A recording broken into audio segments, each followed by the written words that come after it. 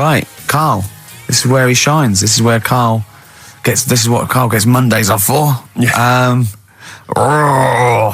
Okay, Karl. What is it? You want to explain this? It's the bit when I'm in a film and sort of edit me into it, so I'm like an actor in a major film. Yeah. We've done Kes, we've done One Flew Over the Cuckoo's Nest, Shining, stuff like that. Mm-hmm. This week, it's A Few Good Men. Brilliant film. Brilliant film. With Jack Nicholson and that. Yeah. So you listen to this, and will we give the question later on? Probably. Let's give it after this. All right. Yeah, we'll give it after we've heard the clip. I haven't really got one sorted, but I'll think of one whilst it's on. So have a listen to this, take everything in, and then the question at the end. So it's a scene where it's the court case. Yeah. All right? All right. All rise. Call your witness. Yeah, he's just coming now. All right, Jack. Colonel. What? I'd appreciate if he would address me as Colonel or Sir. I believe I've earned it. Defense counsel will address the witness as Colonel or Sir. All right. All right, Colonel. Bit smart today with all the army stuff on. You ever served in an infantry unit, son? Nah. Brother did. He was in the army. Got kicked out though, because he went for a packet of fags in a tank. Weird that, isn't it? No, it's not. It's tragic. I wouldn't say it's tragic. I'll show you something tragic. I always carry this book around with me. I always show it to people. It's got like the top 50 weird people in the world in it, right? It's all sorts of weird stuff in it. Look at this one here. It's a fella, right? He's got 2 heads. And the weird thing is, right, is the top 50 weird people in the world. He's at number 50, he's got 2 heads. Right?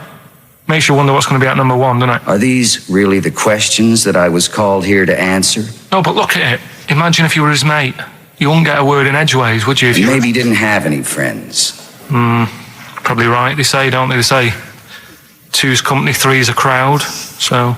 Please tell me that you have something more, Lieutenant. Yeah, I got loads more. For this fella at number 36, look at him. 3 legs. Little fella with 3 legs, right? Guess what his job is? My answer is I don't have the first damn clue. Well, I'll tell you. He's a juggler. I beg your pardon? He's a juggler. This is ridiculous. I know it's ridiculous. You're probably thinking what I'm thinking. Why wasn't he a footballer? Be great at keep you uppies and that. I'll answer the question. You want answers? It's just that I'd like to know the truth. Because you can't handle the truth! Gentlemen. Well, I've paid for the book, so I think I'm entitled to know why I don't give a damn what you think you are entitled to! You better get somewhere fast with this, Lieutenant. What about this one, then? This lad here, he's 12 years old, he looks 48. What do you think? No. Why not, though? You said you didn't want to know any more about the juggler. You didn't say you didn't want to know I know what I said. it. I don't have to have it read back to me like All right. Lieutenant, do you have anything further for this witness? Well, just wanted to know if you thought Mr. Webfoot at number 42 should have took up swimming, but... Absolutely. And you'd say that now, wouldn't you? Forget it. Well, I don't know what to say, really. That's Karl Pilkington in the film A Few Good Men with Jack Nicholson, acting alongside Jack, and I have to say, giving him a run for his money. I think Karl is a really good actor. I genuinely think that. Should we put him in something? Yeah, definitely. Okay. Right, what's the question? What's his forte, do you think? Just sort of playing that sort of stuff. Okay. Deep stuff. Yeah, okay. Yeah, so we can sort that out. Think of a question there out of that little lot. You've not got one? Well, I've got... What, who was at number 36? Whatever it was. What was it? Don't know. Let's. It was number 50. It was number 50. Yeah, all right then. Okay. Yeah, who's number... What? Yeah. Well, yeah, what was odd about the guy who was at number 50 in the 50 book. weirdest people list? And just text in 83 XFM and put your address on there as well and that. What prizes are there, Karl? Loads of stuff. Yeah, let me just have a quick look. Oh, that's actually not bad. There's Lord of the Rings on there. Michael Palin's Around the World in 80 Days. If you've not had a chance to see that yet, it's been repeated about 80 times. Look Around You, which is an excellent show. That's really funny if you've seen that. There's some other good stuff. That's not too bad. And also the relatively poor stand-up DVD, Ricky Gervais's live Animals show, which is mediocre. Can't give him away. Yeah. All right. And you can win all those prizes if you can answer which question again? Who was the fella who was at number 50 in my book? What was up with him? Excellent. Right, so let's got to play Thorns. some Thorns. That's the most beautiful track. I can't get enough of this. You'll love it. You'll love this. Billy Bragg, the Sunday Boy on XFM 104.9. Ricky's laughing because he's just thrown something at Karl. It made him jump. Yeah, that's worked well. Here are the prizes for the film quiz thing, which I think is what it's called. Brilliant. People will be loving this. It's Trance Anthems, Brilliant. 2003. We know we got a lot of trance fans listening. The best air guitar album, obviously. Yeah, of course, yeah. The best club anthems. Yeah. Series 1 of Happiness by Paul Whitehouse. The very best of Father Ted on DVD. We've got Teachers. We've got Knowing Me, Knowing You. Not too bad. Yeah, a few bundles there. Good stuff. Christmas gifts and things like that. So Knowing Me, Knowing You, I've noticed on VHS, which is good. Yeah. That's quite quaint. Excellent. Brilliant. All right. Yeah, so explain the conceit of this? It's when, we sort of dig out a film that I've been in. Mm-hmm. And this is... I don't know if I'll tell you what film is, because that might be the question, thinking about it. Because there isn't that much going on in the clip. I think we need to know what the film is. Do you? Yeah. All right, it's Rain Man. Okay. Why is he called Rain Man? Is that going to be the question? Yeah, I know the answer, Carl. Don't worry. Don't look at me like that. I do. Oh, well done. Yeah, you watched the film. Yeah, you should. Right, so it's you, Karl, in the film Rain Man. Yeah, it's the bit when Tom Cruise is in the doctors with the ill man. All right. There we go. You ready? Well, I'm not a psychiatrist, but I do know that his brain doesn't work like other people. Wait, I am sat here. Don't go talking about me like I'm some sort of div kid. Got a good brain. Works well. It stores all sorts of information and stuff, doesn't it, Tom? He remembers things, little things sometimes. Well, don't say like that, little things, as if it's stuff that isn't important. Are you good with numbers? The doctor's asking you a question. Yeah, I know. I'm just thinking. Good with numbers. It depends. Not that good at maths, but I remember facts that have got numbers in them. Like I know that 1 person in 2 billion will live to be 116 or over. Right? Weird thing is a lot of them are Chinese, so, sort of makes you wonder if they're lying. I'm afraid I don't understand what you're talking about. What do you mean you don't understand? It's not... All right, here's an easier one for you then. Goldfish have better memories than people think. He's right.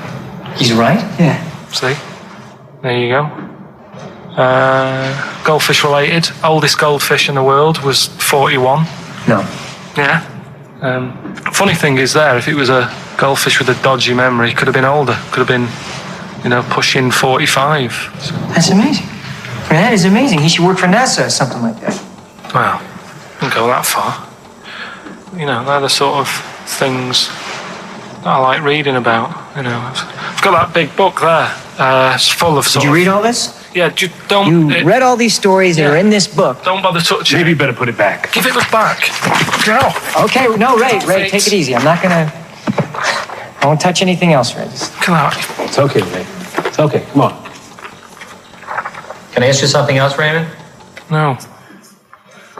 Well, you've annoyed me now. You've kept coming here saying I'm daft and that and messing with my book.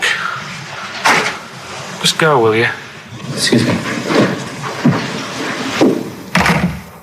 Were they messing with your big book of freaky facts? Yeah, that's out of order. Good. Right. So what's the question? Why is he called Rain Man? Yeah? Yeah? Everyone happy with that question? Yeah? Yeah. Okay, Ricky.Gervais at xfm.co.uk. Why is he called Rain Man? Right. Yeah. XFM. Right, okay. Are you in a film this week, Carl? We're doing that now. Yeah, go on.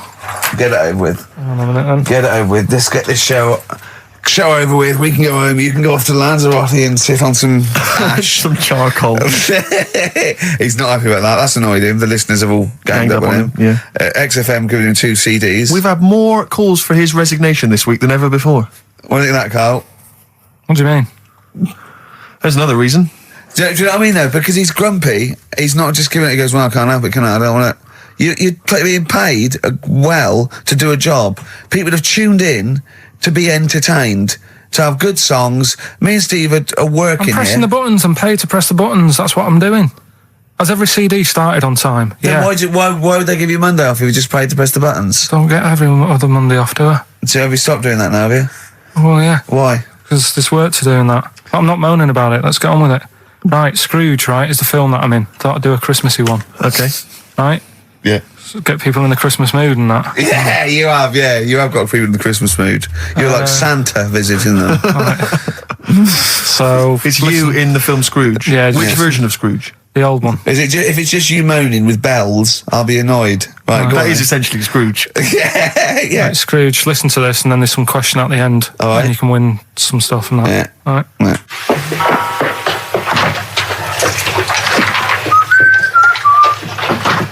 You're late. Only 20 minutes. What do you mean by coming in here at this time of day? I've just been doing some Christmas shopping, haven't I?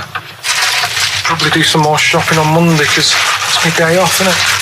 Yes, I know it is. You don't have to tell me. Do you want to see what I've bought Suzanne? No, thank you. I don't mind showing you. It's only a Christmas present, isn't it? Just bought some more condoms. Why? Well, I bought some last year. Got 2 boxes. They all got used, so... I'm very glad to hear it. How much do I pay you? Why are you asking? The presents I buy has got nothing to do with what I earn. Like I say, if I won the lottery, I wouldn't go mental on her. Do you know what I mean? I probably wouldn't even tell her, because I think she'd want to travel around the world and all that, and I'm not into that, to be honest, so I'll probably keep it quiet. Why? Well, once you've been around the world, where do you go next year? Each to their own, though, innit? You know what I mean? Well, what do you want? What for Christmas? Not that fussed, really. And you, it's just as well I'm not that fussed, because do you know I do some work at XFM? Do you know what they're giving me for Christmas present? Nothing. No, might as well have been nothing. 2 CDs. That's it. I was well fed up. I'm sure you will. They give you a list of about 30 albums and you get to pick 2 off the list. So I've gone for Kings of Leon album and the best of Bob Marley. Mr. Marley has been dead these 7 years. In fact, he died 7 years ago this very day. Did they? Do you know what sort of donuts Bob Marley likes? It's not my business. No, it's not a proper question. It's an old Peter Kay joke. He likes the ones with jam in. Do you get it? Garlic bread. It's good, isn't it? Excellent. Oh, Carl, well done. Karl in Scrooge there. The only man more mean and depressed generally than Ebenezer Scrooge. Oh dear. Oh. What's the question, Karl? Well, if people have been listening from the start, right? What albums am I getting? Yeah. Is that good? Mm-hmm. Good, yeah. What albums am I getting from for working for this place for 6 years? All right.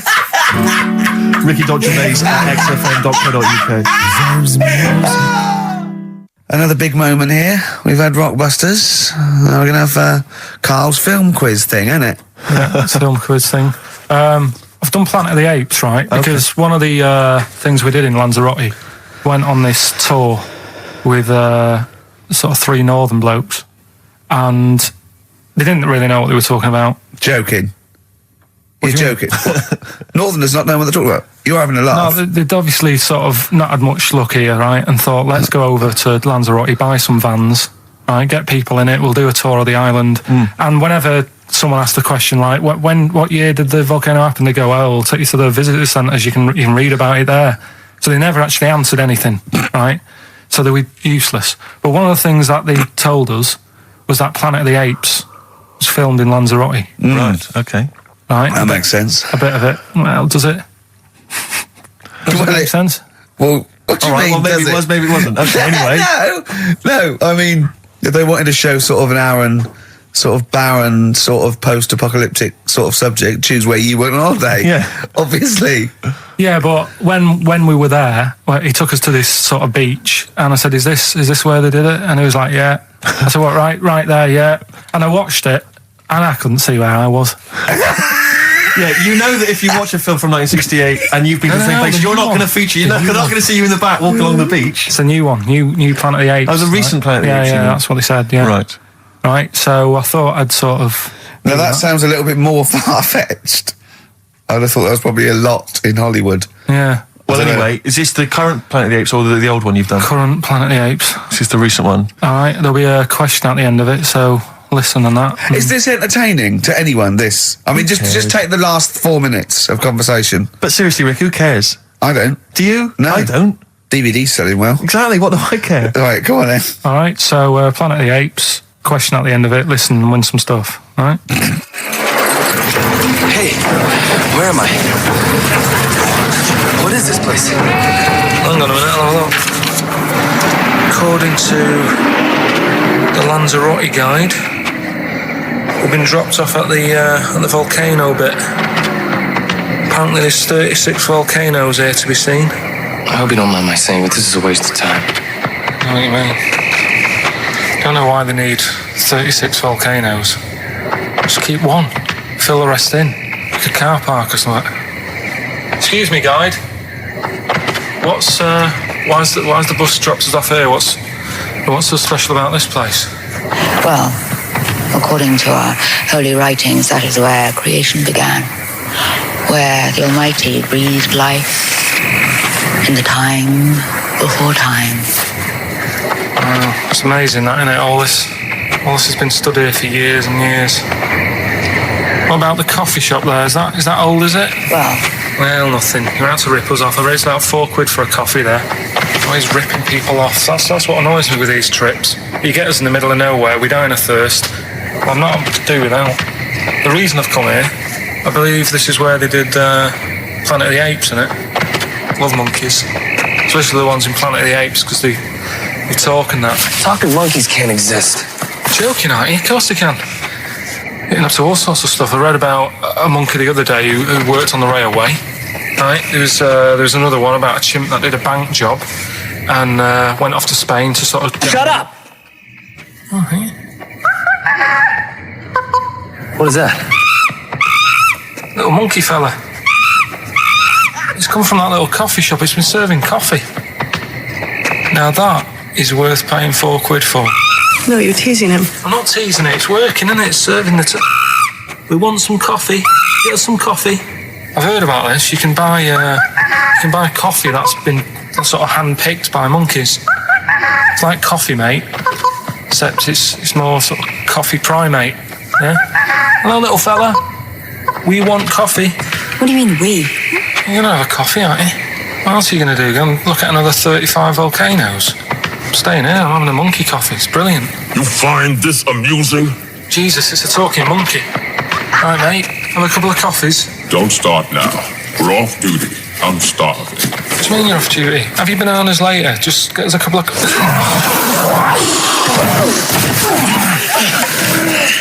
I understand that you're tired and you've probably been on your hands all day. Just forget the coffee. You go and get some lunch. After you've got some coach, you lazy ass. You damn human!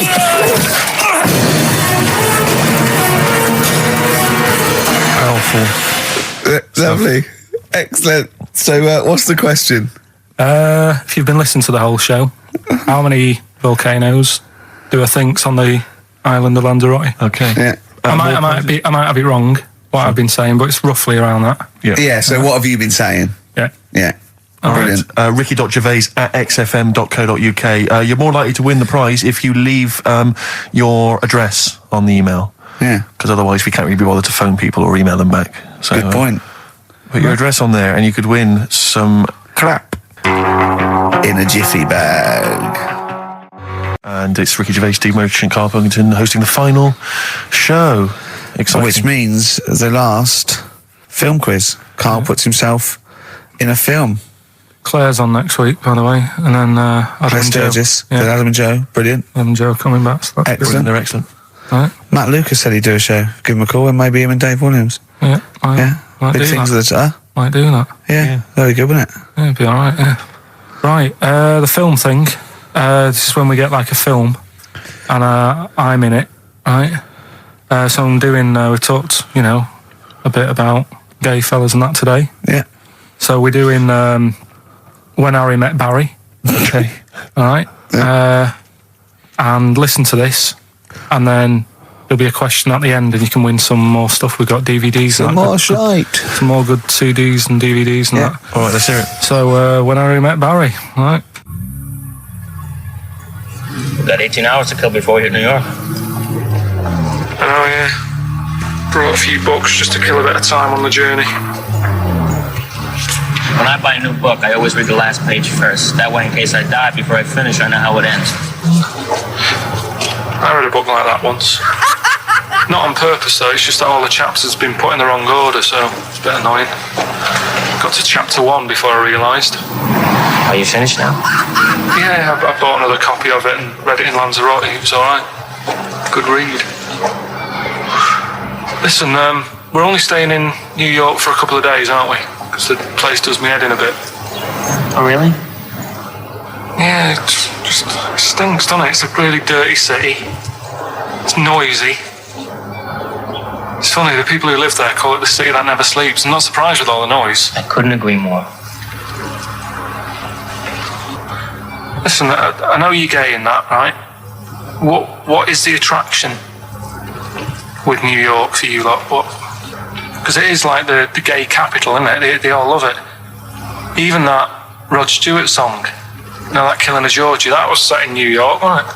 Yes, it was. Yeah, well, that song was about a gay fellow, wasn't it, who moved to New York and ended up getting beaten up. Not a great advert for the place. You keep going there. Weird. Actually, I know why you like it. It's because it's a city that never sleeps, isn't it? You lot like going out late. You sort of run your life at a different timetable to everyone else. Are you finished now? No, I'm not being funny. I'm just saying. I just don't think you should live your life like that. Why not? Don't start getting angry. I think I'm entitled to throw a little anger your way. Especially when I'm being told how to live my life. Yeah, you're right. It is your life. And that's what I'm saying. Don't be dragging me into it. What? Well, you know I'm not gay, so why did you buy me a butt plug for my birthday? I'm not going to use it. What do you want me to do about it? I take it back, okay? I take it back. Right. Want to spend the night in a motel? No. Why not? Because you're gay and I'm straight, that's why. Why aren't you seeing anyone? Well, I'm seeing Suzanne again. We only split up for a few weeks when she had that funny haircut that made her look like David out of Slade. It's grown again now. She looked weird, didn't she? Well, but forget that. Anyway, don't want to share a bed with you again, not after last time. Oh, geez, what are we supposed to do? Well, this isn't normal, mate. Pull over, forget it. All right, Forget don't it. you... I don't want to talk about it. How is that Pull over. Just pull over here. Fine, but let's just... There's nothing, Get a B&B. And by that, I mean bed and breakfast. Not bum and bollocks, as you call it. Get one thing straight. Not interested. See ya. Oh dear. Excellent. Oh, little Karl Pilkington. When Harry Met Barry. It's a classic film. What's the what? What song was I talking about? That, yeah, we know. What song? Yeah, what song? Yeah, okay. Artist will do, or the song title, whatever. Yeah, okay. Email only ricky.gervais@xfm.co.uk. We can squeeze in a tune, and then I hope... Monkey News. Oh, what tune have we got? How long is it? 3 minutes. It's a nice one, though. Brilliant. Bit of Amy Man. Fantastic. Right. What have we got now? Right, so we're looking into animals that we get rid of. I've spoken to someone about snails. I've spoken to someone about jellyfish and that. And looking at cockroaches today. She's an expert. She's just not just some random person. No, she works in a museum, a good museum. I said I'd give it a plug. It's the one near Knightsbridge. It's got dinosaurs and that in it. It's worth seeing. Natural History Museum? Yeah. So, It's not sure. He's not sure. this is what happened.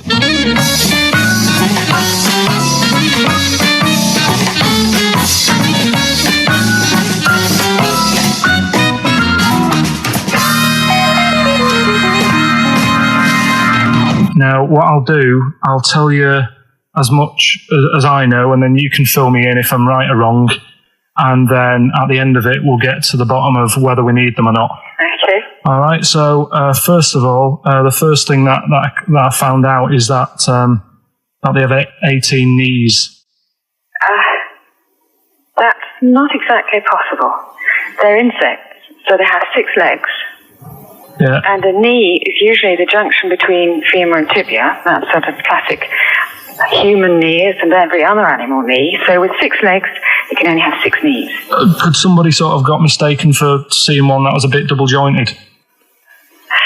I think you're grasping at straws or something. All right. Well, we might have to come back to that one then. Okay. They can hold the breath for 40 minutes. Well, they don't do that because they don't breathe in the same way as us.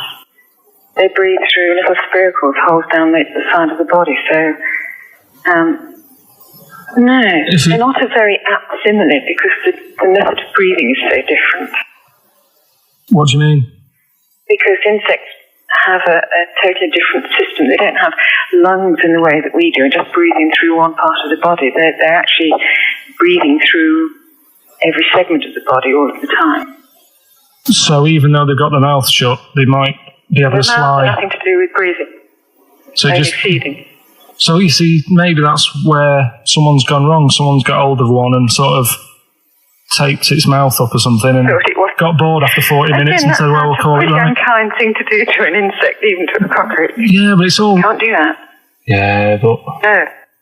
Pretty unkind thing to do anything, even a cockroach. Something else I found out. Yeah. They can live for a week without an head.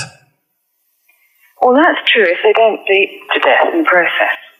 But the weird thing is, when I told you that they had 18 knees, you seemed a bit sort of like, don't talk ridiculous. But then we're talking about an animal that can live without an head. So there's a little bit of truth in that one, yeah? Yes. Why, when it was invented, has it got that facility? Say if someone said to humans, we could do that with humans, and, you know, if you lose your head in some accident, it gives you a bit of time to sort of go back to your family and maybe write them a note. You won't be able to have a chat, but write them a note saying, it was my own fault, and it was nice knowing you. Well, that would be a useful facility, I agree. But cockroaches are great survivors. I mean, they've been around for over 300 million years. They're one of the most primitive insects. All right. Well, I've also... is it true that they do a lot of resting? Apparently they can sort of rest for 75% of the time. Rest? Yeah, they just sit about doing nothing. It's probably true of a vast proportion of the world's fauna.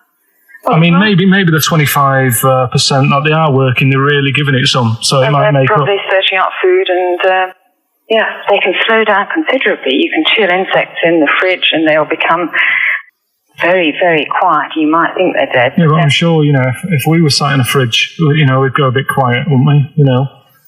Well, you might not know much about it, of course. Yeah, but... You're not quite reading the right sources. Well, I've been using the internet. I'm sure there are many useful sources that you could find there, but some of those seem to have been a little misleading to you. So you don't agree with a lot of what I've told you there?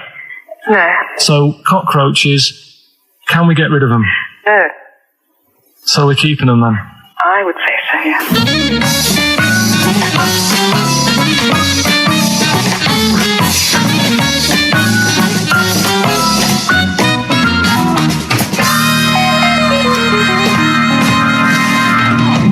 I think we should get her on more often because she sounds like she'd be a bit of an ally, really.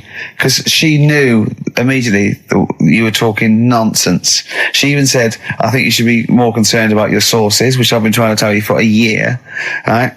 The fact, I mean 18 knees, where did you get that from? It was on the internet. They can hold their breath for 40 minutes. I mean, I don't know what you read and take on. Mad world, don't it?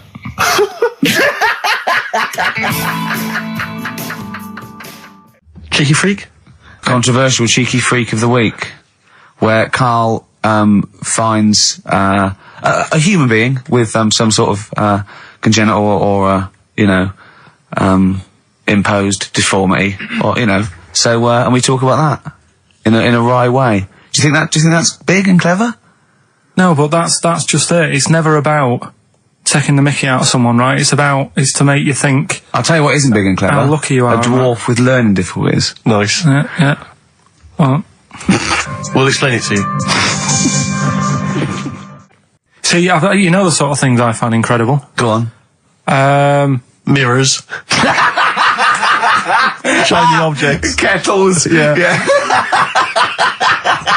Oh, God. Well, listen, remember the time when I tell you about the baby that had a baby? Baby that had a baby. The baby that had a baby. Yeah. It's happened again.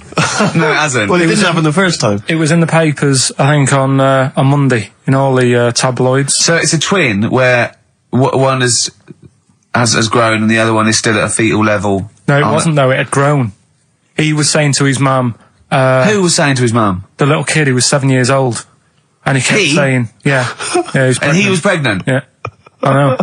What do you mean? And he was saying to his mum, oh, God, I don't feel well. And, his belly was all swollen, and they thought he'd just been eating cake or whatever. And he was saying, I can feel something moving about, and they were like, stop messing about, there's nothing wrong with you. Eventually, I think he was in gym at school. In gym? What, Jim was pregnant with him? It was like a Russian doll. He was at school, right? Just about to do sit-ups or whatever they do at school. Yeah. And flew out across the room. Teacher goes, you're a bit fat. You look a bit pregnant. And so best to the doctors took him. Said, you're 7 years pregnant or something like that. What? What? Or something like that? You're 7 years pregnant. Or something like that. You say to the doctor, Karl, why don't you think about what you say before you say it? See the reaction I get. Now, the gazelle, I didn't get excited like that. 7 years pregnant. Send it in. If someone's online at the moment, just having a look around, it happened on Monday or Tuesday. Because I told you at the pub quiz, didn't I, Steve? I said to you, I know the baby's had a baby. Yeah. And you were like, yeah, whatever. Well, I just thought you were talking nonsense as ever. Well, we'll find out. You're 7 years pregnant. Yeah. You're a fool. Play a record. Well, we've still got stuff coming up. Monkey news? Rockbusters answers. We'll have to get that out of the way soon, because we've got to get out. Have we got a cheeky freak of the week? Yeah. Brilliant.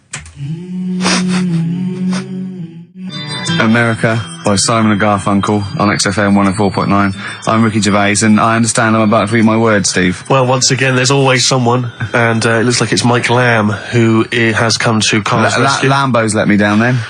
Doctors have removed a 4-pound baby boy from the stomach of his 7-year-old twin brother. Yeah. Alan Jan Niamatilev was born with the freak fetus growing inside him. For 7 years, it lived like a parasite until a school doctor became alarmed about Alan Jan's bulging tummy and took him to hospital. Surgeons who gave him a scan operated immediately, unaware that the baby was attached to the boy's blood vessels and still alive. They saved Alan Jan from certain death, but knew the 8-inch fetus was doomed. So there we are. Boy pregnant with his own twin brother by Barbara Davis. That was in the Mirror, apparently. So I've read on, and all the facts are right. They took him to the school. The parents didn't realise.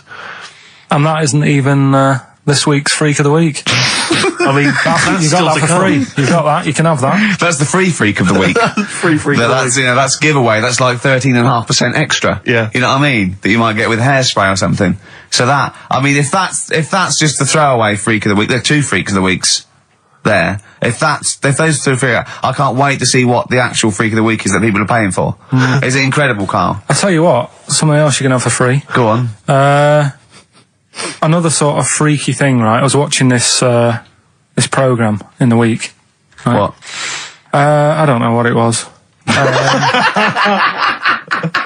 But it was about, I just saw this little fella on it, right? What do you mean, little fella? He was doing this history thing. Oh. Right? Yeah, I know what you mean. So is this he's found out that a Viking was a bit like him? Yeah, that's it, yeah. He was boneless or something, or he's... Well, that's the weird thing. What do you think of that, Steve? He's what? He's boneless? No, he was called Harry the Boneless or something. Yeah, you know what you're going to get there, don't you? That's what I mean. I always have a name, Elephant Man, you know. Harry the Boneless. Where is he? You know what I mean? I'm meeting someone, waiter, what's his name? He's called Harry the Boneless. He's over there flapping around. isn't it? Yeah. He's over there in the bucket having noodles. That's what I mean. But do you reckon you could do that? Do you reckon you could have your bones taken out? Talking to him. He's brilliant. It's like talking to a 5-year-old. I was asking Suzanne when she was watching it, and she was like, "Ask me later."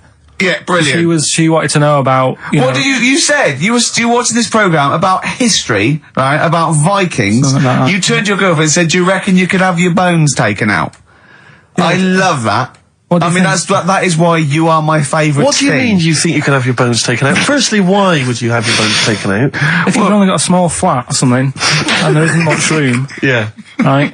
And what I mean is, would all your organs still do the stuff? No, they wouldn't. You'd just be mush. Listen, I'll teach you something now, right? The skeleton, right? Spam. Yeah? Support, movement, anchorage. No, support, protection, anchorage, movement, spam. That's what the bones do. Yeah? You couldn't stand up. You wouldn't be protected because they protect his rib cage, skull, of course. Anchorage, everything holds onto it. Every muscle is tethered to pull against something, like a crane, a pulley system, so you wouldn't be able to move at all. Do you know what I mean? So you'd be in a bucket. There'd be nothing. Well, you'd die immediately, obviously. No, you can't have your bones taken out, Karl. I mean, why do you need to ask that question? Sorry, but Boneless Bob, or whatever his name was. Harry the Boneless. he presumably didn't have any bones. I mean, that's why he had that name, obviously. No, he did. No, he's got the name. Yeah, exactly. No, he was just... I've had an email here from Graham, old Kent Road. He just says, I had a dream about Karl last night. Can I sue? I've no idea what he looks like apart from the boldness, and yet he turns up in the middle of my dream. I don't need this, it's harassment. Yeah. But people are having dreams about you now, Karl. You actually, it's like you're one of something that was created by the Brothers Grimm. So, Karl, so this little Harry the Boneless, what was your point? Was that really your point? You wondered if you could live without bones? Yeah, I saw the little fella on this programme. And the presenter? Yeah, and he was a small fella, and he was talking about Harry the Boneless. And I thought, that's interesting little bit of science stuff. Yeah. Yeah. Well, yeah, that's about it on him, really. All right, well, that's just another bonus cheeky freak of the week, isn't it? That's not even the freak of the week either. No. That's still to come. So you've had a pregnant Siamese twin. I know, it's been mad You've had a boneless fella and another fella talking about him. They're not even involved in freak of the week. No. This is getting mad. Play a record. Let's play a record. Let's have cheeky freak of the week afterwards, shall we? Yeah. Current single from Nick Cave. Can we do monkey news first? I'd rather have a cheeky freak of the week. So, Karl, off you go. Well, we're not going to do freak of the week here, okay? Right? Because we've done quite a bit of that in the last 20 minutes. We've OD'd on freaks, you think? Yeah, sure. We'll just shift it a little bit. Okay. And I don't, like I keep saying, don't want people to be thinking we're sort of taking the mick out of anyone. No. Right? Because we're not about that. I feel like I can do a little bit of it because I work with you, Steve. Yeah. Right? Sure. It gives me that right. It's like a care worker. Yeah, I understand. Well, it's like that thing of you can't be homophobic because I've got a couple of gay mates and stuff. Sure. I think it sort of gives me that edge. Yeah. Right? So you're not freakophobic because you work with Steve? Yeah, that's right, yeah. So, yeah. Okay. Well, by that token, I should be able to sort of slag off, the mentally ill. Or at least mentally handicapped. Now, there's a term you don't hear very often. In 2003, there was the mentally handicapped. Isn't that what it was? I don't know where to start. But I'd like to apologise for the Lady Diana stuff, the term mentally handicapped, and any inadvertent racism that we may have stumbled over. What's the actual term then? Is it retarded? Right, come on now. Oh, chimpanzee that! Monkey news, earlier than usual. Getting excited because it's a special time of the week where we get to talk about a cheeky freak of the week. Freak of the week's coming up now. Oh, cheeky freak of the week. Right, well, we've had some interesting things we've been looking at. This week, it's about the strangest couple that ever got married.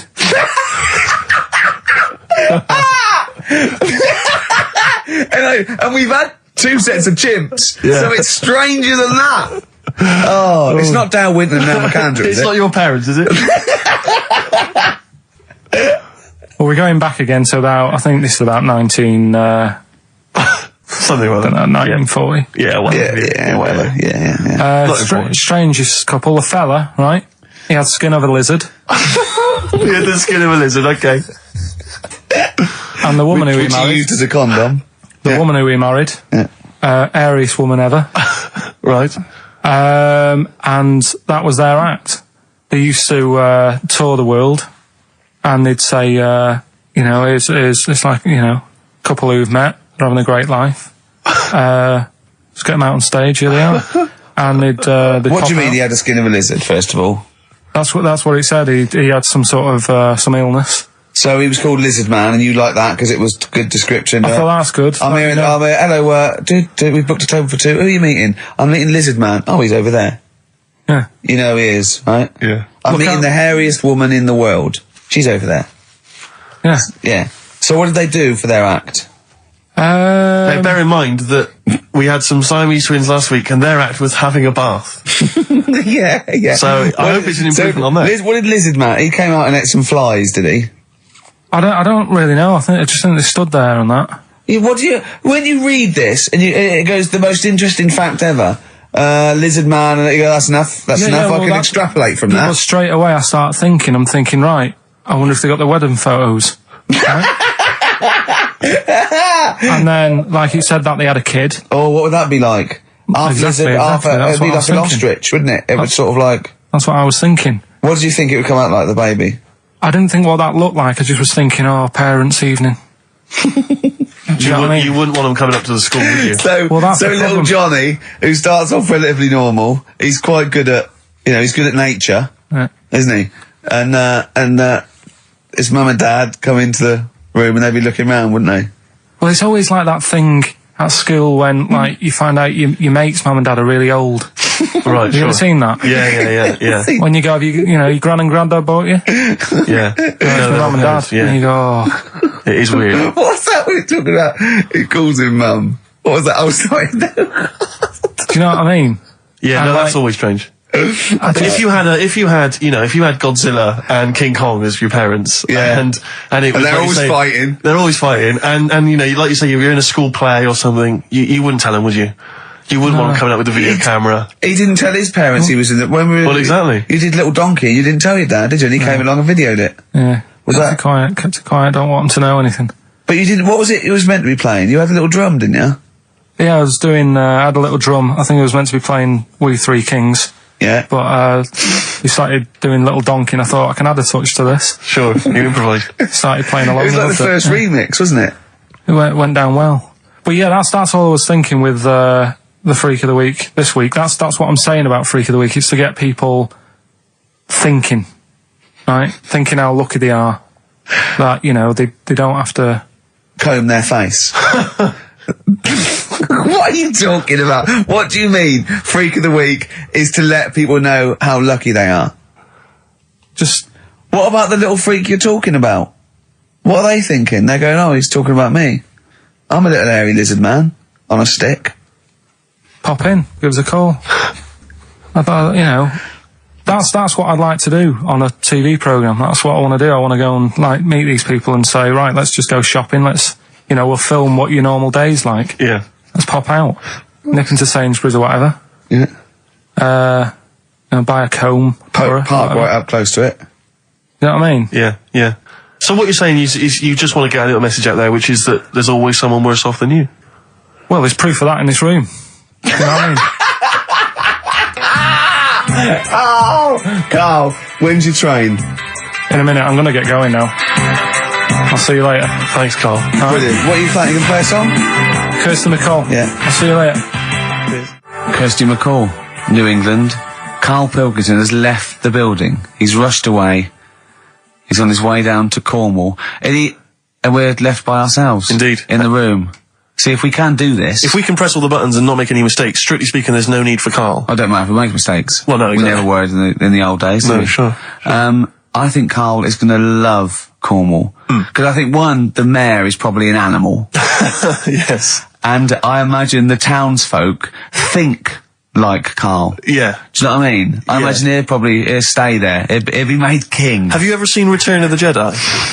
In Return of the Jedi, the Ewoks, the little furry creatures, they see C-3PO, and because he can talk and he can speak their language, they actually elevate him to godlike status. What are you doing here? Hooray! He's back. What are you doing? You could have stayed till the end. I'll see you later. What are you doing? What are you doing? Right. Well, there he is. He's on his way.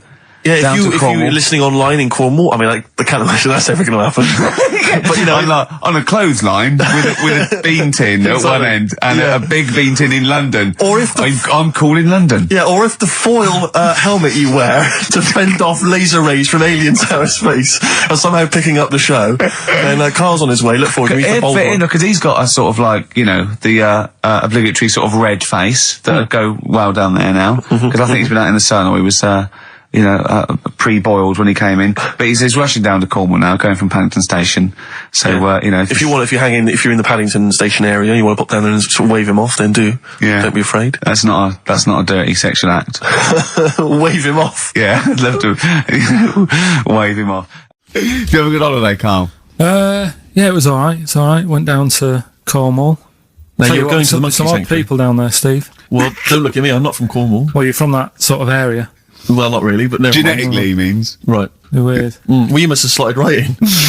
What are they weird? What do they look like? Just all sort of odd people. A lot of old people, but not just old, sort of messed up old.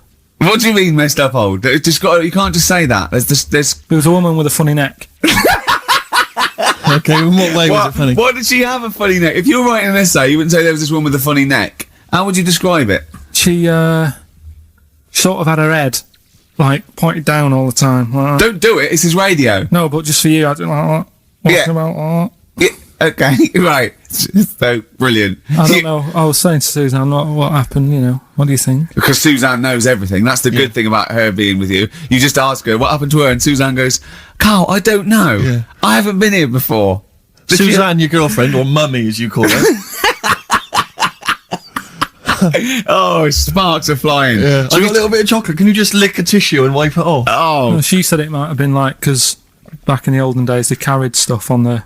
The olden days? What do you mean the olden days? This woman was probably, what, 50? No, she looked about 70.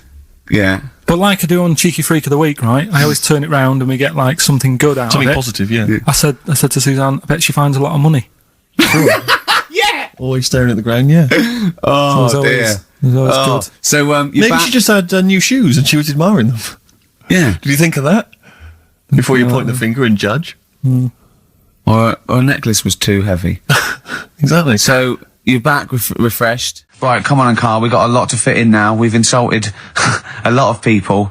Only about 25 minutes to go. We've got monkey news, we've got rockbusters. Have we got a Cheeky Freak of the Week this week? Could cram it in, see how we do. Do we want it? Well, me and Karl got a joint favourite lyric now. I love you like a fat kid loves cake. Yeah. That's great, isn't it? I mean, I like it because it's funny and humorous and cheeky. You like it because it means something, don't you? You think that's the absolute truth. If someone was to say that to you, that would be the most romantic thing they could say in it, because it's... I don't know, I'm just thinking you know what it means. It's like the Elephant Man, right? The Elephant Man, that's what he's called. Again, you know what you're going to get. The fat kid loves cake. You've said it all, you don't have to say any more. I can't believe it. I'll tell you what made his day the other day. I love it. Jonathan Ross said The Elephant Man is one of the best films ever made. Yeah. Endorsed by a celebrity. I know. Well, by a film buff, really. It is good though, isn't it? It is a very good film, yeah. We have got Cheeky Freak of the Week. Oh, right. There's been a lot of stuff going on this week. In the freak world? Yeah. Is it really? Yeah, there's loads. I mean, stuff that we can... The one that hasn't made it. God, this is what hasn't made it, so we'll judge it on that. Go on. There's a woman, right? Do you know how, I mean, in a way, I thought Elephant Man, it was a bit tight because, you know, they sort of took him on a freak show, did a bit of a road show with him and stuff. Yeah. There's some woman, I think she's in India, like now, who, makes a lot of money because she's got 3 legs and, like, 7 toes, stuff.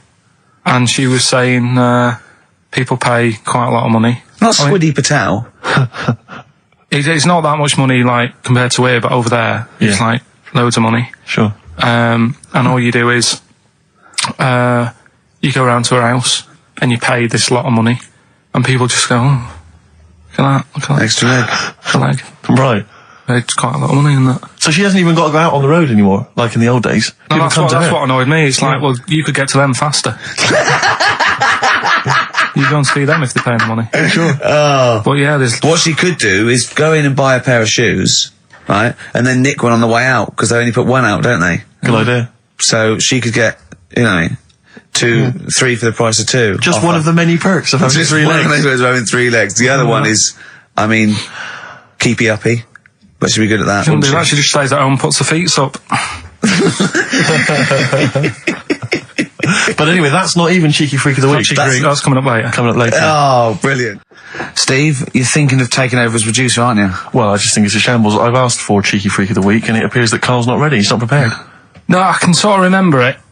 It's just, I like to have all the information. Contempt for the listener.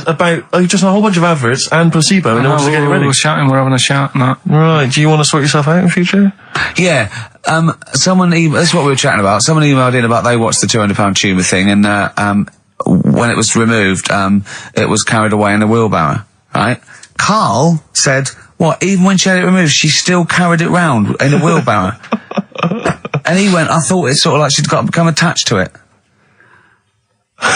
You definitely are my favourite thing in the world. It's great. Look at the way he's looking back. But I think they're all the same. The people, I have had more emails about people saying I watched the £200 tumour and I shaved me arse than anything else. When we ask questions about science, Shakespeare, we talk, nothing. Science concept. We talk about political issues. One person emailed in. They said I tuned into the £200 tumour documentary. It looked disgusting. I couldn't watch for long. What were you expecting? Yeah, that they might sing and dance, do a little show for you. These are really your listeners, Karl. Now I think do you know what I mean? You find your niche, you attract your. I think me and Steve are pretty much just here. I think the people that we had in the early days, Rick, they've long since abandoned us. They jumped ship. They've got jobs. Yeah, they've got jobs. They're out now. They've been released. Exactly. They're getting their life back together. Carl, what's the situation with Cheeky Freak? I've got like a couple of bits. Like I say, I haven't got the in-depth stuff that I know. Oh no, because usually it's it's pretty scientific. Exactly. Yeah. Do the jingle. We've come up with a new one, haven't we? The Freak, say chic. Cheeky Freak of the Week. Right. Well, couple of bits. I don't know which one to use as the main feature for this week. It's not good, is it? Well, there's been another one born. Little kid. Who won? 4 eyes. Insult. Just a guy who wears glasses. Come on. 4 eyes, 2 noses, 2 mouths.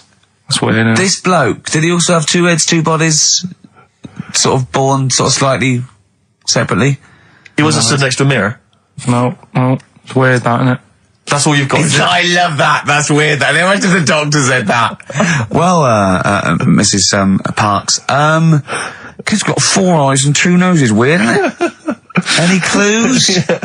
Any clues? So that's it. That's all the information. Well, I'll tell you what, that shouldn't be the main one. Okay, I've answered it. But like I say, what's the idea of this feature? What do I say all the time? Dunno. I always say, think about it. Think about what that would be like.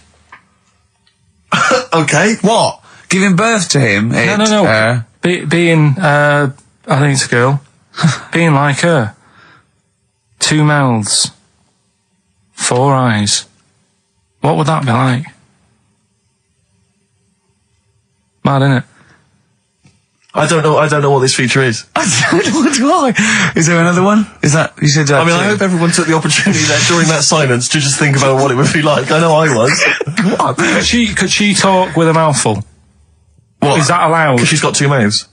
Yeah. Would that be alright in her house? She'd be eating one, she can talk with one mouth and eat with the other, I suppose. Listen, the main one, right? You've thought about that, that's good. The main Cheeky Freak of the Week, I haven't got all the details. Smallest person ever. Right? How big would you say that is? Karl is now sort of like holding his hands up like a fisherman, long ways. That's about 1 foot. Right. Smallest man in the world. I printed the thing off and I can't find it. There's a little picture of him. Right. The odd thing was, But why have you asked me how did it say, or was it a picture of him? I didn't really read it. Of course you didn't. Jesus. I just saw it and thought, that's... What, you straight away assumed it was natural size? It was that big.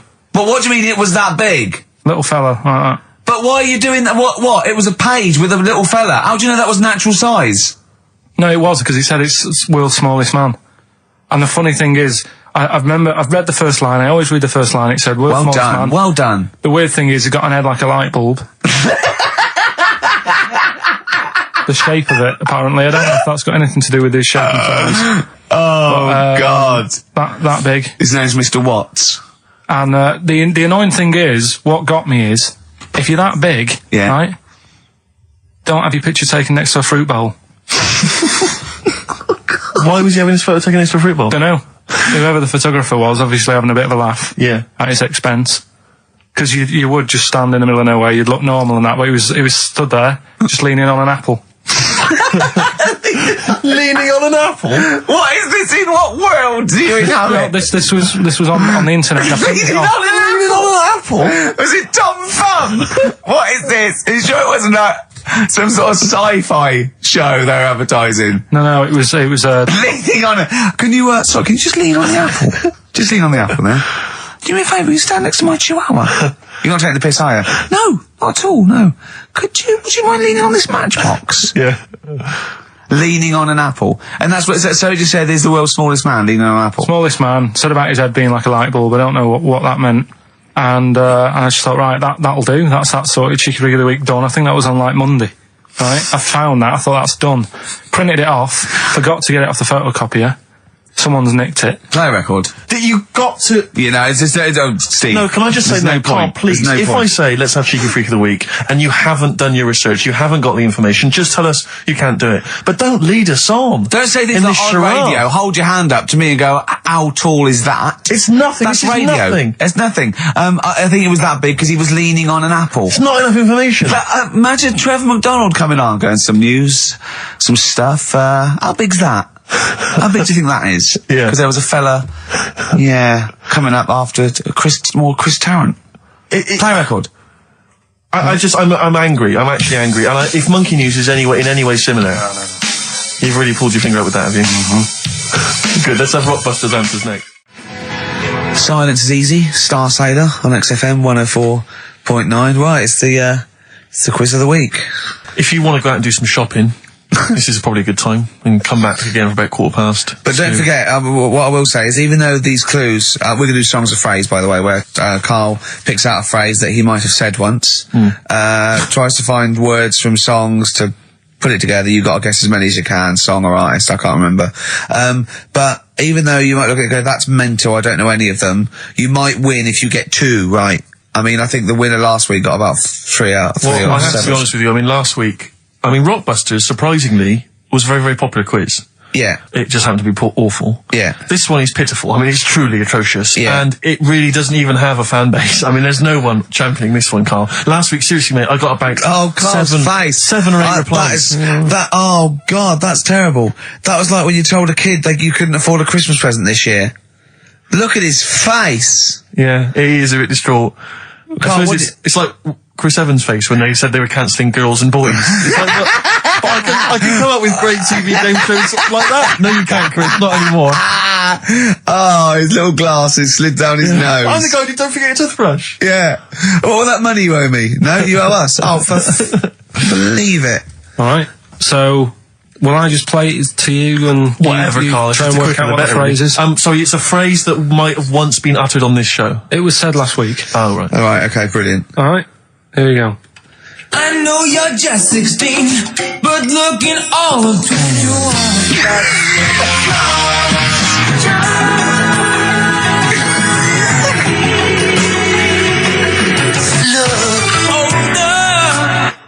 Right, I can't hear it. I know what that is. That's ridiculous. What was it? What it is it's something like, right, you're only 16, but you look 26, and the Chinese look older than they are or something, because he said that. The Chinese don't age well. That is mental, Karl. It's the most convoluted, ridiculous, racist piece of material ever to be uttered on radio. Play it again.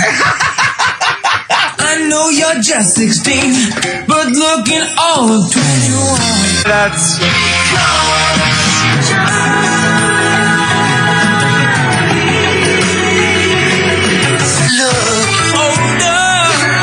Okay, you're just 16 and looking all 21. That's because the Chinese look older. Carl, you've gone mental. all right. Oh, that is amazing. So, there you go, the well-known phrase, you're 16, looking all of 21, that's because the Chinese look older. Well-known phrase there, sweeping the nation. That'll be up there with "was up," and "shut that door." If they do a poll, right. Okay, Flat Ones, well, we're after the artists. Just the artists. Yeah. I know you're just 16, but looking all of 21. That's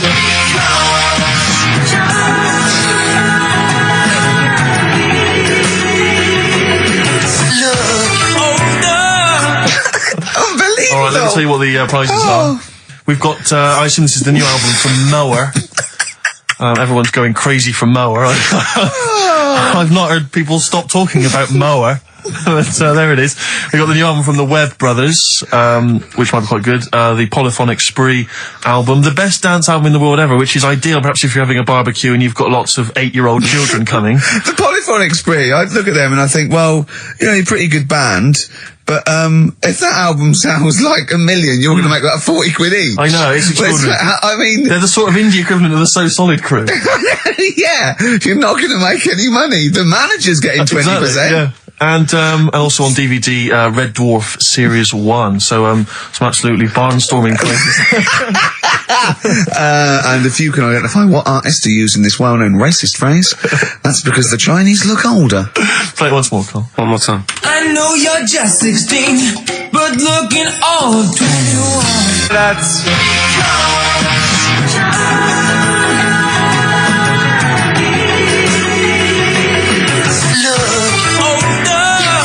Oh, God. Ricky.Gervais at xfm.co.uk. Play a record. This is Radio. Panic, the Smiths on XFM 104.9. Well, we've done the first half hour, which is mainly genital related. Then we've kicked in with some racism. You have to guess what artist. It seems just a couple of emails just to update you on what's coming in here. Go on. Natasha has emailed us. She says that she's of Chinese origin, and at 27 she often got mistaken for 24. So your notion that Chinese people don't age well is obviously factually incorrect. Yeah, well, we didn't need. Thank you for phoning, but I mean, honestly, trust us, Natasha, we didn't need you to tell us that. We know Karl is talking absolute nonsense. wait till you get to 30. Oh dear, now this is quite a nice email from Paul. He says, let Karl know that I have a Chinese friend called Oi. Imagine the confusing and amusing situations we get into. We're out and about in busy Soho. Does his surname come here? Lightning wit from Karl. Wait That's nice. till you're 30. Yeah, I know. Brilliant. But no, actually, we've had a surprising response to Songs of Phrase this week, despite the fact everyone has agreed that it's racialist. They've nevertheless had a go. So keep your answers coming in, because we may as well. You're a hit, Karl. You're a hit. What, have we still got monkey news? Yeah, I don't want to. Oh no, we got to do. Oh look, play a record. We got to do the results, and then we got to do monkey news. Could we quickly do the results? Well, you say we've got to do the results. There's not people hanging on for them. Let's do it and just knock it out there before. Well, let's play a tune. Let's come out and do it. Eddie Hot Rods, yeah, surely. Karl, quick, the results, then monkey news. I need some monkey news, but I need the results first. Right, play it again and give the answers. Here we go. Songs of Phrase. Songs of Phrase. Name the artist. Name the artist. I know you're just 16, but looking all of 21. Hue and Cry. That's. Who's that? Hang on. It's not our fault. Well, that's Philip Bailey again. That's too little. Right, it was. That was Roxette. The Look. Yeah. Right, we had Hue and Cry started it off. Yeah. 16. That was Dean Martin. Because Jane's Addiction, yeah. Because Chinese Philip Bailey. Philip Bailey, that's second outing he's had. Last one we used him for Chinese, where there was a hairy Chinese kid. He's never got so many royalties being used in racist game shows. Brilliant. Then Roxette and finishing with George Michael. Oh dear. So brilliant. Who's the winner? Well, the winner, actually, it looks to me like he's got all of them here, from Bognor Regis. It's Stuart Birch. Well done, Stuart, and you get that bag on tat. Bognor Regis. Yep. Oh, just need his address. Takes me back as well. Yeah, if you just email in your address, Stuart, and you can have those goodies. If you're not interested, don't bother. Do you want to do you want to set up Songs of Phrase? Yeah. Oh, God. If you've not heard the show before... I thought we weren't doing this week. I thought we weren't. No, we'll do it once, right? And then next week's the last one, so we'll do Rockbusters. That might be the last one ever, depending on whether Karl decides to come back in October or not. Exactly. I'm bored of it. I told you I'm bored of it. Why are you bored with it? I get bored quick with stuff. Yeah. I told Suzanne the other night, I'd look she was. I haven't got rid of her yet. She's... Do you know what I mean? Things... Did you put on her soft music though first, didn't you? You didn't just start getting that right. You know you're a very lucky girl. Sorry? Well, I usually get bored with you and that. Yeah. Oh, dude. You're lucky you haven't pissed off. Yeah. Do you want all the champagne or what? Well, she was annoyed the other night. What's that on your ear? Don't worry about it. Where'd you get on? We're walking to the pictures, right? To go and see Bruce Almighty. Sure. Why? And, just something to say, innit? Yeah. So you were trying to sneak in the back. So, on the way, cutting across Leicester Square, and those fellas who sell roses, he comes over, do you want one? I said, don't do that, she's allergic to them. Right, so he'd go away. Yeah. She got all annoyed about that. Because she's not allergic to them. Well, she's not allergic now, but they're about £3 each. But the point of that, Karl, is not that she really wants a rose, it's that you're willing to spend £3 on her. Taking her to the pictures. How much was that? That was £8 each. Did you pay for it though? But didn't you ever...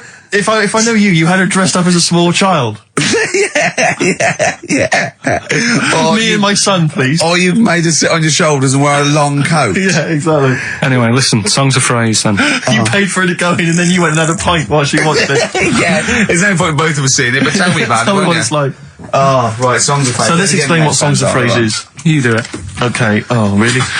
If you think that Karl is bored with life, then you will be even more bored once you have heard this particular quiz. The gist of it is that Karl has taken a well-known phrase. Well, no, I'll stop you there. Not a well-known phrase. Something that he said once on this show. Yeah, probably. And he's somehow compiled together a number of different songs which have somehow built up that particular phrase or sentence. If it's anything about Chinese people, Philip Bailey will be involved. That's all I can say. Okay, let's hear it then, Karl.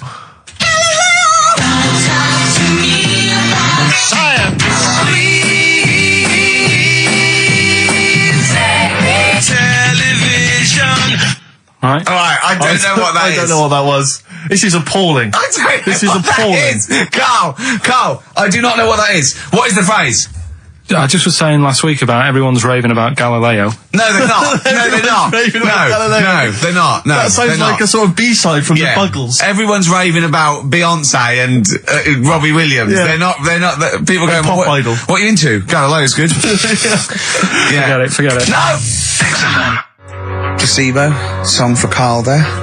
That's Special Needs on XFM 104.9. I'm Ricky Gervais, with me Steve Merchant, Karl Pilkington. We were doing Songs of Phrase. Oh yeah, I forgot about that. Yeah. Oh god. So what is this phrase? What is the phrase, Karl? Last week we were talking about Galileo. Right. And I just was saying, years ago, I can't remember now, when was it? When was he doing his thing? End of the 16th century, I think. Right.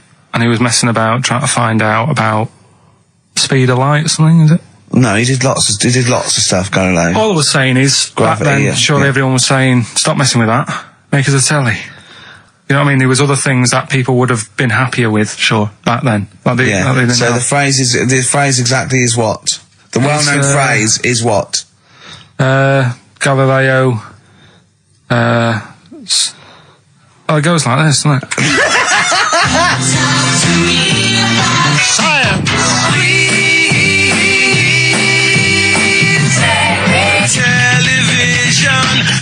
Right. So it's Galileo's stop talking to me about science. Make me television. Make me television. Yeah. So you email in with the bands and that. Brilliant. Right. Let's that is rock bottom. course it is. The well-known phrase being Galileo, stop talking to me about science, make me television. As a well-known phrase, is one of the weirdest things I've... Forget jizz out of windows and things like that. That is the weirdest thing I've heard on radio as a competition. Can we have that one next week?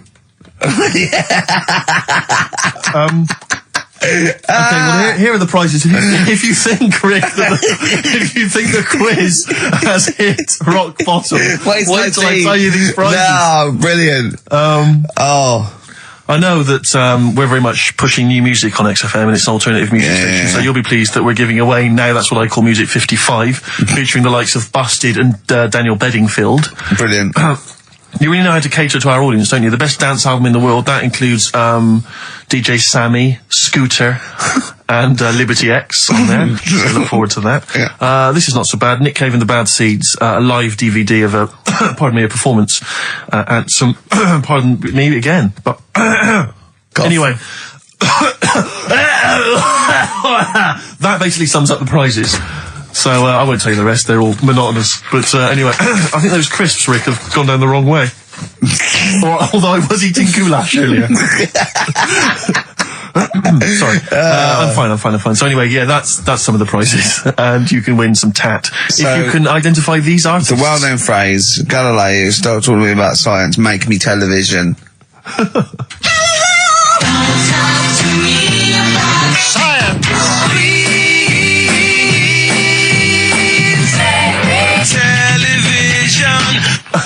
Just appalling. But easy this week, I think. Play a record, Karl. I mean, it's ridiculous. Ricky.gervais@xfm.co.uk. The Pixies.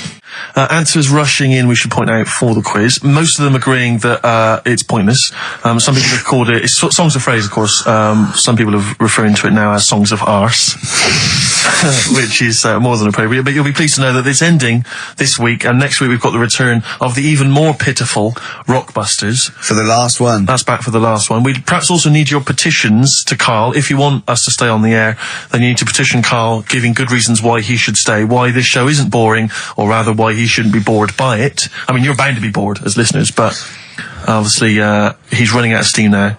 What are you fed up with? You're just fed up with, in general, are you? I mean, you want your Saturdays back, do you? Just want a bit of a life back, that's all. But you don't do anything with your life when you've got it. Why don't you do this instead of, like, your day job?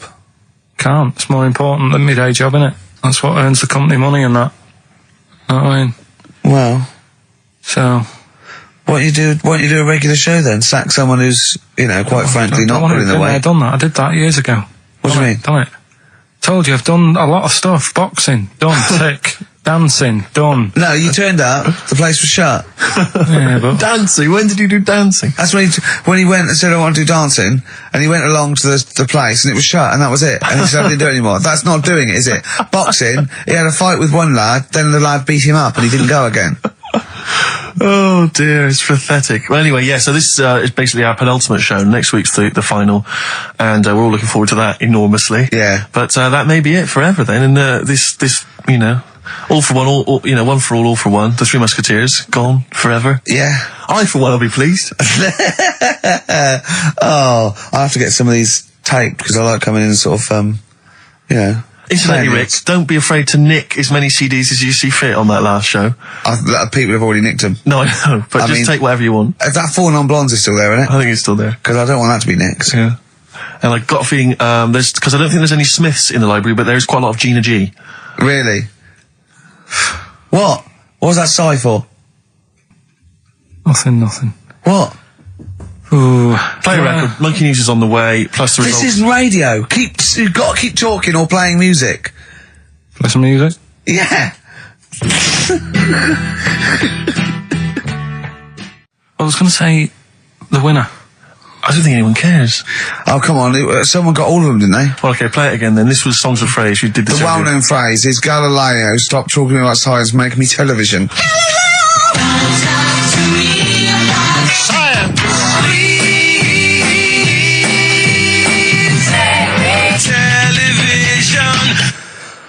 The most convoluted, banal quiz on any radio station ever. I mean, I'm including Moyles, Chris Evans, do you know what I mean? Simon Bates. That's worse than anything they ever did. Apparently, Channel 5 have bought the rights. Anyway, what were the answers, Carl? We had Queen in there, Altered Images, Thomas Dolby, Beatles, Aretha Franklin, and Red Hot Chili Peppers. Well, extraordinarily, Tracy and John Burton from Colchester and Essex got all of those right. Why they would want the prizes, I've no idea, but good luck to them. They can enjoy those at some point. God bless. Amy Mann, Red Vines. Brilliant. Lovely track. On XFM 104.9, Ricky Gervais, Steve Merchant, Claire Sturgis, in for Karl Pilkington, little... He hasn't called. He may be really ill. I'm feeling a bit guilty. How ill is he, though? I mean, do you know what I mean? How ill have you got to be to not be able to make a phone call? Yeah. I find that hard I've to got a believe. sore bottom, and I made it in. Keep talking. I pulled a muscle in my bum. How? I don't know. And it really hurts. Have you tried to trace back through the week and figure out what may have happened? I went to see the osteopath yesterday. He put an elbow in it for half an hour. I cried. His own? Yeah. Is it? Oh, they got detachable elbows for that. Prosthetic elbows. Elbows. Just hold this elbow in there for 2 hours and... yeah. Can I get that away? You can take that away, though. I won't be needing that elbow for quite a while. We had an email about Oliver the Humanzee. For those that didn't watch it, there was a documentary last night about a chimp that was supposedly a human or was half human or might favourite seem programme ever. Yeah. For a week, Karl has been saying it's going to be brilliant. I wish he was here and to he's not here to discuss it, sadly. But Lee Cranston has emailed in and says, I thought the best part of the Oliver programme was the guy Vincent Pace, the camp fella at the piano, telling how he first met Oliver. Quote, he grabbed his female owner, turned her around and bent her over and went to mount her. I made her an offer to buy him the next day. Vincent was then shown in a very nostalgic mood playing melancholic music. He obviously wanted some monkey action. He really, that's I mean, it is potentially liable. That's liable. It's a joke there. But I don't take any responsibility for what Lee Cranston says, or indeed the fact that he puts at the end, did he want to turn Oliver into a gay pansy? Question mark. That's Lee's thoughts and opinions. They don't necessarily reflect those of XFM. He sees the chimp mount a human and go, I've got to have that chimp. I must have that chimp. Oh, poor Karl. Where is he? As you mentioned earlier, he was very well endowed. Apparently, I didn't see it myself. It was a big boy. Chimp. Big Sure, boy. a big half boy. A big half boy, half chimp. Honestly, Juan on XFM 104.9. Right, I just called Karl again. I've been calling him all the time, trying to get through to him, right? He's changed his message, so he is listening, and I've got proof. So can you just call the number, Claire? Yeah. Right, call this number. Now listen to this. This is really annoying. We should tell you now that this is not an amusing sketch or setup. No. What's happening there, Claire? Not quite happening for you? No, it's all right. We'll try that again. Try that again, Claire. Yeah. I'm livid now. I'm genuinely annoyed, because you'll see, when you hear the message, you'll realise why. Right. Okay, right. Let's try again. I don't know who he thinks he is now. I'm beginning to wonder if his minor celebrity is going to his head. All this nice write-up in Heat magazine. Yeah. It's changed him. Richard Anderson, incidentally, has emailed in. Go on. Dickers Anderson. It's not happening, is it, there? Is it? Why not? Because I'm a bit stupid. I can't work it out, can I? Can't figure it out. How would you call someone normally?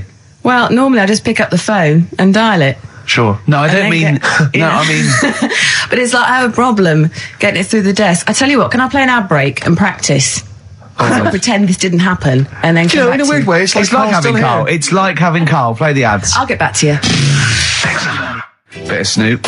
Never... And when did a bit of Snoop ever hurt anyone, Steve? Absolutely. Never, right. I don't think. Okay. Karl's away. He pulled the wool over Claire's eyes. There's a few people out there that believed he was ill. I knew he wasn't. In fact, at one point I thought, maybe he is ill. His message on his answer machine has changed in the last 5 minutes, and listen to it, and this is evidence that he's not ill. Right. Okay, here we go then. Yeah. If you don't read out, Richard Anderson, I should just say, has got in touch. Okay. Here we go. Hold on. Oh, Claire. No, I can do it. Just tell All me right. Anderson. This is ludicrous. Yeah, so obviously Richard Anderson, he's emailed in his thoughts. Dickie Anders, Randy Anders. You. Dickmeister General. And he says there's something making... Have we got it, Claire? He says there's something making strange yelping noises in the thicket at the end of my garden. Shall I go and prod it to see if it's Karl? Sorry I'm not in today, but not well on that. No more Rockbusters. I think that's what's affected me. It's got me down a bit. So he's joking, yeah. The doctor said I'll be back swinging on my tyre in no time. So... See you later. So he was listening. He's clearly listening. So he was listening, because we said about swinging on the tyre. Message. At any time. Right. Carl, call me. In fact, I'll tell you what, we play a little game. Carl would appreciate this.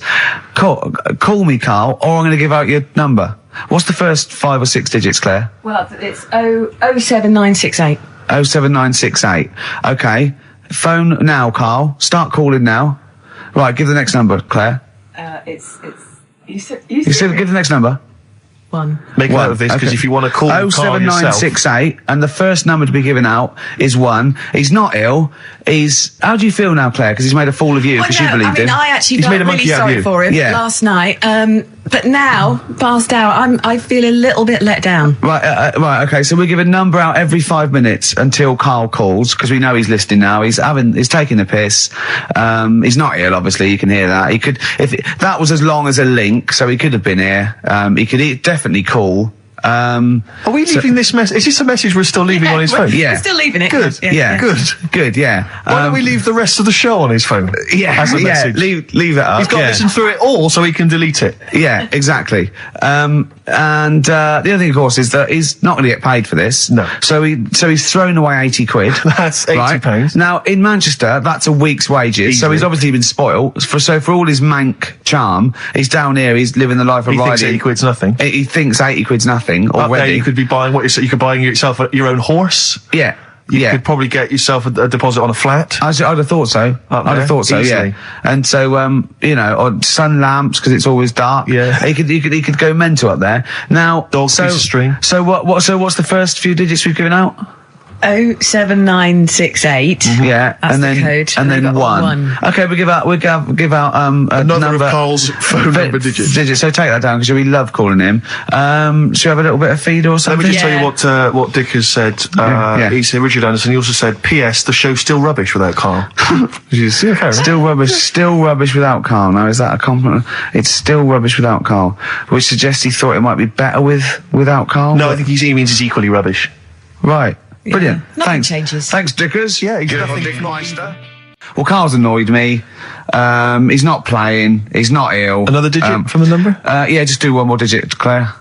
You serious? Yeah. Yeah. 5. Yeah, 5. Good. 5, so 1 5. Okay, great. We'll keep doing that. But I'll tell you what, the best revenge is living well. Indeed. Why don't we just do a brilliant remaining 50 minutes of show, and show the people that we don't need Karl. High five. Let's do it. You don't need Karl. Right, let's go. Starting now. Some brilliant stuff.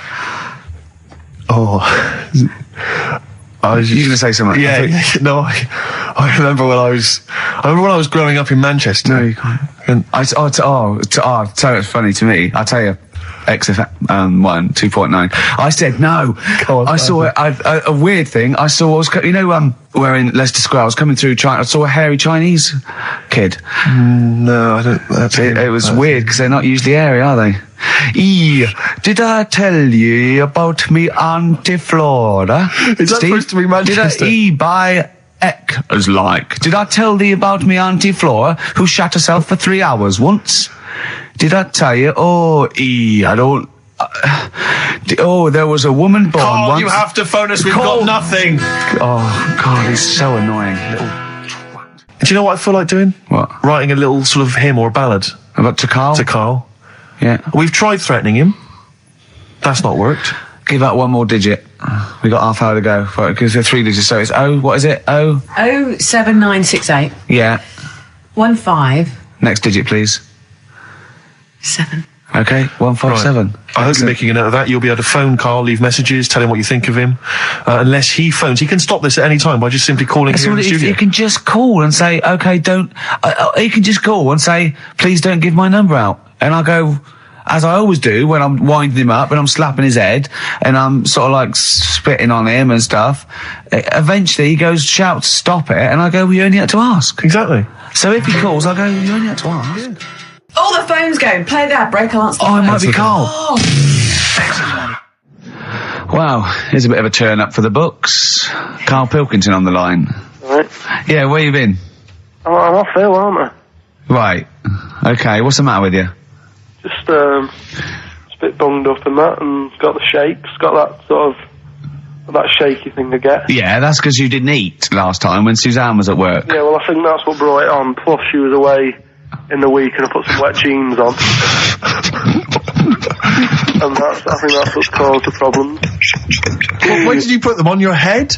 No, they were just on the Maiden and the legs felt dry. But just on the what? On the what? Have you got the Maiden? What was she doing there? What do you mean? On the Maiden that you put clothes on. What? Your clothes horse. Maiden. Your clothes horse. Well, yeah. Right, okay, so you put wet jeans on, yeah? So that's why I'm ill and that. I'm not having a good time. I've been watching the football. So you're just sitting at home watching telly where you could have been sitting here? Well, I would have been better off there because I've got a chair there. I've got no chair at home at the moment because I sold it last week. Why did you sell a chair? What, you only had one chair? What? Look, can't we just, I just was calling up to let you know I was alright and that. We're not interested in that, we want to know about the chair. I sold it. I had a little two-seater and I sold it because I'm getting a new one, but I've got to wait another month. So you've got to sit on the floor for a month? So you sold a chair before you had another one?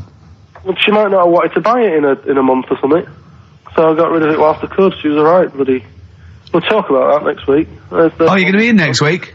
I look forward to that then. That's a dynamite piece of radio to tune in for. The day Karl sold a chair. Brilliant. Alright. So you alright then? It's going alright? Well, why did you take this long to call? We asked you to call since the very beginning. We've been phoning you. Why is your phone switched off? I heard the beginning. I heard the beginning of the show. I thought, yeah, it's going alright. They're there and stuff. Turned it off.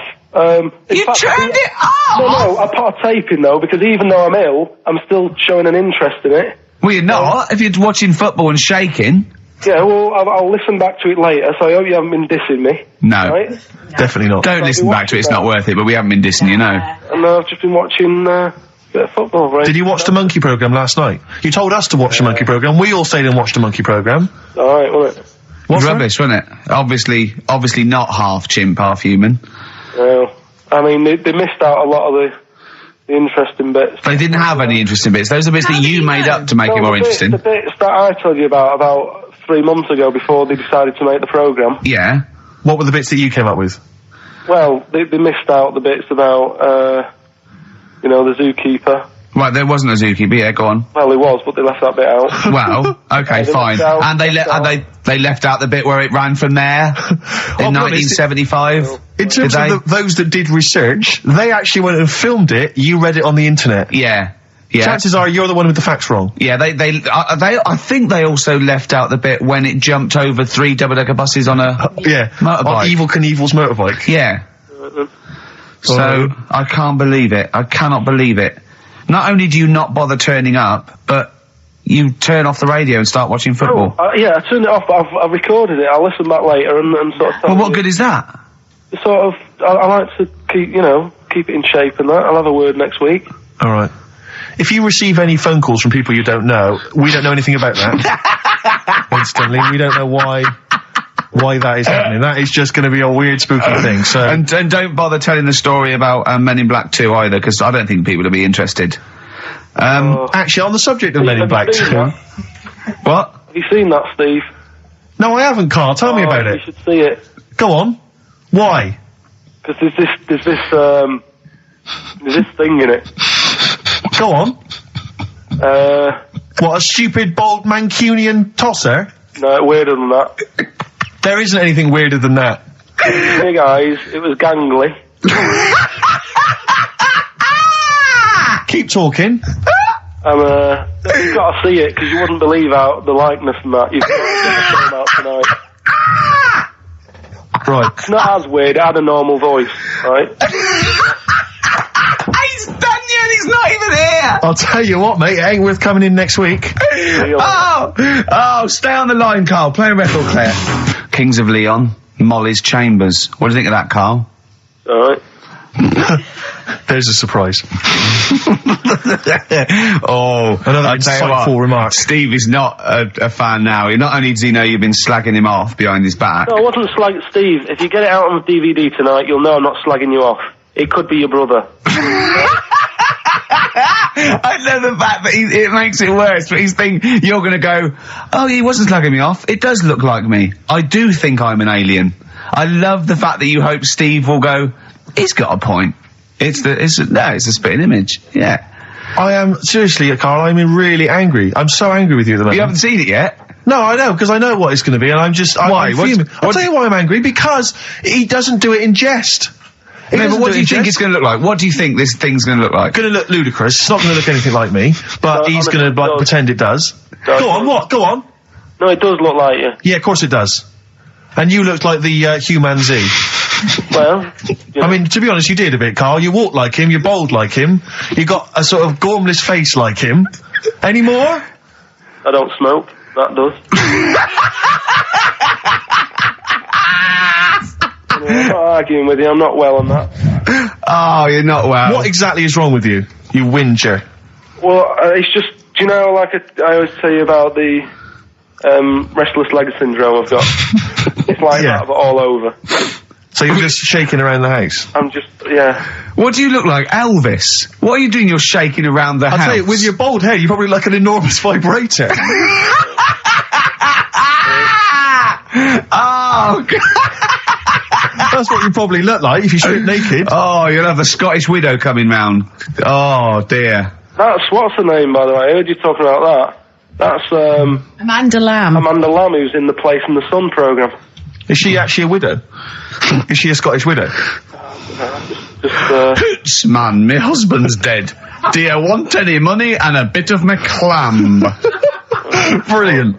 All right. That's the sort of quality you've missed out on today. Well, anyway, you're going to be back next week. We need you back next week. Yeah. Well, how do you know? Also, how did you know you were going to be ill today? Because you phoned and arranged this yesterday. Convenient. And I spoke to you yesterday and you didn't sound very ill. I felt ropey yesterday. You've got a bit of a bunged up nose. Even though I have a bit of a bunged up Even though I was ill, I still sorted it out. Yeah? I'm a little bit sweaty. Karl, sorting it out does not mean you phone up Sturgis and send her down. That's not sorting it out. That's making things worse. Have you learnt nothing?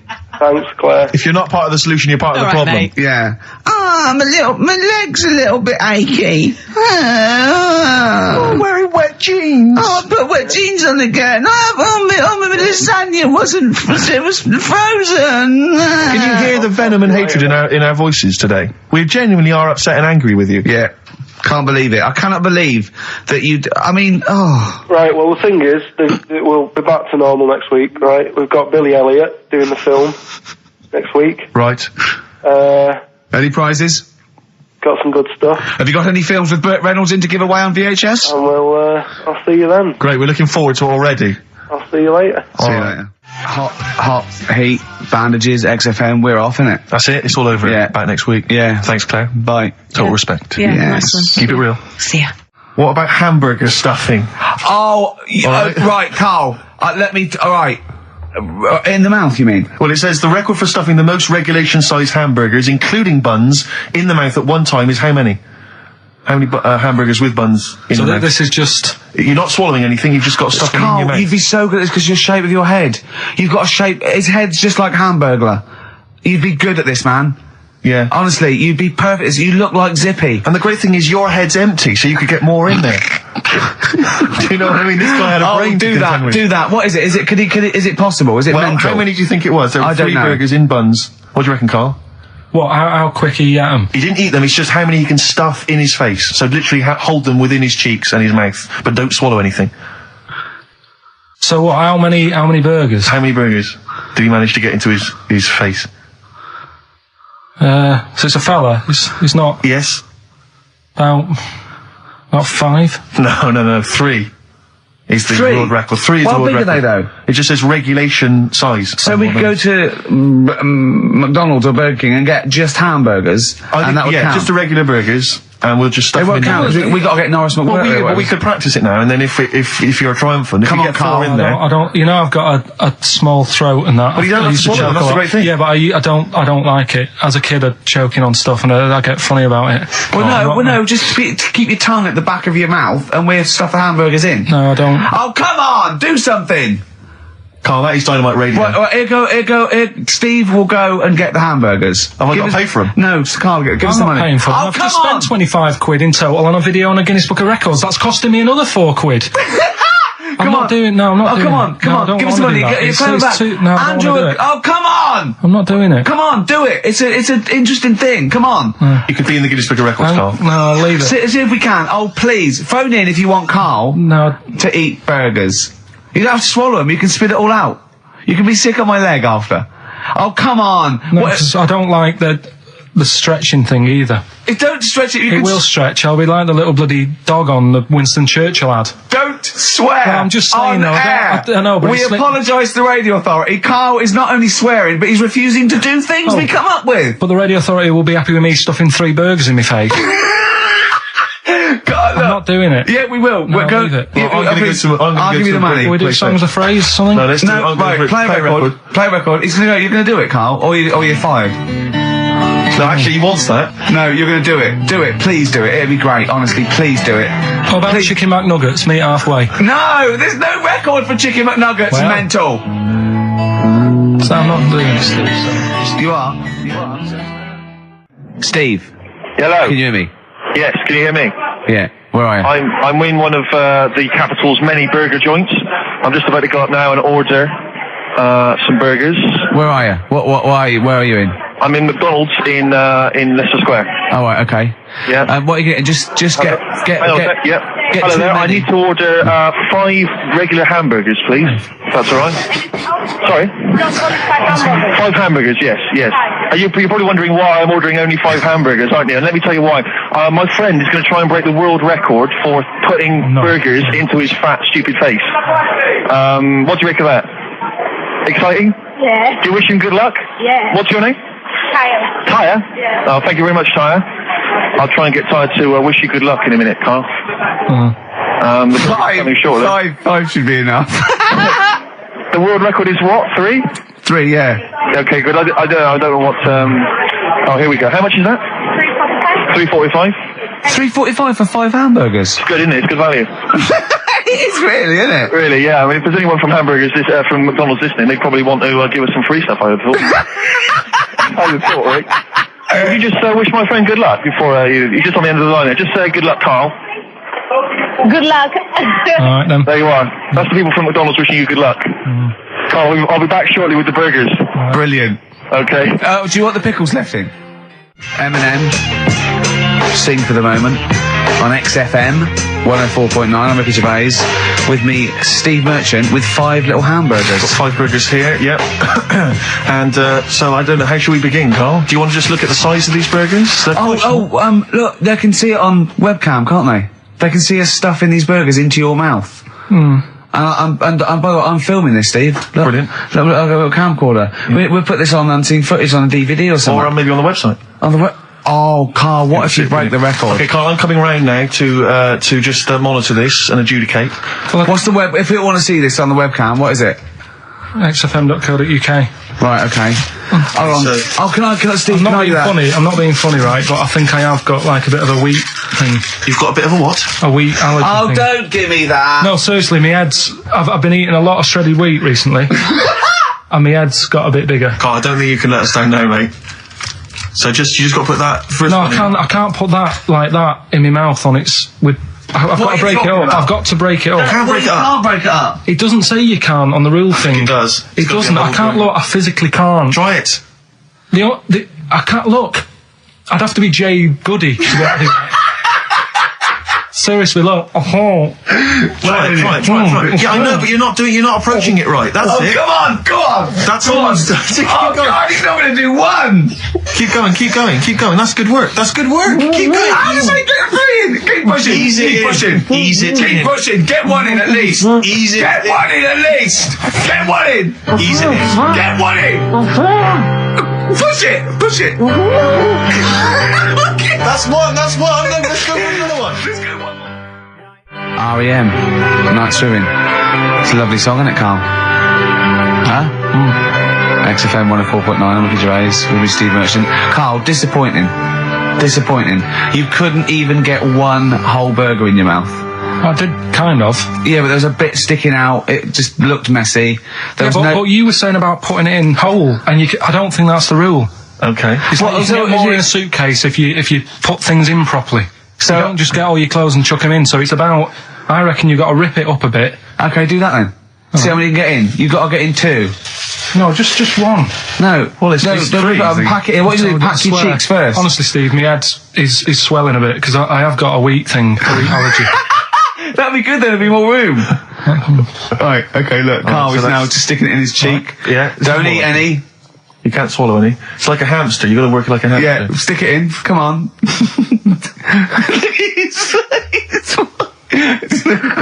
looks like Marlon Brando in The Godfather. Come on. Don't lose any yet. Right. Pack it in, then use your fingers to pack it in. Come on! Wedge it in. Like you're grating the bath. I can't do this either. Keep going, keep going! Keep going, don't give up so early. This is part of the problem. You just give up, Karl, too quickly. You failed again. It's like your history O level. Come on, Karl. Come on. Do something well. Succeed at something. Push it in. You've got nearly a half a burger there. Oh, I'll come round there. You're chewing. Don't chew. I've got a bit of food. I don't know what he said, but is that a whole one? No, it's not. I can see bits left. Come on, Karl. Come on, keep working at it. Keep working at it. But there's so much space in your mouth, I can see it. He's going red. Okay, we'll do another one. We'll do another one. That one then. We're doing a. Oh, are you alright? Are you going to be sick? Are you alright? Alright. Oh God, should we play a record? He's making my eyes water now. Okay, I'll find a different one for you. Find a different one for you. What about most grapes eaten in 3 minutes? I'll go. Do you want to do that? Grapes are easy, aren't they? That's easy. Great. Come on, grapes are easy. Right, Songbird Oasis, right. Send Karl a little present. Send him some essential oils or something, or a little lavender pillow, or just a little message. Send him a little message. Tell him it's all worth it. He's getting all grumpy, aren't you? I just get sick of it, that's all. It's not worth it for going through the stress for 30 quid every Saturday. You lying little... You'd get more than 30 quid. Oh, not much more. Anyway, Steve, who's the winner? The winner is Mike McNulty. He correctly answered the fact that there were 4 films featuring Hannibal Lecter. There's a downer now, isn't there? There's a downer. I think it was you, actually. I mean, I don't know, Karl. It's not like I'm just trying to win myself a place on your team, but I actually felt that Ricky was really out of order. I gave him grapes. I thought Ricky was discourteous, if that's a word. I thought he was rude, aggressive, unpleasant. As one person emailed in, a dickhead. So, someone also said you were fat and talentless. I don't like those emailers who do that sort of thing, but one of them said you were really, really annoying. Well, cheers for that, but you're still not on the team. They didn't like what you were wearing. So, back next week. What did you say? Cheers for that. Rowdy Drawn Boy. All possibilities on XFM 104.9. I'm Ricky Gervais, with me, Steve Merchant and Karl Pilkington, and a few new characters. Steve, I can't believe I just said, I know you love Moyles and his sort of wacky stuff, and Chris Moore, Edmonds, one of the greats. and Edmonds, and just all the. Well, I'm going to go along the same sort of vein. I've come up with a couple of. Can I show you one? I'm excited. Okay. Well, it always starts with a sort of doorbell. Okay. So it goes, ding dong. I go, oh no, hold on, Steve, hold on, Karl. Who's that at the door? Yeah. Hello. Oh, hello. Oh, look, it's Camp David, the right queer gay. Oh, hello. You look all gay today. Is that because it's nice weather? Oh, no, that's not what it means. Oh, have you got a girlfriend, Camp David, the right queer gay? No, but I've got a boyfriend. Yeah. Oh, bye. Yeah. Right. Oh, ding dong. Oh, it's another one. Another comment. Hello. Oh, look. It's Holy Fuck, the little funny Chinese fella. Wait, that's his name, Karl. That's his name, Karl. Karl. Hello, Holy Fuck. Harold. Yeah. Right? Yeah, that's fine. Mr. Fuck, you can call me Holy if you want. No, I'd prefer to call you Fuck. Yeah. Right? You're right. Nothing wrong with this so far. No. Have you got a girlfriend, Mr. Fuck?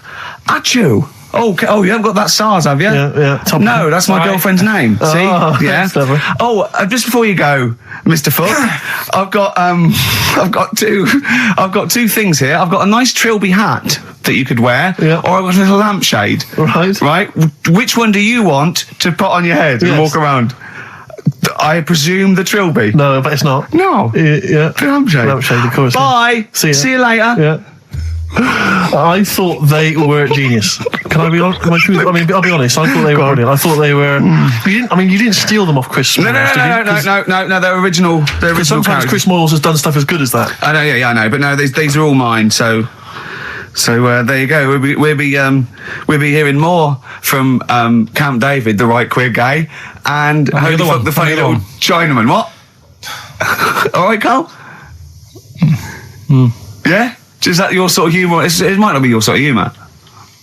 You just should have run it past me before you did it. Yeah. What one are you worried about in particular?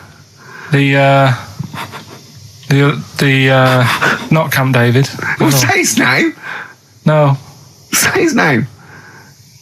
Which one? I don't know which one you mean. The Chinese fella. I forget who that was. What was his name? I can't remember. Well, if you can't remember, it can't be that good, so we'll leave it. We won't do it again. Right? I'll tell you what I've got, Steve. Oh, what? I'll tell you what I'm thinking. Go on. Right. Do you know, like, TV programmes sort of get rested in the winter? Ding dong. Oh, no. Hang on, who's this? Oh, go on. Hello again. Not now, Mr. Fuck. We're talking. Bye. Is that Holy Fuck again? Yeah. Karl. Look at Karl's face. Right. Okay, that's it now. I'm not answering the door anymore. Right. Okay, go on. Right. Yeah. Ding dong, ding dong, ding dong, ding dong. He's trying to get in. Don't be impolite, Rick. Come on, Rick. He wants to come in. No, it's too late. It's too late. He's gone away now. Go on. Right. Anyway, what I'm thinking is, Rockbusters coming back for a bit. What? What are you talking about? He likes my idea. He likes my characters. He doesn't like that idea. If I what, Karl? No, I was going to say if I came up with what? With that Chinese fella. What was his name for a sketch? You wouldn't have liked it. Let's do Rockbusters and see how it goes. I know you weren't a fan of it, but. Hang on, yeah, to be honest, Karl, he dissed Cheap as Chimps, and we know that's a brilliant idea. Hang on, sorry, we all agreed that Rockbusters was a piece of old toss. No, I didn't. I said it needed resting. And that's why we stopped doing it. I said it needed resting for a bit. I don't remember that conversation. What do you mean it needed resting? We abandoned it because it was appalling. It started off as a nice idea, but you just gone crazy. Let's play a record and come back to this, shall we? What do you want to play? Bit of sugar. Oh, yeah. Brilliant. That'll cheer us all up. I don't know why you were thinking of bringing this back. I'm genuinely worried about this. Well, is that the doorbell? But do you not think that Columbo looks like he smells? Would you imagine he smells a bit? He's a brilliant detective. Well, he's got that dog and he smokes cigars, so I imagine he smells. I reckon he stinks. I reckon he doesn't clean his clothes enough. Oh, I think he has. I think he gets up and washes, but I think he puts on a he's too absent-minded. I think he's too busy thinking on solving crimes and stuff. What do you think? Do you think his wife makes him clean his pants now and again? I think they're quite a bohemian couple. I'm not sure she's really interested in that. I think she's got her own mind. Maybe she's a painter or something. No, maybe she's losing it a bit and he's a bit embarrassed by it. Yeah, that could be true. And she's probably incontinent, so while she's ironing his trousers, she just all over them, and he goes, oh God, she's shatting my pants again, I gotta wait a little. Yeah, so that's what. Oh, ding dong. Who's that? Who's this? Oh, hello. Oh, look, it's David Gray, the bent piano player. Oh, all right. I thought it was going to be Columbo. That would be a joy. Ding dong. My wife loves you. Hello. Oh, I don't believe it. Look who's turned up, Karl. Do you want to do Rockbusters, Steve, now? Can we listen, with the whole Rockbusters thing, I don't want to be responsible for bringing it back. So I think we should put it to the vote. You should email in. We'll give people 5 minutes to email in. I'll take a straw poll. Do you want to see the return of Rockbusters or not? We're leaving it to you, the audience, to decide. Okay, Steve. I guarantee it's going to be a landslide. They are all going to want it. But why have we ever trusted our listener? We know what they're like. You've just described some of them with a bloke in Waitrose and Columbo's wife shitting herself. So that's the sort of people that, you know what I mean? Yeah. It was weird because the waitress guy did ask for my autograph before he was hauled away. So maybe he is a listener. But all I'm saying is maybe the posters are drawing in some fresh blood. There's some people who've maybe not heard Rockbusters before. They're the ones who probably vote for it. Anyone else who's heard it before, surely they're not going to see the return of that. No one wants to see the return of that. What's the number? No, that's email only. We don't want to speak to these freaks. Ricky.Gervais at XFM. I love the fact we don't want to speak to these freaks. We work with one of them. Yeah. God. Yeah. If you want to see the return of Rockbusters, vote yes. If not, no. Tone it down a bit. Let's not do 3.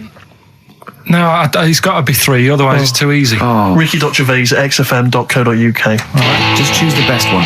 Right. The Seeker from The Who. Brilliant. Classic rock. On XFM 104.9, I'm Ricky Gervais, with me Steve Merchant, Karl Pilkington. All right, well, unsurprisingly, the overwhelming consensus is that people would like to hear the return of Rockbusters. I should, however, point out just some of the no responses. Let me see what we've got here. Is Dickie Anderson called in yet? Sadly, nothing from Dickers. I think I might make him one of my hilarious sort of comedy characters. What do you think he would sound like? What would he sound like? Sort of probably like that, I think. Ding dong. Hello. Hey, it's Dickie Anderson. I can't believe it. Your show's rubbish. Something like that? I mean, I think you should work on them perhaps before you're saying there's not a lot of substance to these guys? I'm just saying that, once the novelty of the doorbell has worn off. I don't think you understand comedy on radio, Steve. I'm not sure I do. To be honest. Listen to Noel Evans, listen to Moyles. You'll see you don't need to riff with it. It's just, you just do the doorbell and just say they're here. Right. That's all you need to do. Sure. So, that's the main thing. Well, so we've had a couple I'm of thinking of some more characters as well. Well, keep working on those. Yeah. Marcus has emailed. He says no to Rockbusters. He hasn't heard it, but it sounds rubbish. Believe me, you couldn't be more right. Well, does The Office sound good as a title? Right.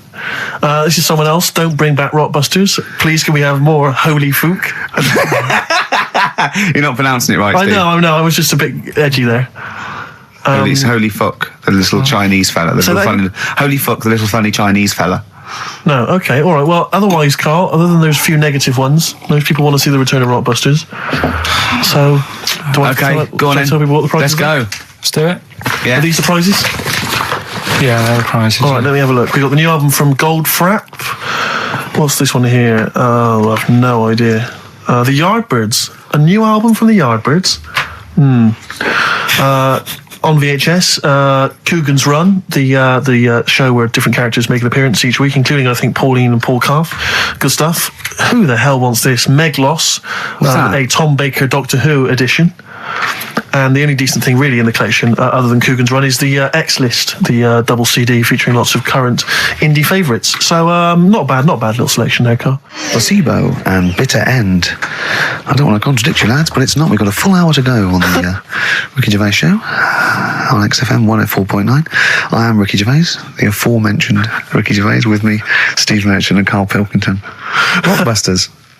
Oh, ding dong. Oh, who's that? Oh, it's a posh bloke who doesn't care about poor people. Hello, posh bloke, what are you doing? I'm in my Rolls Royce and I don't like the homeless. Oh, posh bloke, don't be a... You want to do that? Satire. That is satire. Yeah. There's nothing like it. It's political as well. I'm getting in there's political so many. things. Don't even begin to show off. I was showing that some foreigners are funny. I got in the fact that, like, if you notice that Chinese people wear different hats to us. Yes. So that's political in a sense. Yeah. So, the weird thing is, Steve, right, that is like what I imagine Ricky's house being like when people are ringing the bell. Because they're all so different. It's got a little... He's obsessed with all my friends being slightly different to each other. I've never understood it. He goes, there's no thread to them. All my mates have got a thread running through them. I was literally after they walk out of the home. Yeah. But what do you mean my friends all different? Well, that could be... It wouldn't surprise me if I was round there and the bell went and I said, do you want me to get it? And he said, yeah, and I opened it and it's, what, Holy Fuck? Holy, yeah, he's at the door, right? And then I'd say he's busy, close the door, bell would go again, then you got the little gay fella. David Gray. Yeah. And then, do you know what I mean? Yeah. The clue, these people from the East Midlands swear a lot. Yeah. TTB. The answer? TDD. Yeah, go on. Give the clue again. These people from the East Midlands swear a lot. Tourette's Trent D'Arby. Right, you're never doing Rockbusters again. Tourette's Trent D'Arby. Right, you're not doing it. You're never doing. You've blown it. You see, you sneak that one in.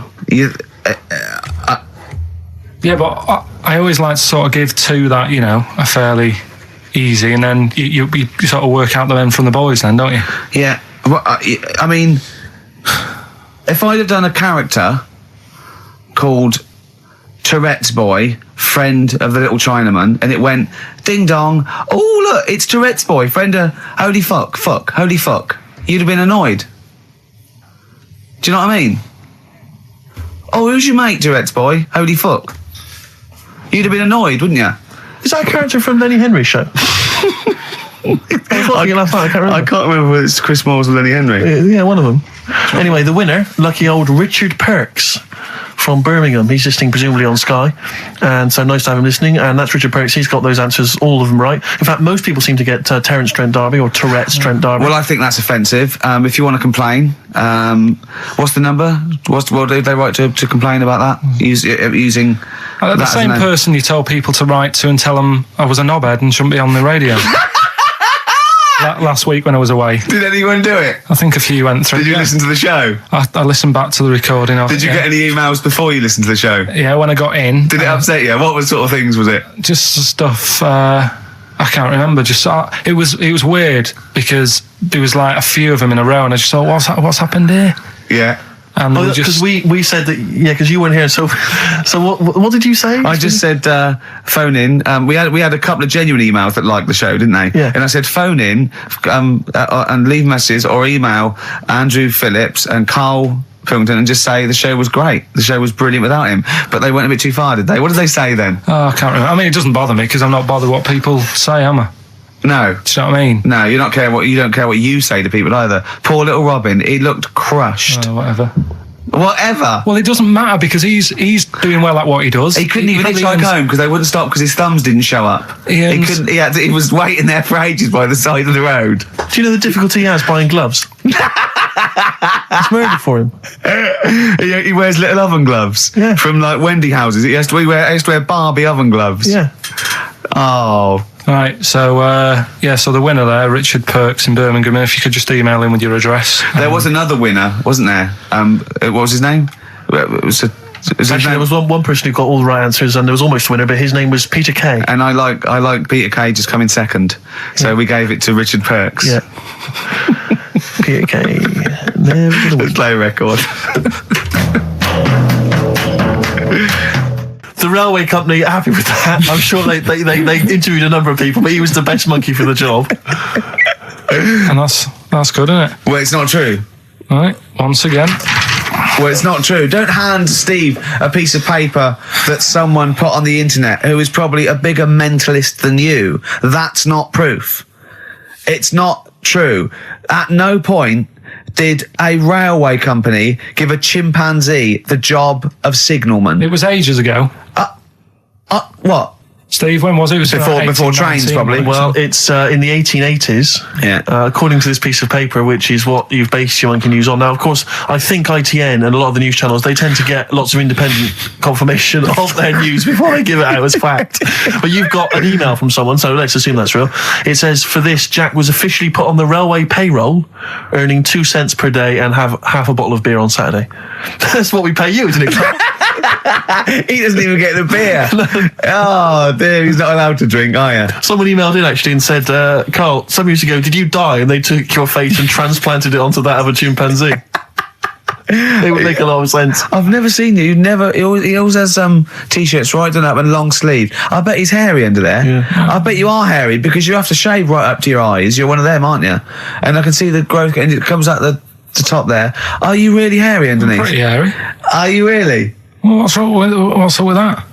You're a humanzee, aren't you? That's why you're fascinated with them, and why your IQ is sort of about 80. I think you might be.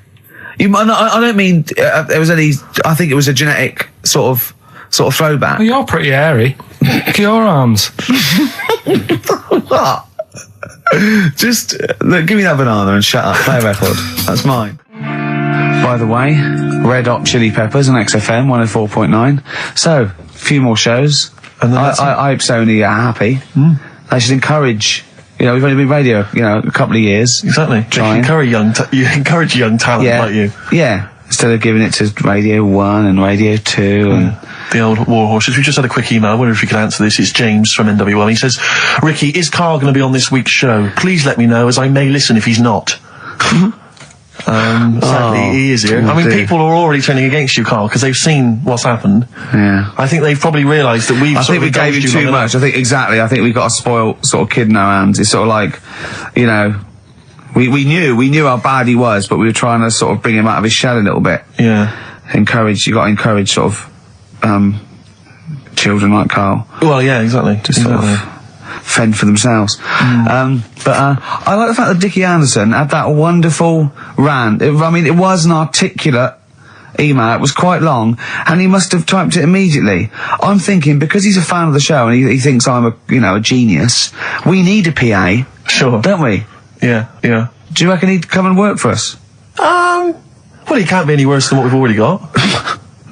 I know. You know. So there you go. Then we're giving up radio. We're going to concentrate on television. Karl's going to probably go back to what, your little, just doing your sound. The thing I won a silver for at the Sonys. Funny that, isn't it? Oh, you won a silver, did you? I got a silver, yeah. Oh, yeah, what was that for? Doing the proper job that I do here in the week. Oh, no, it's 2 of you for a start. Yeah. Well, there's 3 of us. Can't even get a bronze. Now, who's the weak link? Right? Well, bit weird, isn't it? Let's not argue. We haven't got many shows to do. To be fair though, this show is I think it's more to do with the fact that you talk on this show that has brought us down. Right, I haven't said anything hardly today. No, well, this is an award-winning show potentially. We'll add this one in for next year. If you could just keep stum, we might have a chance. All right. Well, coming up, right? Karl. Let's put it behind us. Okay. Let's draw a line under it. We had a meeting yesterday. We thought we better, you know, for the last few shows, plan it a little bit. And me and Steve came up with a great idea. We're going to offer Karl money to do stuff. Yes. That's the quality of the ideas on this. Yeah. And I brought some money in, little stuff, because we had him showering with our mate Johnny for £1,000 yesterday. Yeah, we just got into a discussion, and then one of us suggested that how much would it cost us to pay you, Karl, to have a shower with another man? And there's nothing going on. No, there's nothing going on. You're just in a shower, normal shower. You're just washing each other, having not each other, just yourselves. You're just having a chat. Yeah, washing yourselves. Yeah, having a shower. Yeah. But it's a regular shower in a regular house. It's not a shower in a swimming pool. And he went fine. He got £1,000 out of it. He wouldn't do 900. He got £1,000 out of it. But then we said, and we'll have to watch to make sure you do it. Yeah. And he went, no, that's weird. So, but why? What's it? But this is what annoys me, though, right? The whole idea of, what would you do, right? So I bet you missed out there when we started this chat saying, I wonder what you do for money. It did start off with, would you rub Dale Winton's neck? Would you give Dale Winton a massage for 20 quid? No, but you have to say no. 500. We're trying to find out what your price is. What price, Karl, is the name of the show. So would you give Dale Winton he's got a knot. He's got a bit of a knot. He's stressed. He's been doing supermarket sweep, and he's furious. One of the contestants was answering back, calling him names, and he's got all knots in his neck. You just give him a little bit of 5 minutes. A little neck massage. How much would you do that for? He's naked, and it's just a little neck massage. There's nothing going on. It's like... See, there You're naked as well, but it's just the two of you naked giving him a little massage. No, seriously. Would you give him... okay, would you give me a foot massage? For how much? Well, that's what's your price? And what are the rules, though? Can I wear gloves? No, just let's start off simple. Would you take off my shoes and socks? I'd do it for, 50 quid. Okay, no, 20 quid to take off one shoe and one sock, but like you mean it. You just take the shoe off, you go, and as you're pulling down my sock, you pull the sock down slowly, you look me in the eyes and go, what lovely ankles. Seriously, how much? What price? 20 quid a foot. 20 quid a foot. That's got to be worth it. So 20 quid, you will take off my, we'll put on some soft music, right? I don't need it today. That's what I was saying to you yesterday. You always do you know what I mean? No, you don't. At the moment, I'm quite happy. Give it to a homeless person. Give it to a charity. We'll get him in here. Well, are you still going to shower with Johnny for £1,000? Not now, because you said, and me and Steve are just going to stand in the corner and watch. Well, we've got to make sure you do it. You might go in there and just, like, wet your hair and come out, pay Johnny 500 quid and go, yeah, we had a shower. How will we know? Sorry, I'm quite interested about the shoe and sock. I'm back to the shower. You just have to wash yourselves. And we have to inspect that it's really clean, because we want you to wash certain parts really... Right, well, why have you both got to be in there, then? Well, no, just one of us. Can we just take... I mean, yeah. Or can Steve film it? as evidence. Just as evidence. Or I'll tell you what, we'll leave the TV camera in there. Neither of us to be in there, then we can just watch the video. Are you a couple of benders? Are you a couple of benders? No. No. But can we discuss further the taking of the shoe and the sock? Because I think there's £20. I'm willing to pay £20 to see that. So a little surprise for you there. That's Coldplay here. They're live through there. Thanks. Can you hear me? Can you hear me? Yeah, brilliant. Do you want to say a few words? Do you want to I'll have a quick word with Chris, lead singer Chris. Chris, good to have you here. Hello. And how's it going with Gwyneth Paltrow? Brilliant. Yes, she's a lovely lady. Yeah, no, I thought so. Yeah, I saw her in Shakespeare in Love. She's good in that, isn't she? If you would pass that on to her, just say I enjoyed that. It's going all right. You going to get married or? Yeah, so I marry either her or that Julia Roberts woman. Yeah, either one is good. Yeah. I know you're on holiday at the moment in Hawaii. I read in the paper today. No. You're actually here? I'm actually here. Okay. Got to go now, got to go. Alright, just a couple of quick... See you later, Chris. Yes, see you, Ricky. So that's the sort of guests. That's the calibre of guests. We're just trying to up just like Jonathan Ross. We've got guests like Jonathan Ross. That's Coldplay, just popped in. So if you're the Sony people listening, you brilliant. And we've still got Karl to take off my sock for 20 quid, okay? There, on XFM 104.9. You see... I'm sick of it. No, wait. This is giving me an idea, because I think... What the best thing about this show is what happens when the records are playing. Because we sort of... Last example, Inarticulate. Yeah? Didn't have anything planned. Well, I started my mouth moving, but I didn't have anything planned. Yeah. Like... Why was that? Why don't you have anything planned there? What? Why didn't you know what you're going to say then? Because... What were you doing when Radiohead was on? I made Karl a new uniform that he has to wear in the second hour. What did I do? You got tissue paper. Yeah. Toilet roll, yeah. Ripped a bit off. Yeah. Made a little tie for me. Yeah. And put some in my ears. Yeah. So we had earplugs and matching tie. Yeah. And he looked good, didn't he? Yeah. He had earplugs and matching tie, and I squeezed it in there, and he went, I can't, it'll irritate me. So I'm thinking of things all the time to make this more fun for me. Yes. And he's just like that. Sorry, a quick question. Steve, just want to raise a little point. Go on. You say that you're spending most of your time thinking about how you can make this more entertaining for yourself. Yeah. Is it worth ever considering the listeners? Well, I think that if you're happy, they're happy. I'm not sure that's true. I've been monitoring a lot of the feedback on the email and stuff. Yeah. It doesn't appear to be the case. But that's because Karl won't go along with stuff. Sure. I mean, they could see on the webcam his little matching earplugs and tie that I made. I just did a cartoon that went for £350, right? On the website, right? So that's one now. Yeah, we're gonna do it. We're gonna make it really good. We're gonna give them lots of stuff and sign DVDs and everything. So that's great. 350 quid. Who was it? I think her name was Joanne. It's not definite yet because we haven't got the money off her. Wow, she's you know, you got to trust them, haven't you? And so I think people would love to have had a matching. You know, I'd have signed it and everything. Little matching earplugs and necktie made out of toilet roll. Yeah, yeah. You know, and he don't want to wear it. But I had a great idea for a show, right? We filmed the behind the scenes, right, of each show. So, you know, then you get a CD of what went out, but you saw what happened behind the scenes, right? And it follows us through a week, right? And it's called X-Men 3. Ah, I see, because of XFM. Yeah. Right. And then we can film all Karl, what Karl looks like when I'm squeezing his head, what he's like when we're trying to make him touch us, all that sort of stuff, when he's getting all stressed out in the day and we just pop up, like what he looks like, his little head, everything. And would this be broadcast on TV? Or? I think so. I think Choice, something like BBC Three. Yeah. Yeah. I mean, again, it's not because I mean, I'm very much in the centre of the storm. I'm very much the eye of the storm. Yeah. And I know that I myself would not want to watch that. Really? No, because it's... Any negative, Karl? He was like this when you came up with Cheap as Chimps. He wanted to drop Rockbusters. What was the other thing he didn't like? That other TV idea I had. Yeah, what, putting a baby in a room, setting it on fire and see if it can make its way out? Setting the room on fire. Let's not get silly. No, but he didn't like that, did he? I mean, I don't want to blow my own trumpet, but it does seem to me that my criticism of those things is probably justified. I mean, Cheap as Chimps, where is it now? Wow. Donald McIntyre took it. Not really, Carl, not really. It is but a pitiful memory. Both your game show ideas terrible. This TV show idea, I think, again, it's only interesting to you, Rick. This is what you fail to realise. You've got no sense of the greater public. To be honest, I'm just taking this from what people are emailing in. They're not interested in Carl. I don't read the emails. They're not interested in Carl. I don't read the emails. They're not interested in Carl? They're not interested in Carl. But if we did a documentary about him, like they did about Oliver, the human sea, or that's a different case. Or the girl that was older than her mum, or, all those other sort of things, I think if we actually did a definitive documentary and got in doctors to talk about him, and showed him... That psychiatrist from Big Brother. Yeah, and just talked about it, and then showed him in his environment, I think it'd be brilliant. I think it'd be a brilliant show. But I think that's interesting. I think you're right. Some kind of anthropological study of Karl, fascinating. You making a little neckerchief for him, I'm not so convinced. But that'll all be part of it.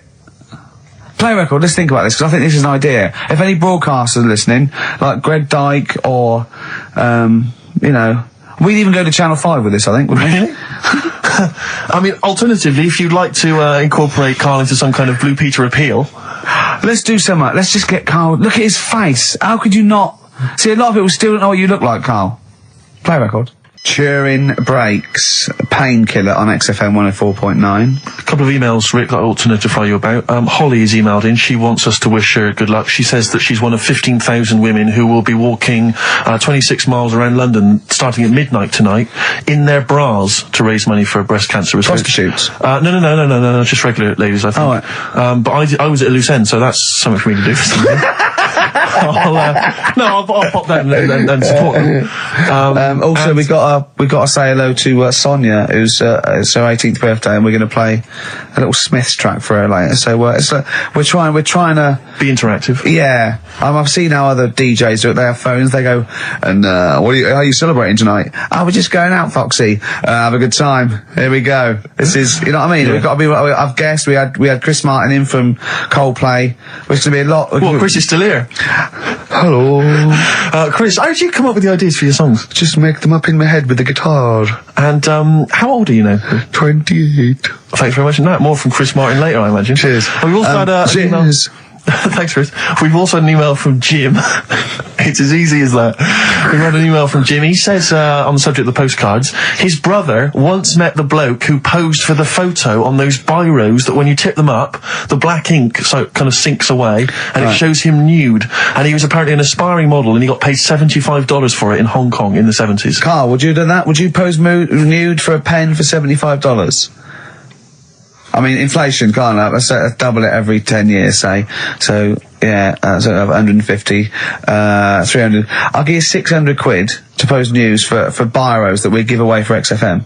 An XFM biro, where your clothes sink away when you turn it upside down. And what sort of shape was this fella in? He's in pretty good shape, yeah, I think. 600 quid. Yeah. I'll make it back on selling the pens.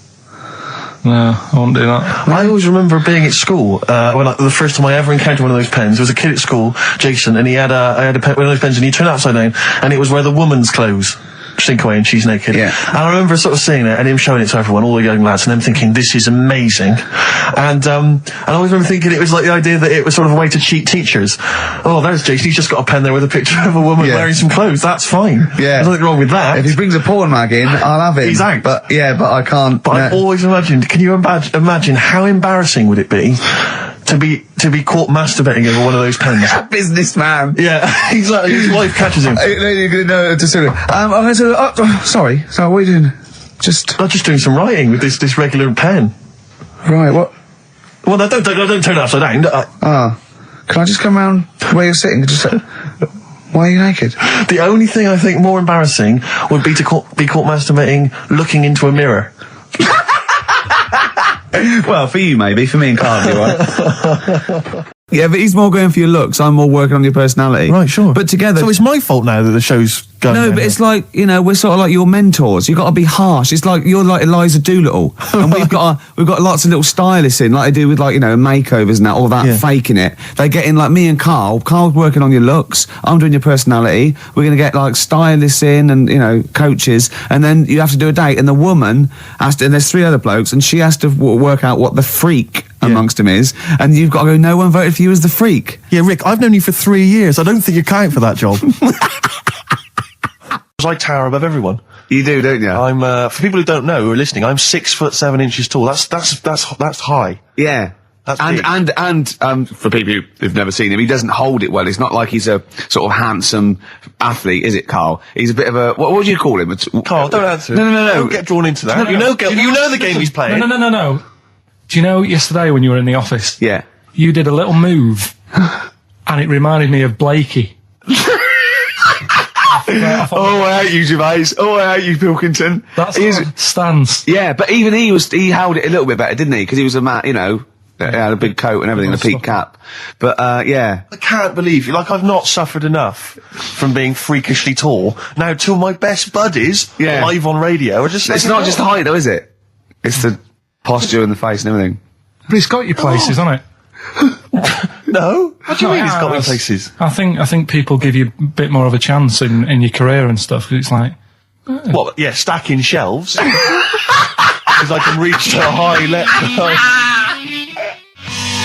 Muse, plug-in baby on XFM 104.9. Rick, Gervais, go on. Well, yeah, but I know you guys are laughing about the height thing, and for those that have only just tuned in, I am 6'7" tall, which is tall, and that's big. And I pride myself on it in a way. You know, I've worked hard, I've not smoked, I ate well. You know, it's an accomplishment. But obviously, I didn't have much involvement in it. I just am, and it's a curse because mainly the problem is that you can't get stuff, you can't get clothes, you can't get shoes. You know? Yeah, he's size 14 feet. Yeah, but it is genuine, and I don't know. I mean, it costs a lot to buy a pair of size 14 shoes, and so I don't. I mean, if you were genuinely poor, I don't know how you'd afford to be tall, because the clothing costs more, everything costs more. I've seen this in comics that you'd actually go to school in a barrel, wearing a barrel with just braces. It'd just be a barrel, and you'd have sort of flip flops, and you'd take a mule with you. They all had a mule, didn't they? But people always think like you'll be in a pub or something, and people just think they can talk to you about it. They just think, hey, you lanky, it's just like, because it's like they. But that really annoys you, doesn't it? Well, it annoys me because it's like they think I should be proud of it. Like, well, exactly, but they don't think that this is not a disadvantage. This is not a disability, is it? You're taller than most people. It might get disability. No. If you were 8'3", it'd be slightly debilitating. You would, you know, but disabilitating. What? Disabilitating? Yeah. No, you're a medical man, aren't you? But no, the point is, it's a disabilitating because when you go on public transport, like if you're on a coach. The only place I can sit on a coach is that seat on the driver's lap. Either on the driver's lap or that seat at the very end. Yeah. You know which sits into the the Yeah. That's the only place I can. Why don't you stand up? Some sort of kids at the back waving at drivers. You could drive it from the back. Here he comes. Watch it. Were you a tall baby? Oh, Mr. and Mrs. Merchant, you've given birth to a basketball player. Look at his dribble already. Were you a tall baby? Babies aren't tall. At what point did you suddenly, like, Jesus, nothing fits me? Well, it didn't happen overnight, Karl. Let's do a little graph. How tall were you at 5? Oh, I don't know. 3 foot. 3 foot. How tall were you at 12? 6 foot. 6 foot? Are you really? I don't know, do I? How do I remember? I don't remember this. Well, when did teachers start calling you freak boy and lanky? They didn't. It wasn't so much. It was no. You went to a funny school. I went bowling with him once. So I'd never been bowling before, and he'd been once before. And he went, let's go to this bowl. We went to a bowling alley, right? And you have to wear these special shoes. Now they're sort of like pointed things anyway, and they're multicoloured, sort of red and green. They look pretty weird. And the woman said to me, oh, what size? I said, oh, 8. She went, yeah. So what size are you? He went, 14. She went, 14. He went, you probably haven't got them. She goes, yeah, I think we have got one pair. And she put them on the table, and it was like Krusty the Clown. And I just started laughing. They looked so long, and he had to run round this bowling alley in these freaky clown shoes. But they don't look freaky clown like when I'm wearing them, because the rest of me is in proportion to it. It looks like a little wall bracket. One of the worst things that happened to me was when I was like, I don't know, when I was about 16 or something, we went to, listen, let me just tell you briefly, this is another example of how people can just exploit you and make fun of you when you're tall. Yeah. I was quite tall. I've always been like about 6'7" for quite a while now. And when I was about 16, I went to a big New Year's celebration in Bristol, where I come from, and everyone kind of congregates in this big sort of part of town, and there's all people dancing around, like in Trafalgar Square. And I was there, and somehow I just picked up a balloon somewhere along the line, one of those kind of helium sort of balloons, and I was holding that, sort of dancing around. And these two girls came up to me, and I was thinking, yeah, okay, you know, it's New Year's Eve, brilliant, you know, that's my kind of party. Yeah. And they came out, they went, hey. Once a year. And they said, you going to be here for long? And I went, well, maybe. And they said, it's just that we've arranged to meet back at you in about an hour. I went, what do you mean? I went, well, it's just because we can see you wherever you are. Don't worry, you can move around and stuff. We'll see you with the balloon. Just arrange to meet some friends. I love that. A landmark. So pilots use that. Oh, we're just coming in. There's when we go. When we see Steve Merchant, we'll be descending to Bristol Temple Mead. What's really funny is New Year's Eve, Trafalgar Square, you got a huge column, but they use Steve as like the meeting point. Steve's got a huge column. Brilliant, Rick. Well done. Award-winning comedy from Ricky Gervais. When I was in America, everyone told me like it would be really easy to get big clothes and big shoes and that because they're all huge and all freaks over there. All right, steady on. And I was wandering around New York and I was going in a few shops, kind of saying, we've got size 14, US 15 shoes, and they were going, no, is that the difference? Yeah. One. And they literally were laughing at me. There was a couple of shops where they literally laugh and get like someone else in and come and look at the tall, freaky Englishman. Really? And then one guy said, I remember we had someone come in here once and he said he'd been to a shop which sold kind of stuff for really tall people and he said, I think I can remember the address, and he sort of looked through the sort of telephone directory, and he made a note of it. And I went on the subway, and I went through all Lilliput. And I went, it took me ages to get there, and really hard to find it. I finally went in there. I've never seen it. It was heaving, right, with freaks. It was amazing. It was like, they were just kind of gargoyles. It was like something from Lord of the Rings. They were just kind of these tall people and kind of gnarled. Did they turn around and start bowing to you? It was incredible. Yeah. When I went in, I just said, hi, I'm looking for a kind of sort of thing. Guy went, yeah, sure. And he sort of hobbled off into the darkness and came back with exactly the kind of pair of shoes I wanted. I couldn't believe my luck. It might be a magic shop. But it was like that shop in, Mr. Ben. It might have been a dream though, you see. Mind you, I went to Texas once, and I had some ribs, and it was like the Flintstones. It was huge. And not only did it look too much like an animal that I couldn't actually eat it, I don't know who could eat it. I mean, seriously, it was 2 foot long. Yeah. And all the it was like half a rib cage. And it's incredible. My friends lived in Texas for a while, and they once were in a kind of diner, and there was, those kind of benches that are attached to the table itself, like a kind of picnic bench. Yeah. And, this huge fat guy came in, he came wobbling, he ordered like this kind of everything you can eat meal, and his fat kind of sort of, kind of. His big fatty fat, and his fatted on the fat table, It wrapped itself around the table and everything. He was chowing down, and when he tried to leave, the table came up with him. Oh no. Imagine that! I mean, they are fat, aren't they? They're big people. They're huge people. But it was that thing we were talking about before, that bloke on Jerry Springer Show who was like 80 stone, right?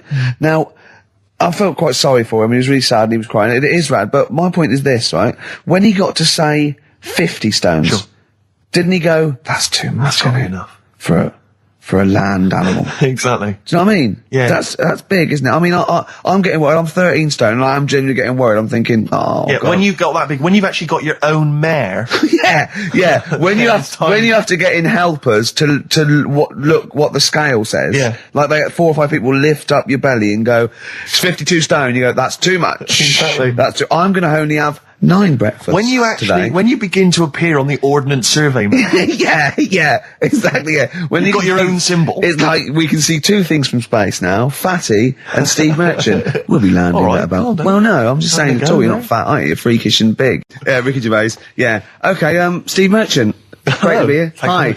Now, you're a very tall man, if I might say. You're 6'7", aren't you? Yes. Was that a bit of a problem at school? Well, yeah, a few jokes here and there. Yeah, a bit gentle ribbing, but nothing too problematic. What's the weather like up there? Well, exactly. Skinny, all that sort of. Oh, you're lanky. Yeah. Oh dear. And what about the glasses? Well, I wear glasses, but again, that wasn't really a problem, They didn't call you 4 eyes, really. They didn't call you 4 eyes, freaky lank thing. They didn't call you freak pot. Freaky the freakish. All right, I'm gimp, not sure I'm enjoying this, Rick. What? I'm just saying, they didn't do that. That's an interview. I'm not sure that's the best approach. Okay. And then you left school. Yeah. You went to university. There, were you called freaky, freak-eyed, 4-eyed git? Four-eyed git. Are you sure? Never been called it. Were you called freaky, lanky, 4-eyed, stupid hair, boggle-eyed freak face? Fish face? Is your chat show coming back? Well, No, but Roger Daltrey might not want it getting round that he gave birth to Specky. Yeah, right, actually. I see what you mean. Specky? Spotty? Spotty, so I looked at you. Yeah. Alright, calm down. Well, I do, you've got a nice clear skin. At least I didn't call you Spotty goggle-eyed freak boy. You got a nice skin, not a nice complexion, smooth-faced goggle-eyed freak boy fish. Thank you. Yeah. Must be nice. Carl, what? Don't you like us arguing? Is it like mum and dad arguing? Do you get all... It's a bit like that. In the caravan. There was nowhere to escape to. As you know, me and Steve aren't worried about being part of a trend or you know, being trendy or jumping on about it. Steve particularly doesn't worry about, like, looking good or, well, you know... No, I'm saying, as a compliment, he doesn't worry about walking along like that or, you know... Well, I'm looking good. No. But I'm saying you don't mind the insults freak boy or goggle eye or... Swore off a duck's back, mate. Do you know what I mean? Or a new phrase that's been coined because of Steve's face, water off a frog's back. Who's saying that? Just a lot of friends and that. But I mean... My friends? Yeah, a lot of the people. Can you name names or? I can't really. Make promises you can't. I can't. I can't really. Anyone up? I think it's the Kaggle. Looks good. It does look good. It's waterproof, Rick, and it's also stylish. I wear nothing underneath, so it's tight to the skin. It gets sticky in damp weather. Is that why you sort of rustle? Sexy. But what's all the? Is there abuse? What's this? No. They just say. Well, I'm gonna again. We were talking earlier about you not caring about being like a geek or a freak or not trendy. No, I'm just saying. I am trendy. I am. And I know, yeah. Anyway, Steve, over to you. I just was wondering, because I've had an exciting week, relatively speaking, Rick, because instead of just spending it all with you, sat in a little room, as is our way, I've been doing some acting this week, as you know. I know. And I don't normally act, but I, basically, there's some people at the BBC who are making a comedy pilot, kind of comedy TV show. And, and I auditioned for it, and the role was to play a sort of freaky looking, sort of lanky geek, and I don't want to say... How did you beat off? I don't want to sound arrogant, Rick, but they gave me the job on the spot. So it was like, obviously I'm, because I'm not a bad actor, I'm not as good as Rick, but What is it? It's I play a really tall guy, like a sort of... That's the part though, isn't it? About, you've got a beard. I'm a character who's 6'7" tall, and I'm trying to win the world's tallest man. That's it, yeah. But there's always a man that beats me every year, because he's slightly taller. But this year, I think for some reason, because I've been training, I can beat him. That's the conceit. Sally Phillips, I don't know if you know Sally Phillips, she's a very good comedy writer and actress, and she's written it. So it was good fun, and so we went down there, and it was good and everything. It was, a little trailer and everything. It was like the proper deal. It was really good. And the problem was yesterday, I had to dance. One of the sequences had me dancing. Now, as you know, I think I'm a pretty groovy dancer. I'm a bit of a mover. Yeah. And I have to tell you this, Rick. Do you have anyone's eye out with your elbow? I have come to some serious realizations about my dancing. Really? I was moving around like a Shire horse dancing. What was that illness years ago? Right, there was a couple of lads at our school. Oh yeah, had really big heads, right, and webbed fingers. And webbed fingers. And sorry, wait. Was that? Hold on. Did you find him in a pond? Did they used to be little tadpoles? No, Carl, you're not confusing your past with an old episode of Doctor Who, are you? What were they called? These two? I didn't mix with them. It was just like. Of course not. There was Nobody thought anything of it at school. No, like, sure. Used to it. Yeah, it's the North. There goes the creature from the Black Lagoon again. yeah. He's late. Brilliant at trigonometry. He's late for double maths. Yeah. But, I didn't think anything of it. What is it called? What is the disease called where two fellas, are they... Not even related. Rubbish. Not related. Were you near a nuclear power station when you were growing up? Yeah. You weren't really? Yeah.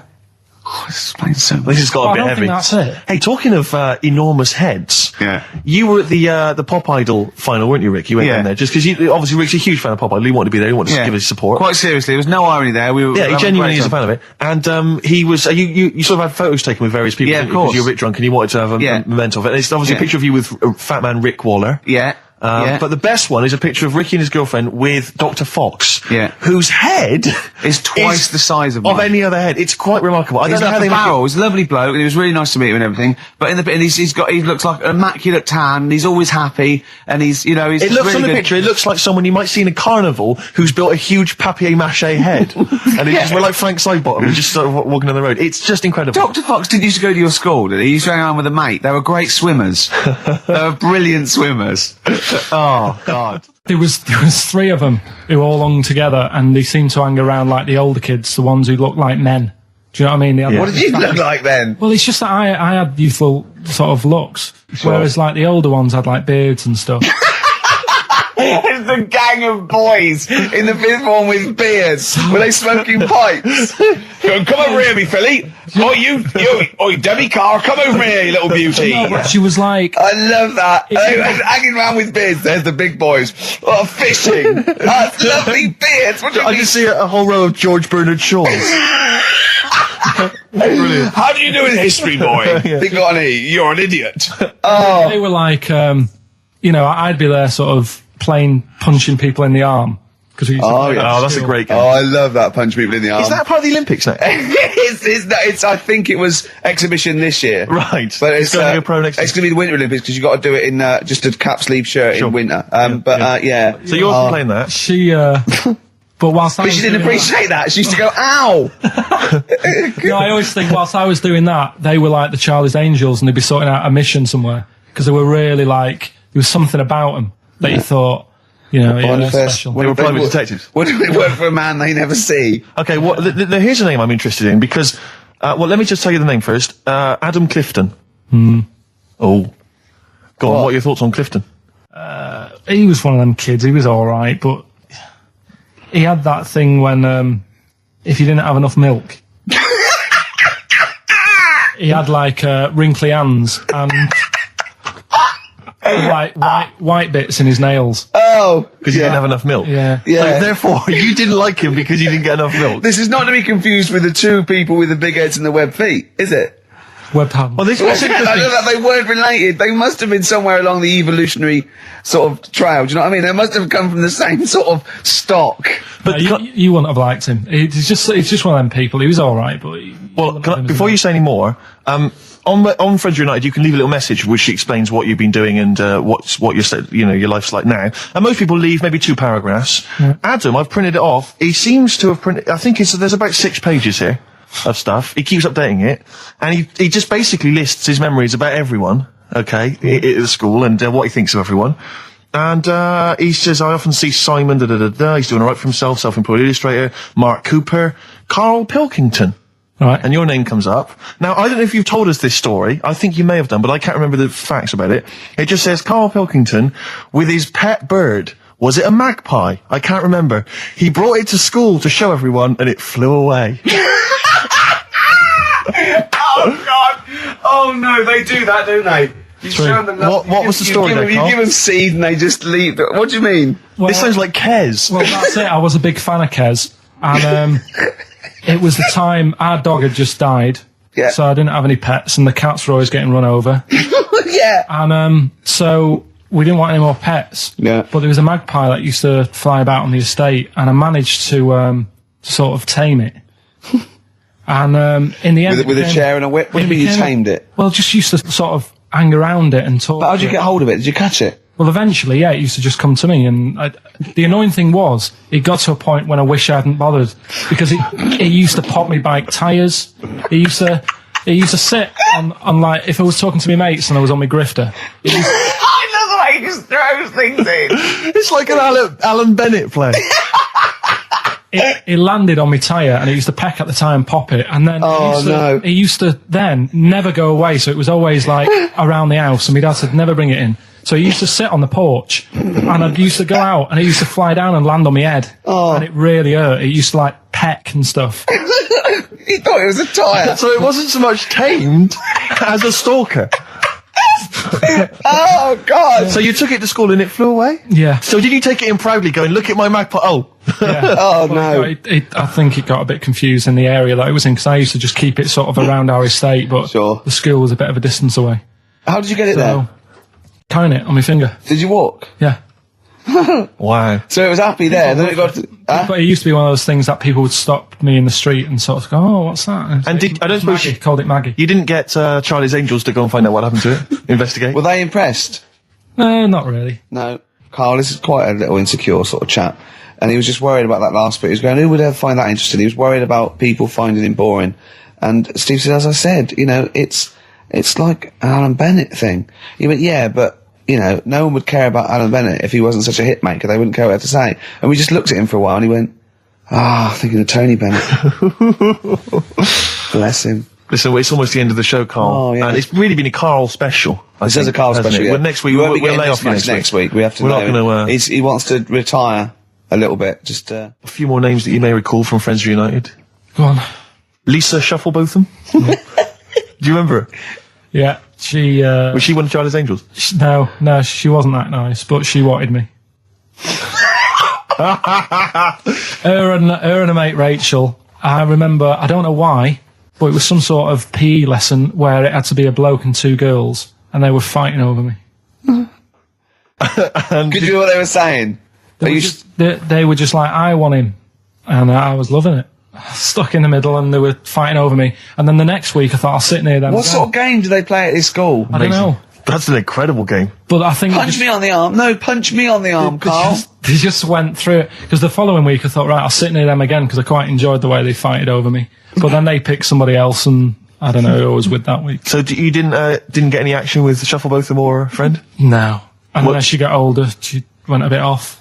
She's not that good. She's probably nice now. It's just, I mean, I'll say about myself, when you get to sort of the end of secondary school, you do sort of go a bit odd looking. Right. Do you know what I mean? When your sort of head grows funny. I would just love to go back to his school of that era. I mean, just what happened to people, whether, all people sprouting limbs. No, do you know what I mean? When you're like 12 and that, you quite, no, not 12, when you're 10, when you're 7 to 10, you sort of look healthy. And you look at your pictures when you go, I was a good-looking lad. But then when you get to late secondary school, something happens, and you just look a bit odd. Okay, well, what about Alison Thorpe? Not sure about her. I sort of know the name, can't put a face to it. Damien Comer? Again, know the name. Yeah. Can't remember anything. No. Yeah. It's a shame. Well, these are pretty much all the names I could find. We've had some interesting thoughts, though, and interesting anecdotes. Yeah. Anyone in particular that you'd like to say hello to that maybe listening now? I think I would have mentioned Darren Buckley if you hadn't brought him up. Oh, right. He was like my buddy. Yeah. Did you ever see the Magpie game when you took it to the school and confused it? No. You're joking. That was the end of it, was it? Yeah. So where did it go? Probably to some other kid. Because, I mean, actually, it probably got killed. Because if it was being that friendly with other people, some people might have took advantage of it. In what way? Well, there was a programme on the other week about... What, in the way that Shufflebotham was trying to take advantage of you? There was a programme on the other week about bear whisperers. Yeah. And some blokes got really friendly with a bear. And then when they were leaving that area where the bear was, they said, we've caused a problem here because there's some bear hunters coming in and moving into this area. And it's going to get a bullet if it acts like this. So they had to scare it away. And that's what I should have done with Maggie. I should have terrified it a little bit so it wouldn't trust humans. Just introduced it to some of your schoolmates, I'm sure, would have freaked it right out. Well, the ones with maybe that was why it fled. It didn't see those 2 fellas with big heads and webbed hands coming towards it, did it? That would have terrified anything. It's like a scarecrow, like 2 walking scarecrows. Listen, have we got time for a song for the ladies? What's happening? We've not really thought. Quick, just do it. Thanks very much. Well, hang on, no, we haven't lined anything up, have we? I was going to play Mary Lawson and that for you. And then is this going to be the final track? It would be, yeah. We've blown it. We've blown it on the Karl special. We have indeed. I'll play it next week. So Karl there's got an E at history in GCSE. Any history teachers, anyone who can help Karl out, I think we should try and register him and take it this June. So what's your homework for this week? You've got to read about Che Guevara, haven't you? The revolutionary leader. Yeah. Okay. Do you know anything about him at all? Have you got any basis? I just know that if you want to use his face on your business, it costs a lot of money. Do you know, like, if McDonald's wanted to have him as, like, instead of Ronald McDonald? How does he do it? Steve, how does he do it, man? Oh, we listen, just play a final record, Karl. Say goodbye, and we'll see you next week. All right. See you later. Cheers, mate. Wu-Tang Clan there, Steve. XFM 104.9, Ricky Gervais, with me, Steve Merchant and Karl Pilkington. Now, I just reminded something else Karl's in the week. I know it's forbidden to talk to him, but I'll tell you this. He was very excited about the Friends Reunited. He was a bit nervous at first, wasn't he, last week? But he was really getting into it. And in the pub, he was talking about those people, and he said, I'd never go on a reunion, though. He said, I'd never do that. What, a school reunion? Yeah, and he wouldn't want to see anyone.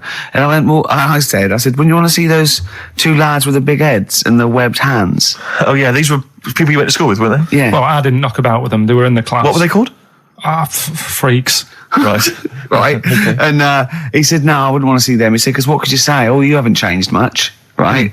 And he went, He said, they wouldn't go anyway, would they? I said, why? He went, well, they didn't have any friends. Right. And I said, well, weren't they friends with each other? And he went, no, that would have been too obvious. Like, they passed each other and went, no, I know it's tempting, but let's not. Everyone would think that's just what we were going to do. Let's not do it. Yeah.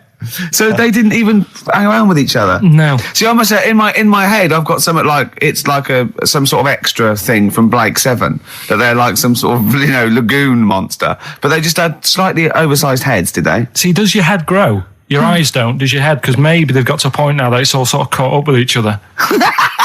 Well, at the time, the eyes were very small and the head was huge. Just a very big head.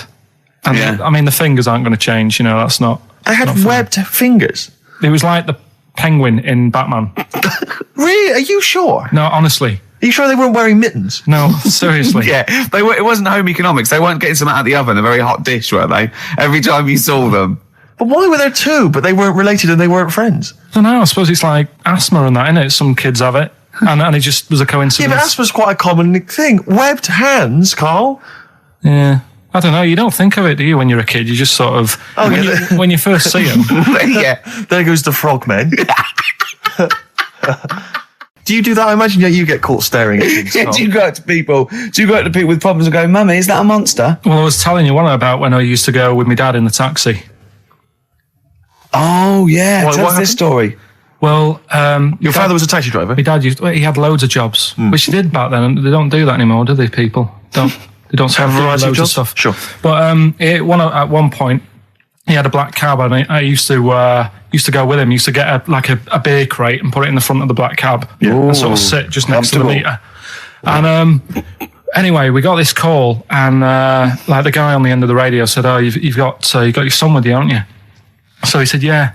So it's just like, we've got to pick up at number 11 Village Lane or whatever. And I said, all right.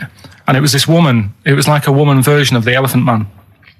Wow, the Elephant Woman. Yeah, it looked like... it was really strange because I was in the front of the cab, and when you're a kid, if something looks odd, you're a bit scared of it, aren't you? Yeah. And my dad was like, look, be all right.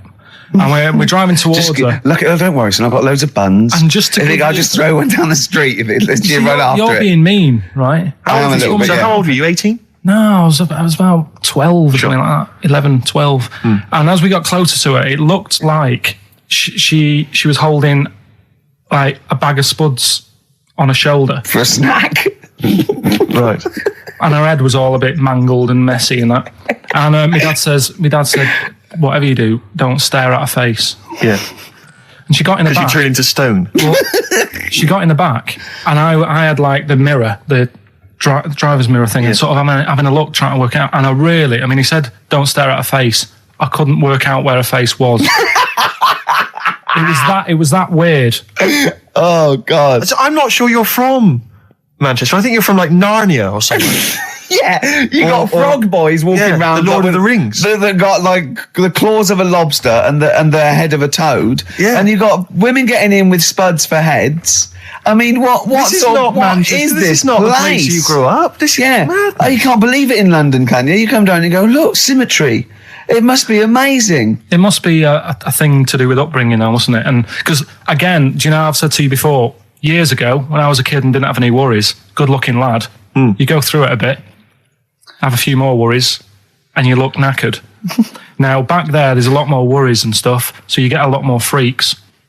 Whereas in London, everyone's like happy, aren't they? I love the fact that stress can cause your fingers to fuse and your heads to grow. No, but if she must have been really stressed to have a head. Yeah. She was she an accountant or something? You know what I mean? But what did she do? What did she say? Where was she going, by the way? She couldn't speak. London Zoo, please. I think she was going to like to the fair.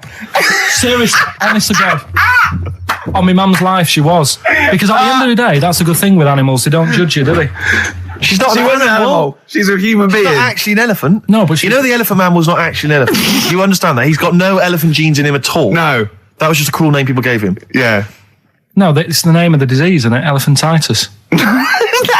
Look, so listen. So this woman, why was she going to a pet shop? She was going to a pet shop. What, to find a husband? Is this true? No, it is true, yeah. Oh, God. I'm not taking the mickey because it must be really bad for you. Of course it is. Carl, I'm going on to you today about cutting myself shaving. Yeah. I was going on about that. To think that she's probably not alive now, but to think... But you're saying that you're going to say this is a worse problem than a little cut shaving, aren't you? Yeah. Yeah. Do you know what I mean? I think things you're right. that Carl, you worry about. there's a couple of key questions I need to ask. One, if she couldn't talk, how did she tell your father where to drive her? Did she have it written on a note? Did she point with her nose? Yeah. Right, this has got silly. Pick your song. But and also, finally, where did you say she lived again? It was like in a village. A little small village. Right. Just hidden out of the way. All I'm saying is we could maybe get like some sort of coach, book some coaches, get a coach party up there to have a look at her. Take some photos. And now you can make some lemonade. The offspring of a woman and some spuds. Yeah. Please enter at your peril. Should it give me a shiny shilling? Carl, any more? I'll tell that story that you were telling me about your dad when he was driving. Well, it's just that you were talking about. Well, I mentioned Forrest Gump. Yeah. And the Forrest Gump types. When my dad was when he was a taxi driver. Yeah. You used to have to sort of do your bit for the local area. Oh God! By taking the Forrest Gump people to Blackpool. Yeah. Is that what they're called now? The Forrest Gump people? Is that what the organisations that support them ask for them to be referred to? A minibus with life is a box of chocolates.com. Well, Forrest Gump types. It must be. So you work with these people. The people with learning difficulties. And they used to get 5. Coming home must have been a busman's holiday. So he got 5 of them in the cab. Yeah. And he had to go to Blackpool, and 4 of them were really good, behaving themselves, didn't mess about, weren't fighting and stuff, but there was one who was just causing loads of trouble and he couldn't control him. Oh, and what you've got to be able to do with people like that, you don't want them to get stressed out because it's not good for them. It stresses them out, and you could end up with a bit... Thanks, Dr. Carl. You could end up with a bit of a riot on your hands.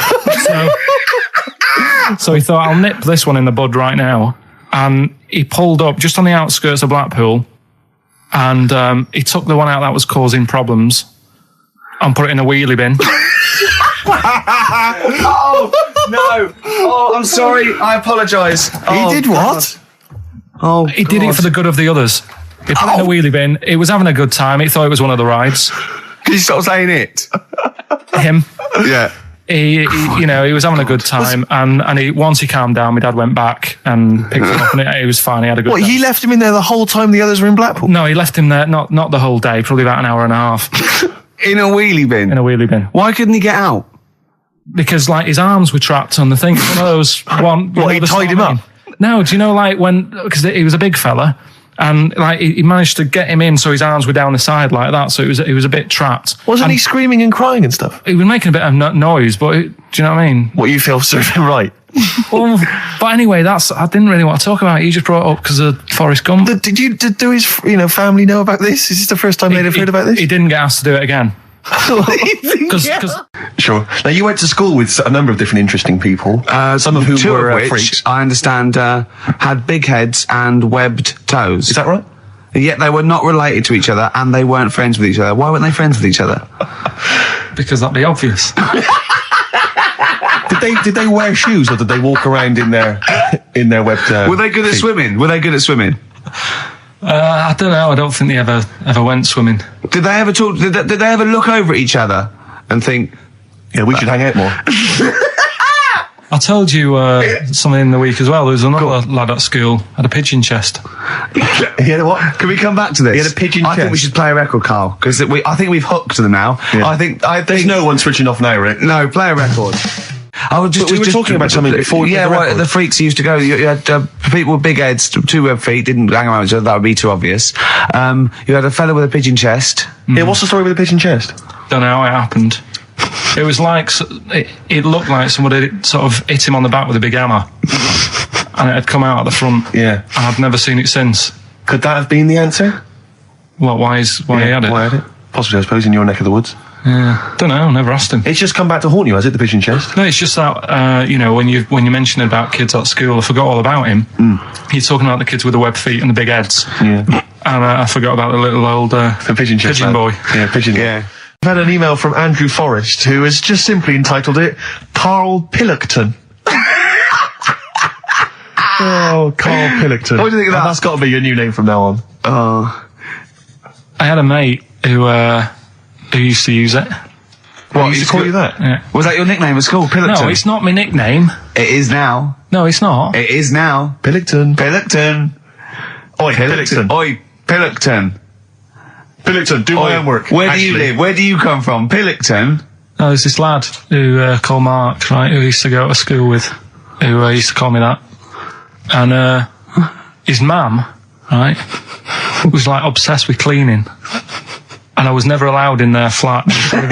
He makes the place look untidy. So she used to, I don't know if it was just me or all his mates, but I used to turn up and she goes, yeah, he is in, but you know what you've got to do? And I used to have to go round the side of his flat, and he had a computer, right, which I used to play. I didn't have one at that point, but he had one. And I used to have to go round the side of the flat and stand at his bedroom window with his window open, and I'd be sort of leaning in playing the game. You are joking. I'm not. His mum. You had the weirdest upbringing I've ever heard. The things you were willing to do. It's the strangest. What is this town like? No, I stopped going. Was there always music? Right? There's the horse in the house there. Oh, look at these two kids with big heads and webbed feet. All right, Ronnie. All right, Reggie. What was it like? She was obsessed. It's like you've grown up in a cartoon made for children. Yeah. No, his mum was really obsessed with cleaning. Can I play through his window? I used to. Mrs. Ramsbottom, can I play through Mark's window? Aye, you know what you have to do. She used to be up till about 3 in the morning. Pilkington again? Have you washed your hands? What, up till 3 in the morning? Washing? She used to be up doing the tiles in the kitchen. Washing until 3 in the morning? It's at 3 in the morning. And for ages and ages, that saying that out on the tiles, I used to think that came from, like, his mum.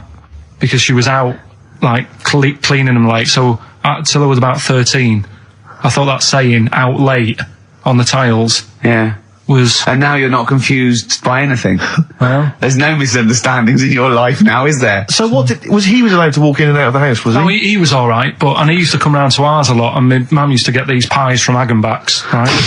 So... I don't know what that is. It's at that bakery where they used to chuck the cakes out the back, I'll tell you about. Yeah. And you ate six? He loved it, but I could never go round to theirs, or if I did, it was like, well, yeah, he is in, and I'd go, alright, and then I'd walk round the side of the flat.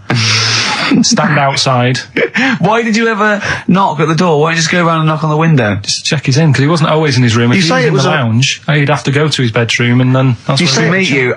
This is the strangest. And you'd play a computer game through the window. You say it was a flat. It wasn't like a 5th story one, and you had to get in one of those kind of cleaning contraptions and like winch your way up. I love the idea of that.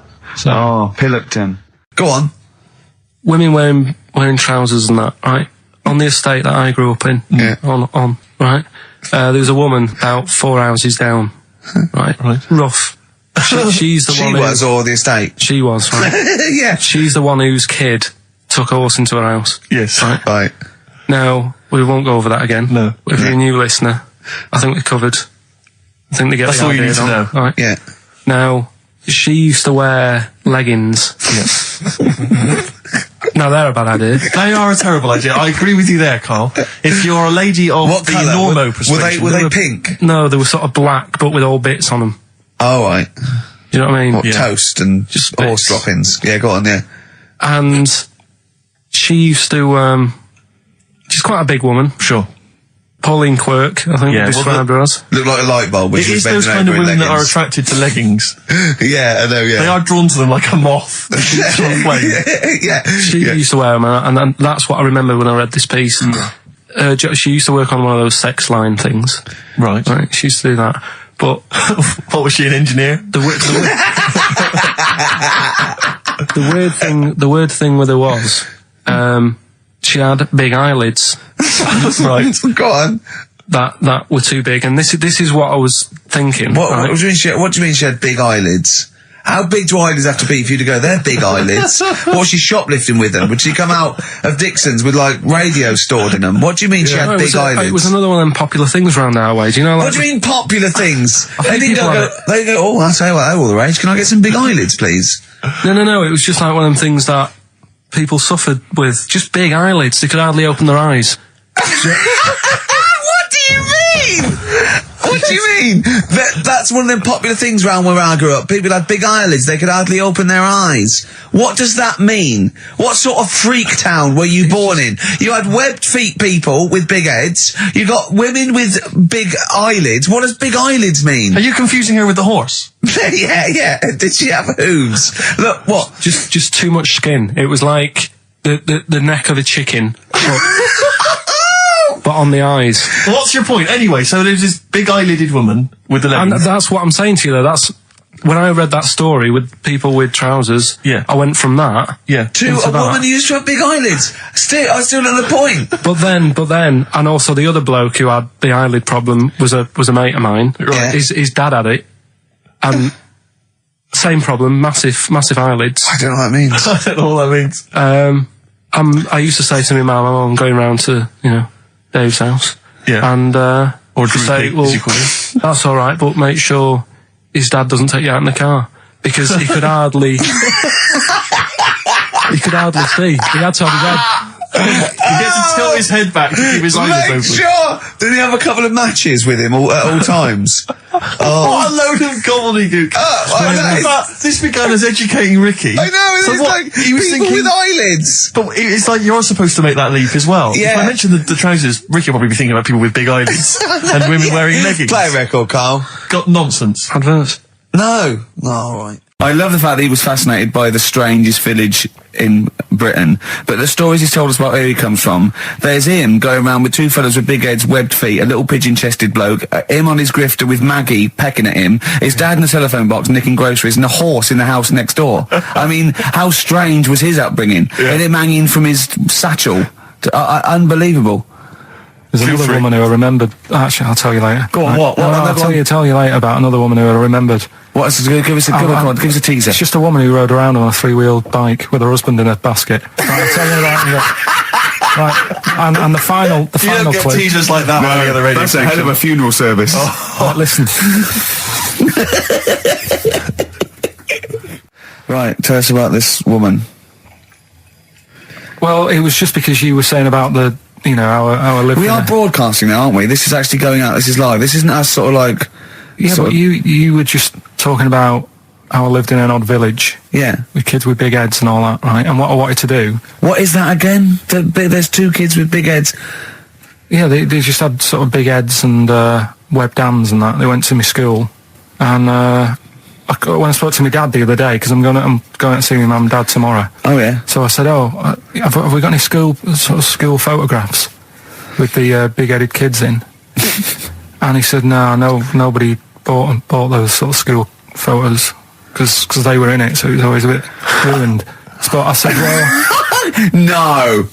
He said sales were, because he obviously talked to other dads and stuff like that, and he just said, no one bought them. But anyway, so I would love them. Yeah, that's why I'd buy them. Yeah, but I wouldn't stand out, would I? If it's on the mantelpiece. Yeah, well. But anyway, so I was talking about, When you say they had big heads, what do you mean? Do they look like someone from Doctor Who? They were just quite big. But they weren't related? No. So why did two blokes with big heads and webbed feet? I lived in a weird area. There was a chemical plant close by. I can't believe you've never told us that before. That explains a lot. Not just the freaks in your neighbourhood, but there was loads of weird stuff going on. There was this, like I said, there was this woman who used to live in one of the council flats, right? And she had a three-wheeled sort of big, what do you call it? Three-wheeled son. He was the weirdest bloke we ever knew. Well, they call it like a big tricycle, but for an adult rather than one for a kid. It was a big one. It wasn't a motorbike though. It was no. It was a push bike thing. Right, yeah. And she used to just sort of ride down the road with a fella sat in the basket on the back, with his legs dangling over, and they'd be going to the pub and what have you. Was it a different fella each time, or the same one? No, same little sort of bald-headed fella. So it wasn't collection for organs and things. Bring out your ill, and then people just throw Grandad just in the back and go right, we get £4 for Grandad. But she's got a lovely pair of testicles on him. They're very low, but they bring out your dead or nearly dead. She used to pick on her husband quite a lot. They'd be in the pub and what have you, and they'd be sat by themselves, but she'd always be sort of, having a go at him, moaning at him, sort of pushing him about and that. So my dad and his mate, right, they went round to their house, knocked on the door. She answered, and he said he was a copper, right? He said, Detective Pilkington, going to come in and have a word. So I'm just going to make a note of impersonating a police officer. Yeah, but for the good, he went in and sort of, now, I've heard, I've heard, you picking on your husband a lot. Yeah. We'll be keeping an eye on you. Do it again, and there'll be trouble. And she backed off after that. She was all right. And how was the husband? Was he still in the basket, though? Was he allowed to ever sort of, like, ride up front with her? Or was he just always in the basket? She'd sort of stopped picking on him in public places and stuff. That's good. You can't get done, can you, just for doing that? I think impersonating a police officer. Well, you probably did. There was no gain. I think you can't impersonate a police officer full stop, but I think they'd probably be lenient on him that he was, But let's face it, he's not going to be caught, because why would anyone know about it? It's not like his son's going to say it on a radio station, is it? And stitch him right up. Is this something you did generally? Kind of a little bit of like vigilante work? Just whatever, him and his mate, just, if they saw something going on, they go, what can we do? Sure. What little scam can we do, or whatever. Oh, that's fantastic. That is brilliant. That was the record before us, and here we are, pre-recorded, because we did this a few weeks ago, because we're not here at the moment, are we? We're away in that. I'm Ricky Gervais, with me Stephen Merchant. Hello there. And Karl Pilkington. Well, he's not actually with us. He'll be in some of the best of clips that will be coming up shortly. Yeah, this is just us, isn't it? This is just us. We did this, when did we do this, Rick? A couple of weeks back. Hold on, what is it? It's the 27th today. Yeah, I enjoyed Christmas. I loved Christmas. I loved Christmas. I had a great time. What did you get? Loads of presents. So I'm glad they made it to number one. I'm really glad. Stroke, he, she. Yeah, I'm really glad that the pop idols, Cliff Richard, Westlife, made it to number one. Bo Selector. Yeah, just delete that. Okay, we're going to play some of the best of, some of the greatest moments of the last 3 weeks. Yeah. Ever heard on XFM 104.9. What about this? Do you remember this one? Oh, which one is it? Alright, so, here's the first bit. What sort? No. The Pope. Yeah. What semi-precious... Sorry, Mrs. Robinson, we're going to have to let you go. Yeah. Go on. You are the weakest link, Karl. Goodbye. Yeah, go on. The Pope. Yeah, the Pope. Yeah, we've got the Pope. Yeah, that's not strictly a question. He wears a... he wears a dustman's hat. He wears gore-blimey trousers. Yeah. Does he live in a council flat? Yeah, he lives in a council flat. He wears a semi-precious stone. What's the stone? The Pope wears a semi-precious stone. What is the stone? You mean, what is it called? Yeah. What is it called? What, is it got like a kind of papal name? I think it's like, is it a 18-carat one? So we got to try and get the carat of the Pope's big diamond. He calls it Dennis the Stone. Do they want the type of gem it is? Like, or is there some kind of papal name for it? Or do they want it like the Rosetta Stone? Or I don't know. I can't actually. Play a record. Play 2 record. Let's not. Where's your head at? Basement Jacks. Right, okay, let's get this right. Have we knocked this on the head then? Is this not happening? Oh, here he is. Look. Here he is. Come in. How have you... Oh, God. I don't believe that. Oh, that's pathetic. I do not believe that.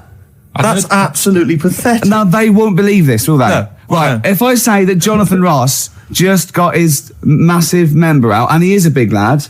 Come and sit down. I've got your tickets, Mr. Gervais. Thank you. What's going on here then? I mean, why are you dropping off tickets? Well, because, in the spirit of the Comedy Awards, we like to have the rising young stars of the British Comedy Awards. That's right, yeah. And that's me. Well, we couldn't find any this year, so we've asked Ricky whether he would sit in the rising young star seat, and I wanted to deliver the tickets personally, so there's no excuses if he doesn't turn up later. Yeah. I always suspected that you were sort of pretty well endowed. Yeah. And now we've seen, it's on webcam. That was just one of my cocks. That's the one you're wearing today. That, didn't we? Don't say that. No, this is meant to be the happening young station. What's going on? No, you can't say stuff like that. You can't. Just careful what you say. Look after Julian Clary. Take you to the wilderness and he comes back in a person life. 10 years in the wilderness. To you. That's Jesus you're thinking of, isn't it? Just because you're on everything at the moment. I walked in here and I came in here and I thought this is the young happening place, and what do I see in here? 3 old men sitting. What are you talking about? I'm only 28, 27. You all look, you're wrecked. You all look wrecked. Well, that's because we're always partying. I was looking for some youngsters. Where's the youngsters? I wanted to see some tight leather pants. I wanted to see some foxy chicks hanging on you every word. What is it? It's a bunch of old blokes on a block up there washing up in a sink. But look at him. He even dresses for radio. Look this at is him. ludicrous. It's amazing. Looks like you're I love the fact you were on the phone to Gervais last night, weren't you? Asking his advice. Yeah. On clothes. Look at him. He's going for the man down the DSS. I like that look. That's a nice look. Have you got a single pair of trousers that aren't elasticated at the waist? They're maternity jeans, aren't they? They've got a whole Frank panel that pulls The forward. thing is, what I do at the end of the week, I can pop these in the pan and I can make a nice soup with all the food that's encrusted in As them. his years as a homeless coming to the fore there. Look at you, But one why- step away from Lawrence Llewellyn Bowen. I'd like to be that bit closer. But why are you dropping off tickets? Are you a little bit... Because I thought you were married and stuff. Why do you suddenly got this obsession with Gervais? Because I'm a bit rough, ain't I? yeah, it's like when you see Dale Winton out with those rough boys. I'd like to get one of my own. When a top celebrity in a lovely looking suit walks down the corridor with his penis out, Yes. Yeah. I know that I'm still an You attractive know man. you've arrived. I was inaugurated in the same way. For me, it was Des O'Connor. It's like it's the passing on of the baton, if I may use that euphemism. and you've been battened. But it's fantastic. Well, it is a pleasure. I don't think I'm complacent just because I'm mixed with people like you. I still wake up and think, I don't believe it. I'm mates with Jono. Can I just point out? I was listening to the show last week and I heard you, as always, revealing a little too much about yourself, if you don't mind me saying so. Yeah. Steve, Not as much as you. No, but that was just for the benefit of the room. Yeah. And talking about when you used to occasionally urinate in the sink. Yeah. When you were around my house last time and I came in and you looked a bit shifty. No, please reassure me. It was more ownership. But Yeah. I was like, I went to my territory and then other people that come in that go, has Gervais been round here? It's like just marking my territory. Because my coffee the next morning had a hazelnut tang to it that I don't remember putting in. Can I just say something? Because I mean, I used to, mention to you, Gervais, when we first started getting involved in the business. Yeah. I used to say, if there was one celebrity I'd like to be friends with, it's Jonathan Ross. Yeah. Lo and behold, Ricky's befriended Jonathan Ross. I'm nowhere to be seen. But Not Ricky invited told me- round. Ricky told me that I could be his friend, providing I never extended the arm of friendship. Right. with you. Yeah, if you ever... I thought as much. He tries to keep everyone else down he works with, from the office, all the other shows. He tries to keep them down. He said, I didn't even want I'm you to number come in. one. I wanted to meet you on the steps. Yeah. I didn't even want to tell you you were around. But you called. He went, who's that? And he saw your name come up and he went, well, can I meet him? Well, you're coming tonight, aren't you? This isn't Radio 2, by the way. These links are way too long. This is snappy radio. We have to play out... Yeah. You might The be kids John have lost Ross, interest. But the kids want to hear Coldplay, Catatonia, You know what I like? Faithless. How about some more of that instantly forgettable hip hop you play each week? One of those obscure hip hop hooray. That's the worst feature on British radio. You should be ashamed of yourself. Wait a minute, I've heard your quiz on Radio 2. You're having a laugh. The hip hop that is that. Put it away. Put it away. I'm Karl. Carl, how you doing? I'm all right. Got a question for you. Right, man. Got a question. Yeah. The Pope. Yeah. What semi-precious stone does the Pope wear? It's easy. Go on. Topaz. Is that the right answer? I don't know. I might have wrote it down. I'm really sorry, Jonathan. It's not what he publicly admits to, but I have to know because I was hanging out with him at the Groucho one night and he was saying, oh, look at this, look at this, look at that topaz, go and buy that, look at that. Vatican City. Look at that, we can make a nice ring out of that, he said. Didn't go anywhere, but thanks for asking. I better go, I've got to go and buy some winkle pickers. Thank you very much. Okay. Enjoy it. Steve. Yes. Carl, I wish I could say it'd been a pleasure, but actually it was quite creepy. See you later. So we just had a text here that says, and I don't know what truth there is in this, as ever, but John says there is apparently a nude bike ride today in Hyde Park. Now, I can't believe that's the case, because I don't think it's allowed, is it? You can't ride around with your veg, can you? I don't know. Why would you want to? Well, good point. On a bike. On a bike, I love the fact that that's what disgusts him. I want. Do you know what? If we did appeal for a nudist to call in, I'd want a very specific sort. I want a German nudist, a middle-aged man called Helmut. Okay. If there is any, or the closest one to it. So I want a middle-aged man from Germany. If your name is Helmut, you're in. But I'll accept Hans. Karl would be good, wouldn't it? All right. Yeah. I think I'm wondering if the age might. Maybe we could we broaden it out Okay, a just little bit? a German nudist bloke. Right. Can he at least be fat? Can I find a fat German fella? If your name's Helmut, we're going to give you a big prize. Yeah. But, any fat German fella who likes to get his sausage out. Sure. Okay? It's sauerkraut. Yeah. What's the phone number? 0871 222 1049. It'd be good just to get an email or a text over the contact, wouldn't it? And then I can just call them up in the week. Sure. And 83936 is the text number. I don't know what our audience demographic pans out like, Rick, but I'm suspecting that's probably a fairly small fraction of our listenership. I know, but there must be someone out there. If you know a fat German who likes to get his tackle out, a phone's going. Straight away. Just answer it, Carl. Just answer it. Just pop that. It could be anything. Well, just see what it is. To be fair, it could be a nutter. But just say hello. Just tell your turn. It's not straight away. He'll stay there, won't he? He'll stay there. Well, answer it. Answer it. Leave it. Answer it. Oh, you see this? It's gone. There you go. He bottled it. So, just as well. Well, you took too long to answer it. There's a vicar in Australia who started sort of doing his services and all that in nude. Hot, isn't it, out there? Yeah, where'd you get the churches? Churches are pretty cold. It was on some website. Of course it was. Yep. Just saying about a vicar and that who's there's a lot of nudists and that who want to get married. Do it, don't mess about with the wedding dress and that. Just snip up. Isn't it? Well, I suppose it's so.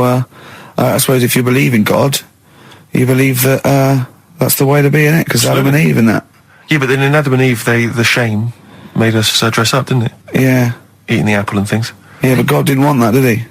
No, he wanted to see it all. He was loving it. He was having a whale of time getting a life full of all of that, and then the snake said, cover yourself up. Stitched him right up. The brilliant Blur, Out of Time on XFM 104.9. One of my favourite singles of the year, and that's another thing. We'll be playing our favourite singles of the year, as well as our favourite clips of our own show. Rick, I imagine if people have got a bit of Christmas money, they're wondering what they can spend it on. Office DVD? Well, other than that, these guys have got some ideas. What, adverts? Brilliant. Ooh, those boys can rock there. That's the Guns with All Their Roses and Sweet Child of Mine. On XFM 104.9. I enjoyed that. Yeah. That was good. It rocks. I hope the audience was playing it loud like us. Yeah. Ricky Gervais, Steve Merchant, Karl Pilkington. Well, look at him yawning. How rude is that? Karl, what's wrong with you, man? Have you been up late? A little bit.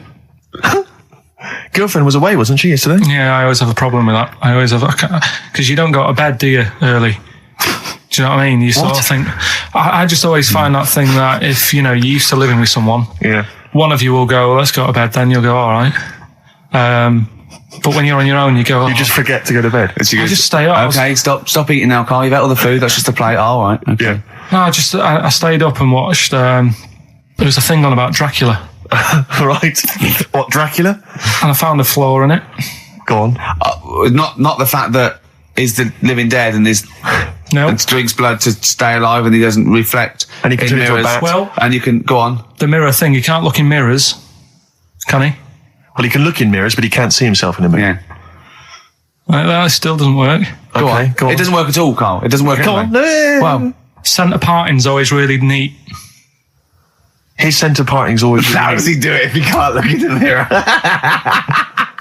Blood on the floor or something it was called. Rubbish. I love the flaw in the Dracula film is that his centre parting's too neat. How did he do it without a mirror? Oh. Was it a documentary about Dracula? No, there was the real Dracula. Yeah, the real Dracula. It's just a film. It had blood on the floor or something. It's called. It's rubbish. We had a little lunch yesterday, didn't we? We did indeed. That was a nightmare. Yeah. I hate going out with you two. I was explaining to Karl, right? I like to excite Karl's imagination, right? And if it involves chimps or monkeys, all the better. Brains he likes, parts of the body, deformity. I know where to, what buttons to push.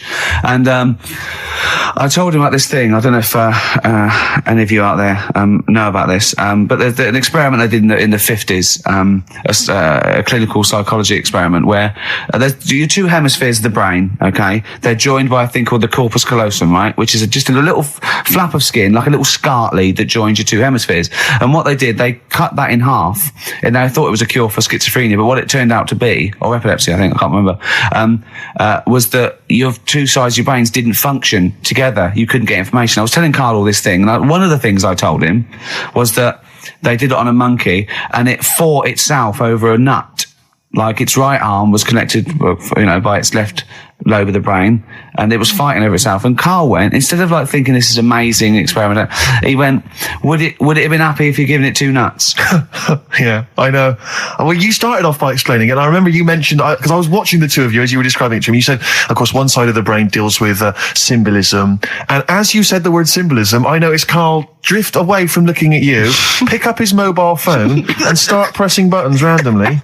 And I thought it was the word symbolism that got him. And I noticed it took you just a moment longer. And I think the first thing you said was, when did I lose you? Yeah, I knew I'd lost him. It's extraordinary. And he doesn't even try to disguise it. I said nomenclature at one point as well. Right, yeah. And I knew I was dicing with death there. Yeah. But, but I told you tried to look it up, didn't you, on the web? You didn't find anything about it, did you? The spelling of it's, what is it again? What's the word?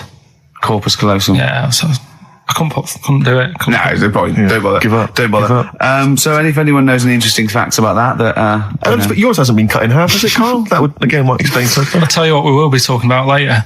I don't know if you're sort of aware of them, Steve. Go on. Bonobos. Oh, I don't know much about bonobos. I told him about them. He was looking for stuff. I said, put in bonobo. He was having no luck with chimp. And they're a form of chimpanzee, but they're even closer to us, evolutionarily speaking. They've got their social groups are more like ours. They're more intelligent, and he was loving it, weren't you? So is it human bonobo Karl? Is that how it works on the evolutionary ladder? Chimp Karl. Yeah. Talking about him. So we're talking about bonobos. You're excited about that? Yeah, That's coming up in Monkey News? No, I think it's a bit of a monkey bonus.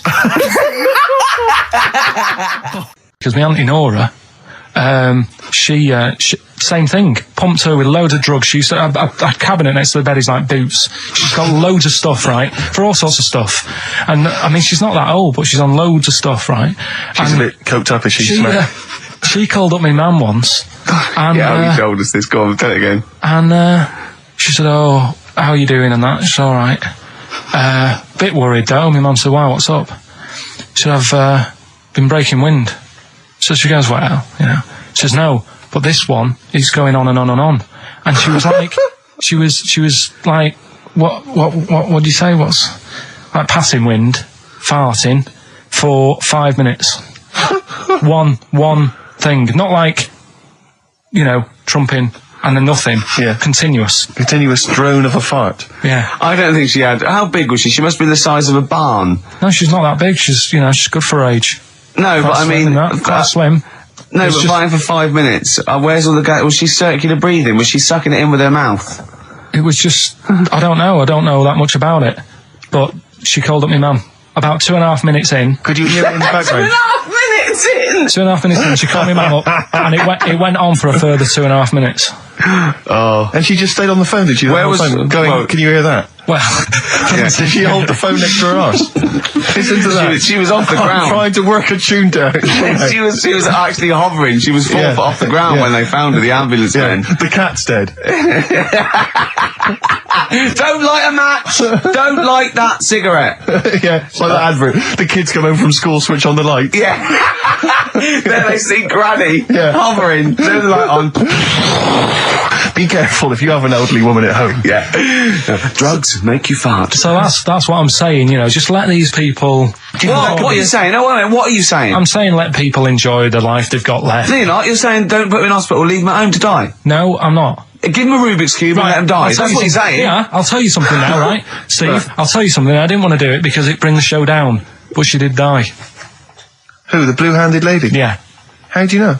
Because I said to my dad, how's the woman next door? She said, oh, she went last night. They've got an old fella in there now. God. So, there you go. So, wouldn't it have been better to leave her at home where her friends and family can call and speak to her, even nip that round if they want, you know, with a cat, I imagine. No, it's definitely a cat now. What was that cat's called that you imagine? Probably, I'm seeing like a big ginger one, so I don't know, something like, I don't know, maybe ginger or whatever.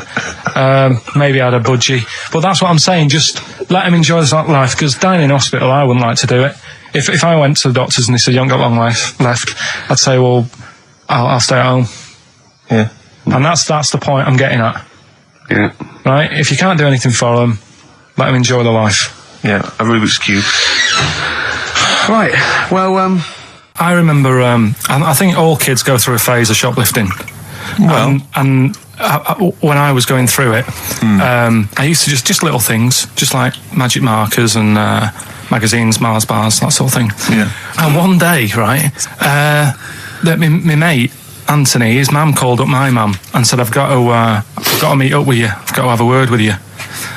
And she said, what about? She said, I don't want to talk about it over the phone. So she goes, oh, right. Well, yeah, come round tonight then. So anyway, my mum sees me. She don't want to be in an awkward position and, like, be a bit embarrassed and what have you. So she sees me and she goes, right, Anthony's mum's coming round. What have you been doing? Yeah. So I go, oh, God. I said, I've been nicking stuff. So she goes, like what? So not big stuff. I've had a few calculators and Mars bars and stuff. How many? I'll just work it out. Hold on. Works out at 7.2 per day. So how many calculators do you need? So anyway, so it was when that phase. You failed maths. Everyone wanted a calculator. It was like a trendy thing, wasn't it? Right. Oh yeah. In Manchester a couple of years ago. Yeah. So anyway, so I told her all this and I confessed to, like, computers will make it there one day. I confessed to there's magic in the back of battery. Go on. Confessed to nicking all this stuff. She comes round. She only wanted to borrow some money. Brilliant. She said, oh, I don't like asking. I was a bit embarrassed to ask you over the phone, but can I borrow 20 quid? Oh, that's fantastic. And there's me. That's great. And it's similar sort of thing to yours. And did you? And he went, hold on, I'm going to work out the interest on that. I bank 10%. She'll owe you £4.40. Oh, so your mum was a loan shark. yeah. And did she mention? She went, I just with that other, because what I'm saying is presumably you got your mate in trouble. No. Right, that's great. Anyway, should we have some more music? Because we've been waiting for hours. What are you going to play, Carl? We've got the Cooper Temple Clause. Oh, brilliant. Probably you're thinking, Rick, isn't it time that we do our usual roundup of what's been happening in the news? Yeah. Which we always do every week. Yeah. We always do something, which is, I mean, basically, if you're listening and you're a new listener, say you work at a newspaper, we always try to be informative, just try and put stuff out there that just educates people, informs What are you people. thinking? Well, I said Monkey News is coming up, but what have you got? No, I was just looking on the net there and just found a couple of quite important news stories, probably worth mentioning. Policeman caught photographing.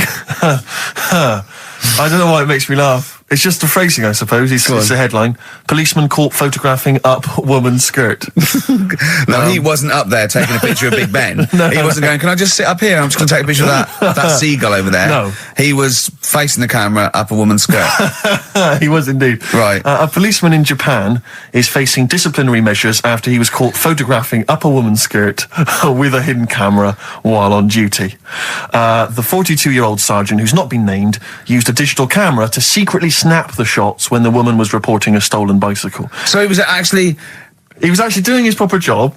He'd obviously thought to himself, I'll bring him a digital camera today. On the off chance a beautiful woman comes in to report a crime or robbery, I'll have it ready, I'll have it positioned, in such a way. But this is interesting. This is how he got caught.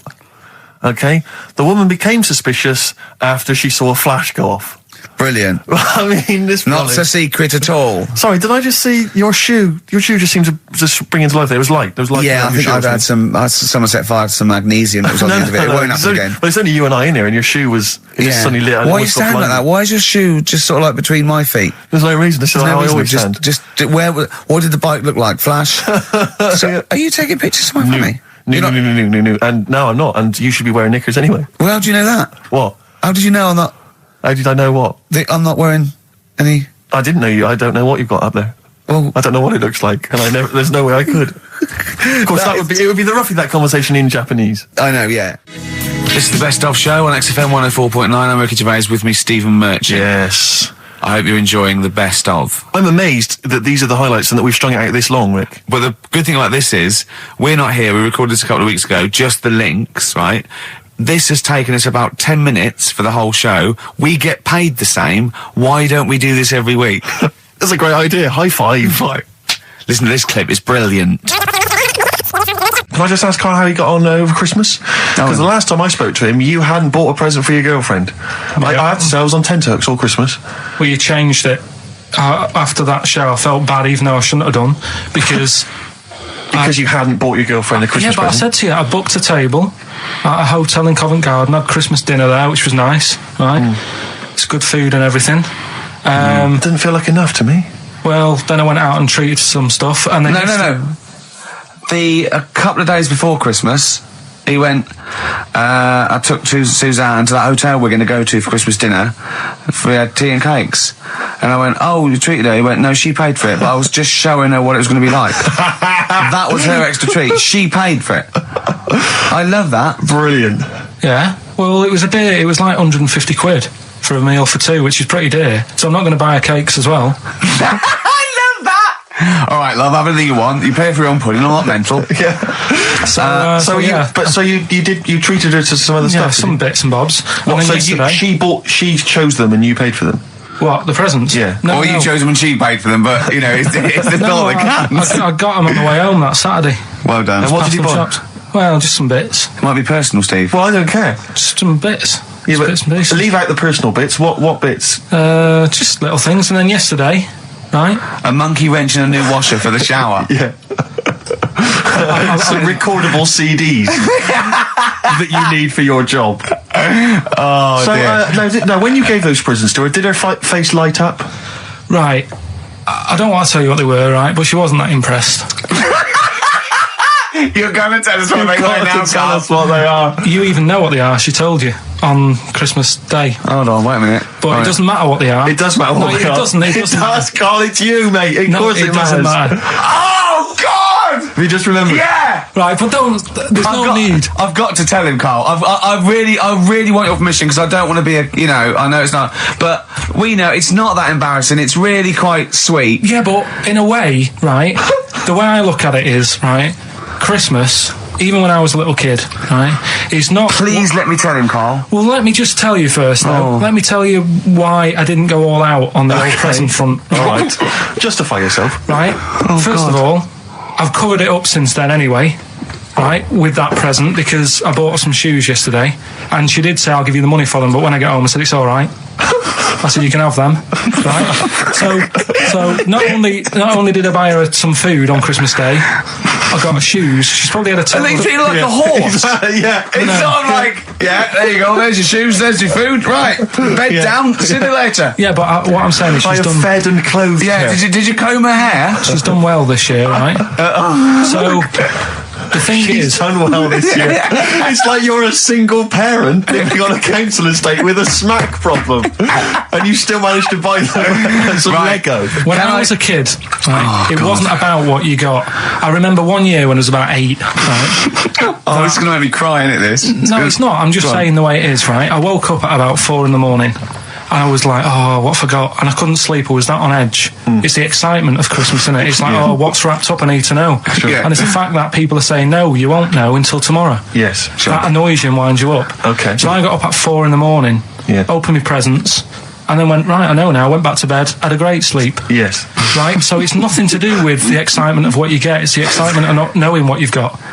And then what happened when you got up to go down with the presents? What you're saying to me is that you could wrap up a brick because the thrill of Christmas is in hoping and being excited about what it is, not the actual gift itself. Yeah. Is that what you did? Did you get a brick? No, let me tell you now what he got. He got her a present, right? And she said, she came and said, yeah, he got me.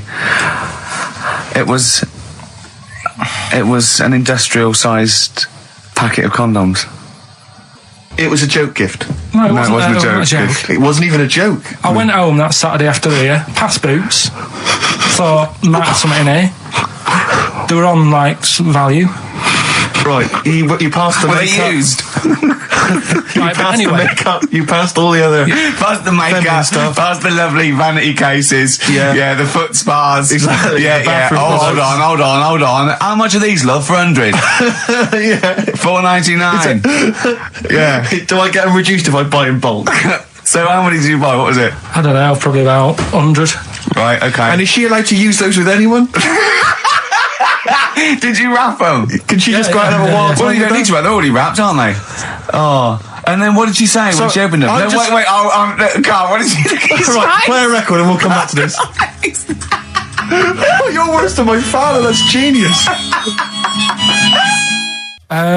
Go on. Talking about this the other day. What was it now? Listen, a fella. No, listen. Do you want, all right, he's got it now. Go on. This fella goes to the doctors, right? Oh, right, okay.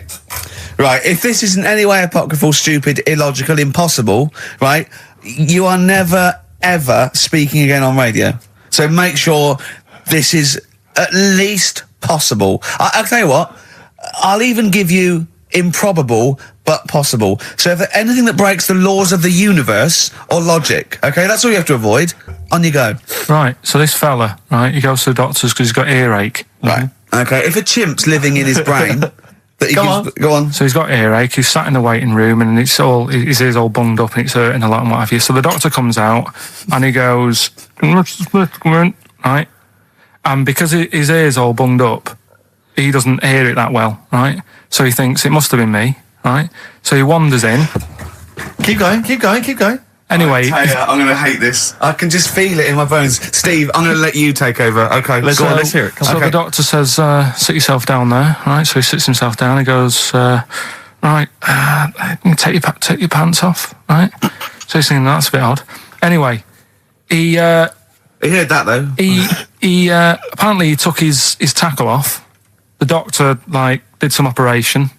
What, there in the waiting room? No, in his office. In his office, yeah. What? Wait. So he removed what? His genitals? Yeah. In his office. Why, Karl? Why, Karl?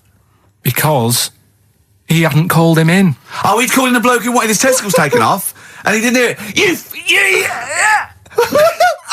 What?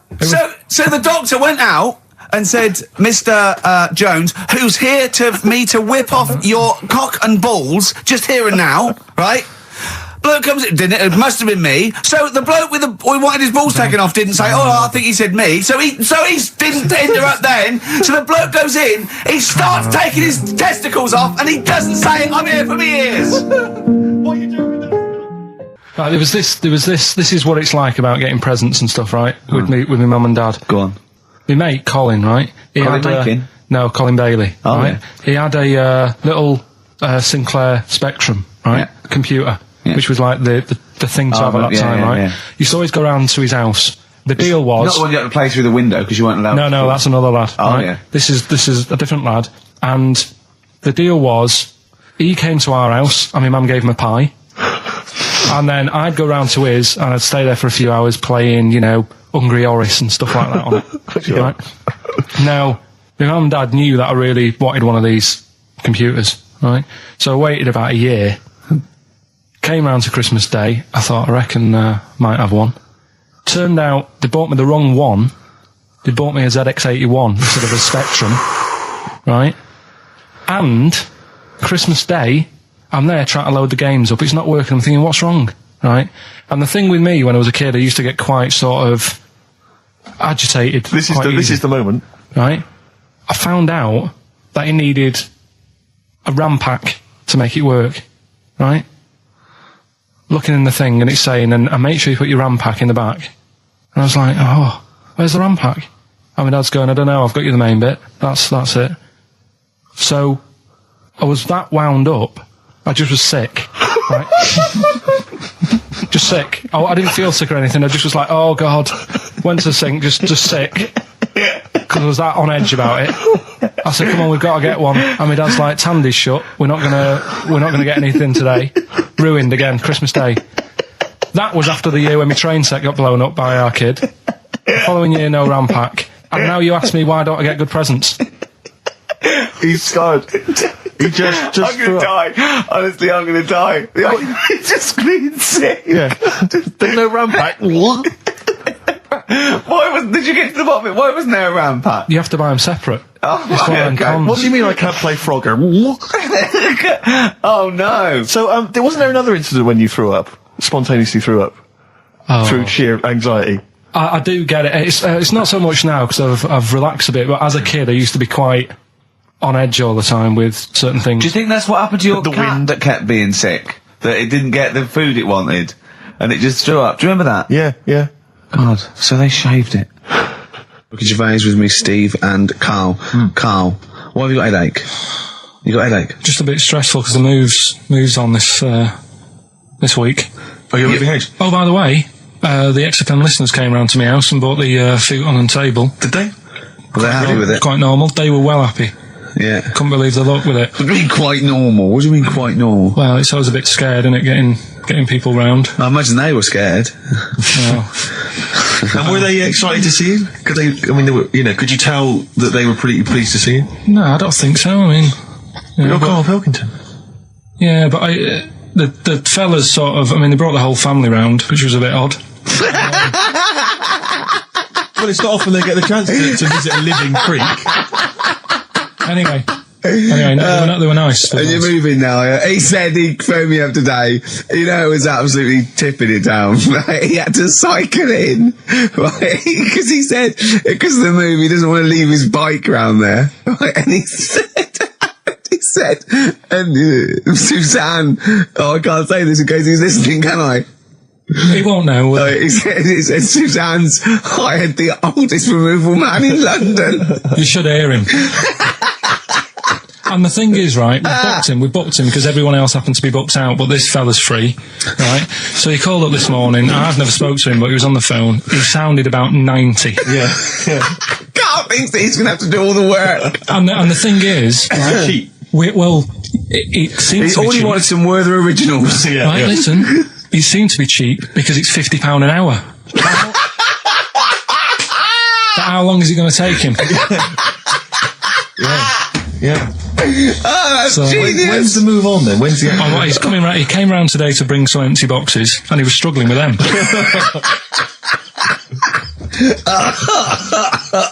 So it actually happens on Wednesday. Oh God. Anyway, so. Richard, let me say you were laughing and almost had a heart attack. Doesn't bode well for the boxing match, does it? Cough at the moment, I've had my Lemsip. This is the Best Of Show on XFM 104.9. I'm Ricky Gervais, with me Stephen Merchant. Yes. I hope you're enjoying the Best Of. Do you know what a fable is? I've got a rough idea. Okay, it's a thing that uses sort of metaphor, analogy, just to explain sort of morals. I mean, they're very, very old for a start, and it's all I'll give you an example of one. A quick one. Oh, the one about the dog with two bones. He goes to a dog's got a bone. He sees a reflection in the lake, and he thinks, "Oh, that dog's got a nice bone.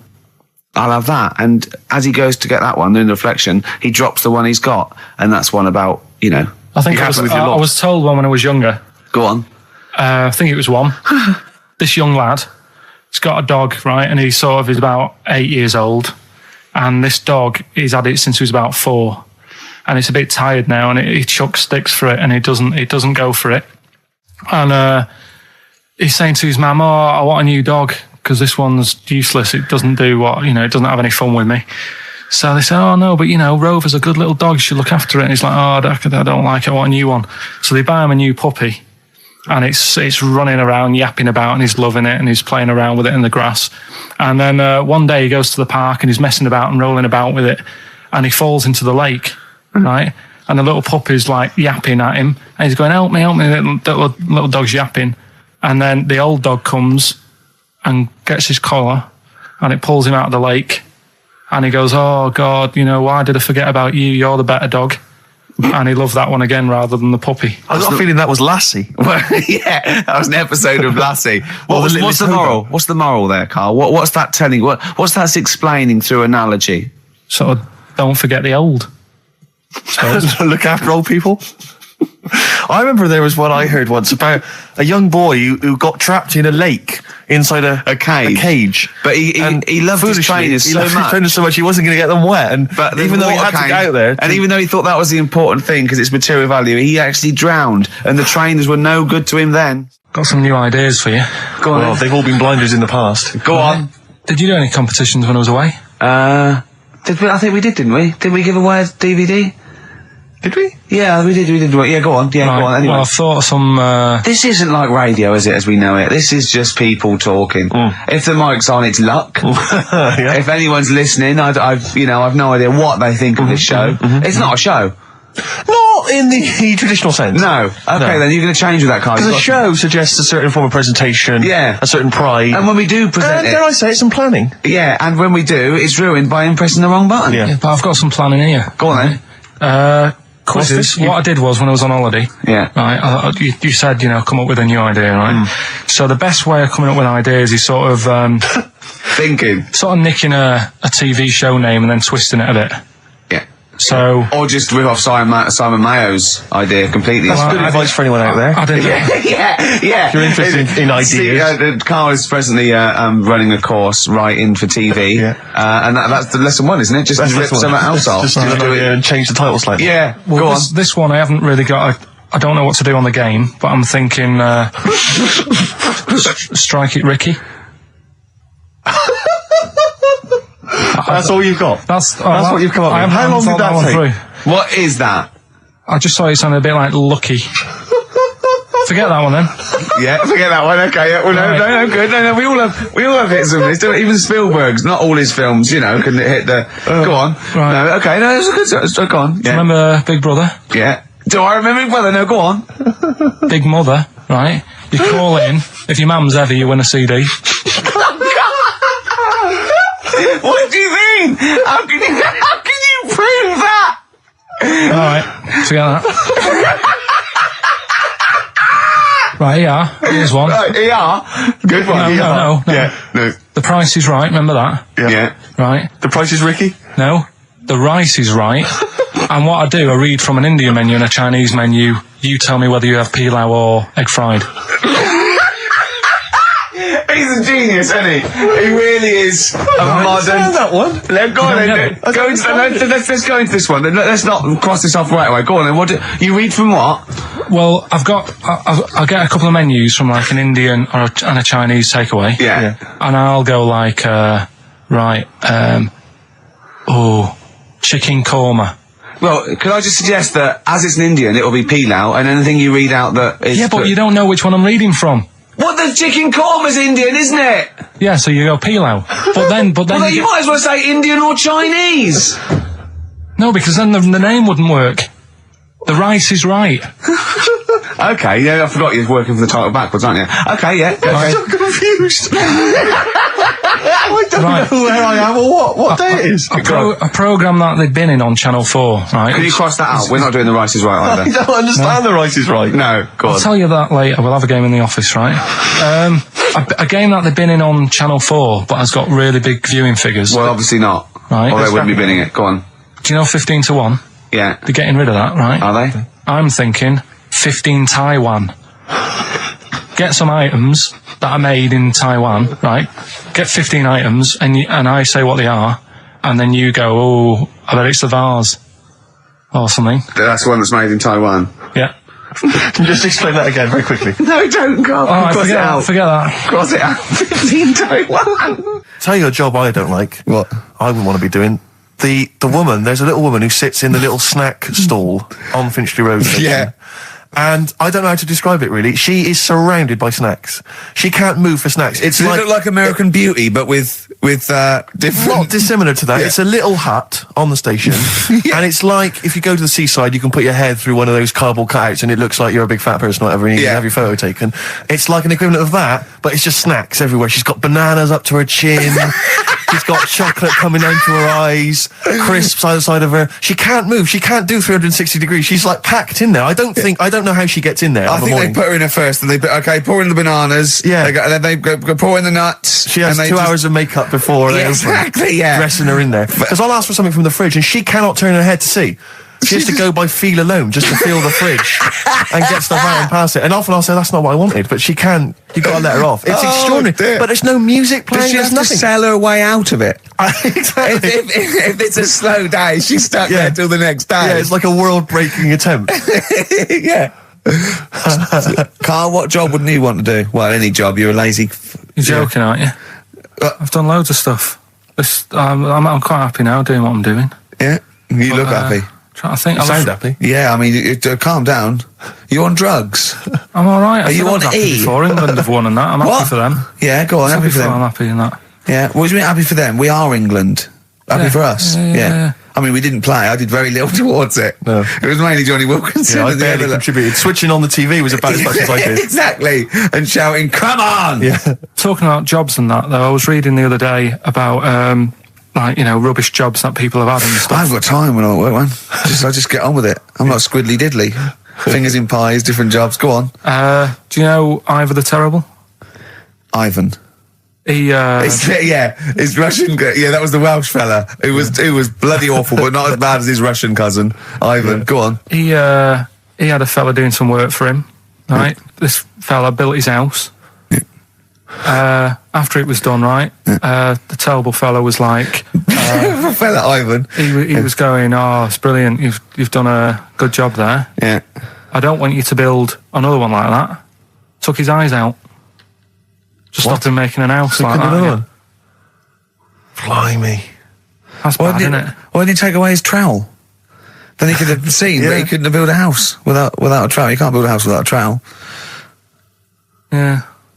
I suppose he probably later thought that once he'd been nicknamed Ivan the Terrible. Yeah. He thought, why? Because you gouge people's eyes out. Yeah, but I didn't want to build another house. I know, but take his trowel away. What would I have been then?